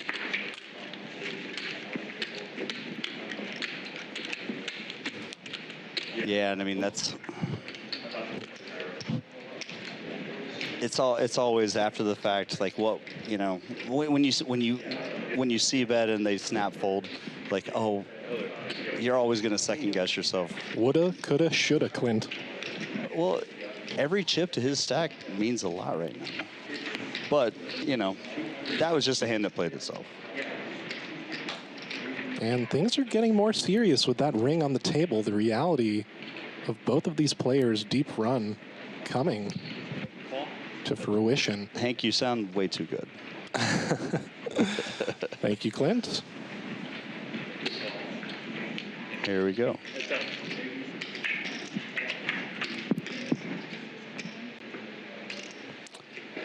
Queen, 6-3, two-tone. And a tasty open-ender for Kenny here. Backdoor diamonds. But top pair, bad kicker is going to be ahead. Yeah, we're connecting on both sides of this hand. Heads up, it's really not supposed to connect with both hands this much. But here we are. Looking at $86,000 the first. We're playing for $33,000 almost.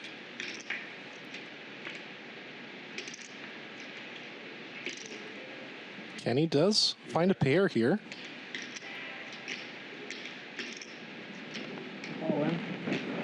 Alex jams. And I mean, Kenny a bit sick right now. I don't blame him. He's got top pair open into straight draw.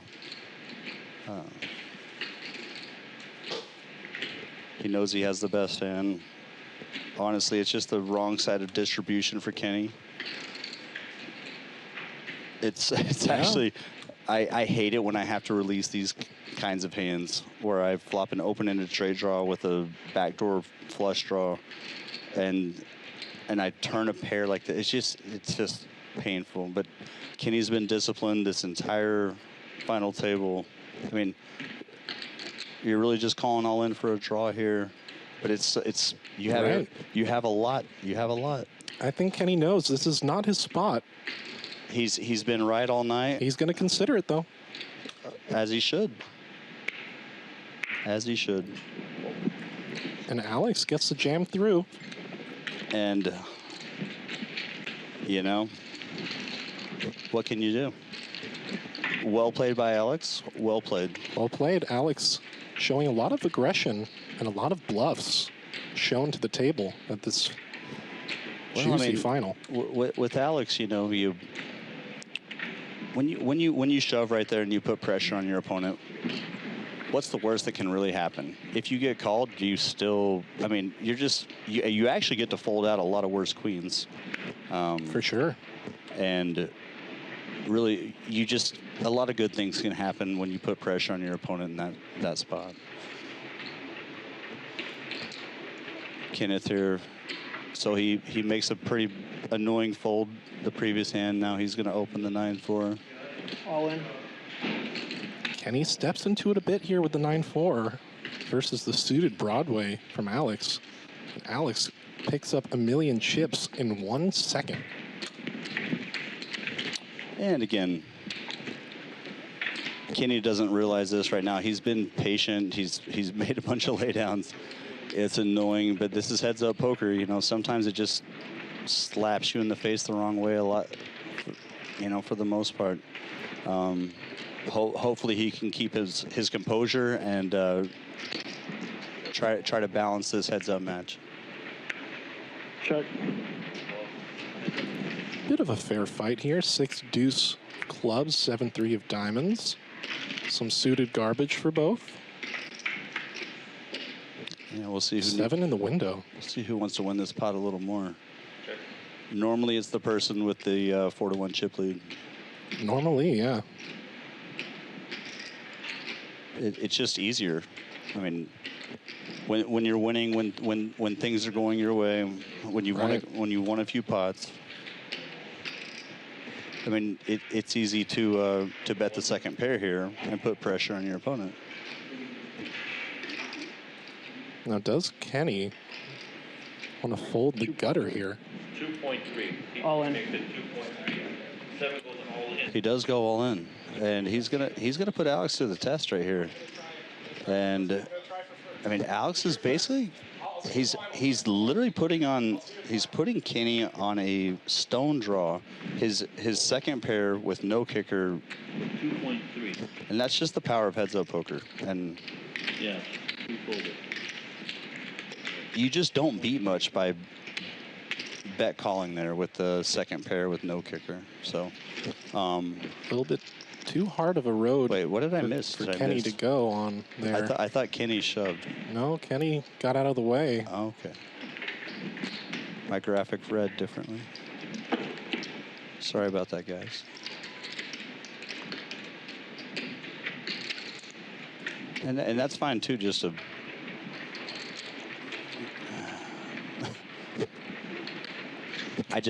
I hate being. We got something here.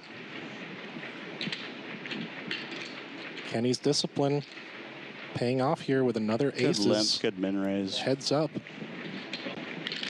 I would probably min raise just because when someone's won that many pots off of you And in a a row. 7-5 defense here. Bottom pair for Alex. I think Kenny limped. All in.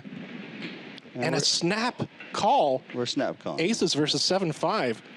So this is what. Ace is a huge favorite, 78%. Kenny's got himself back into a really good position here if he can win this pot. 5 on the turn. Oh, 2 no. pair for Alex. Aces crumbling before Kenny's eyes.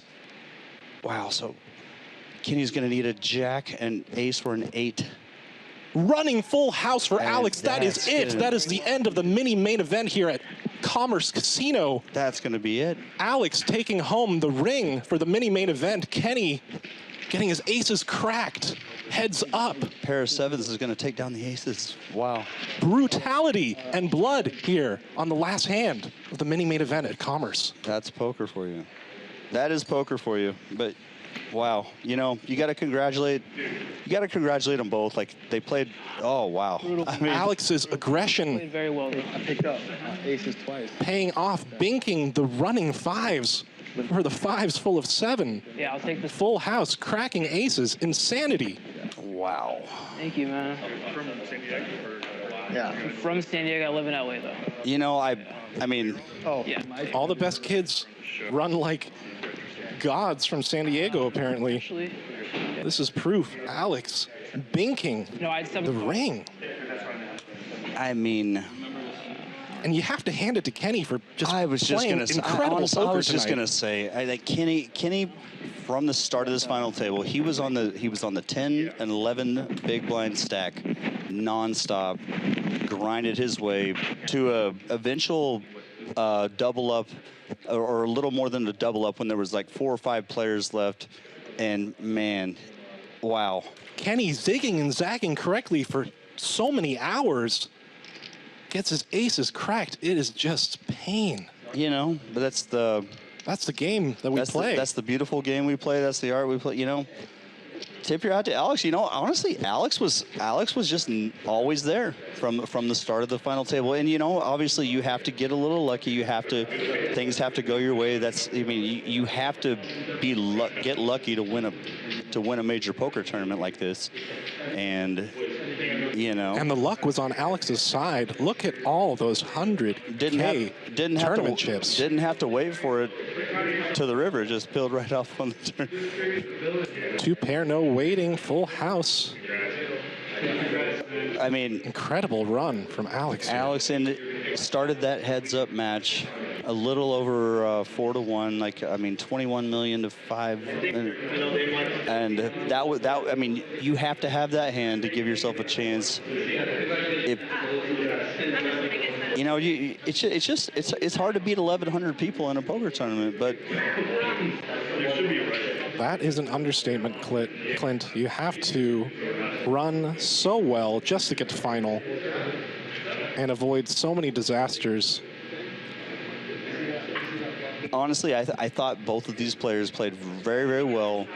Really, neither of them made a huge mistake throughout the entire final table. I mean, obviously, when you're heads up, I mean, you know, when you flop a pair against, you know, whatever, against aces, I don't discredit Alex for anything. Like, I think Kenny played really, really well, though. Kenny played like a true gentleman, true professional. Kept his head held up high during those beats. You know, and honestly, every single player at this final table did. Yeah. This was the most respectful. Like, all these guys have class. All these guys, not one of these players. You know, when you're playing in a big tournament, a big field tournament, over 1,000 players. You know, the way that they all went out was actually very respectful. Nothing but smiles and taps on the table with every elimination. You got to hand it to these players for bringing the class to the Live at Commerce stage and playing some damn good poker. Shout out to our boy Jay. You know, Commerce Pro. Great run. Played very well. And ladies and gentlemen, we have a lot more tournaments in store here on the Bally Live Poker channel here at Live at the Commerce. We have many tournaments ahead this month. We will be covering the Mystery Bounty. We will be covering the main event. And please tune in for those. We are going to be going late. We are going to be grinding. And we are going to be enjoying some sick, sick action here at Commerce. The best casino to play tournaments, in my opinion. Going to be some great poker, great action. And in general, you know, we're leading up to the World Series of Poker at the Bahamas, you know. Yeah. And they're gearing up for that. We're running very big satellites here, you know, to the 25K. Like, this is life-changing tournaments, right? and money. And I think and that's going to do it for us, folks. We are cut to black. Okay. We are out. Thank you, guys. Thank you so much. This has been Clint and Hank. All right.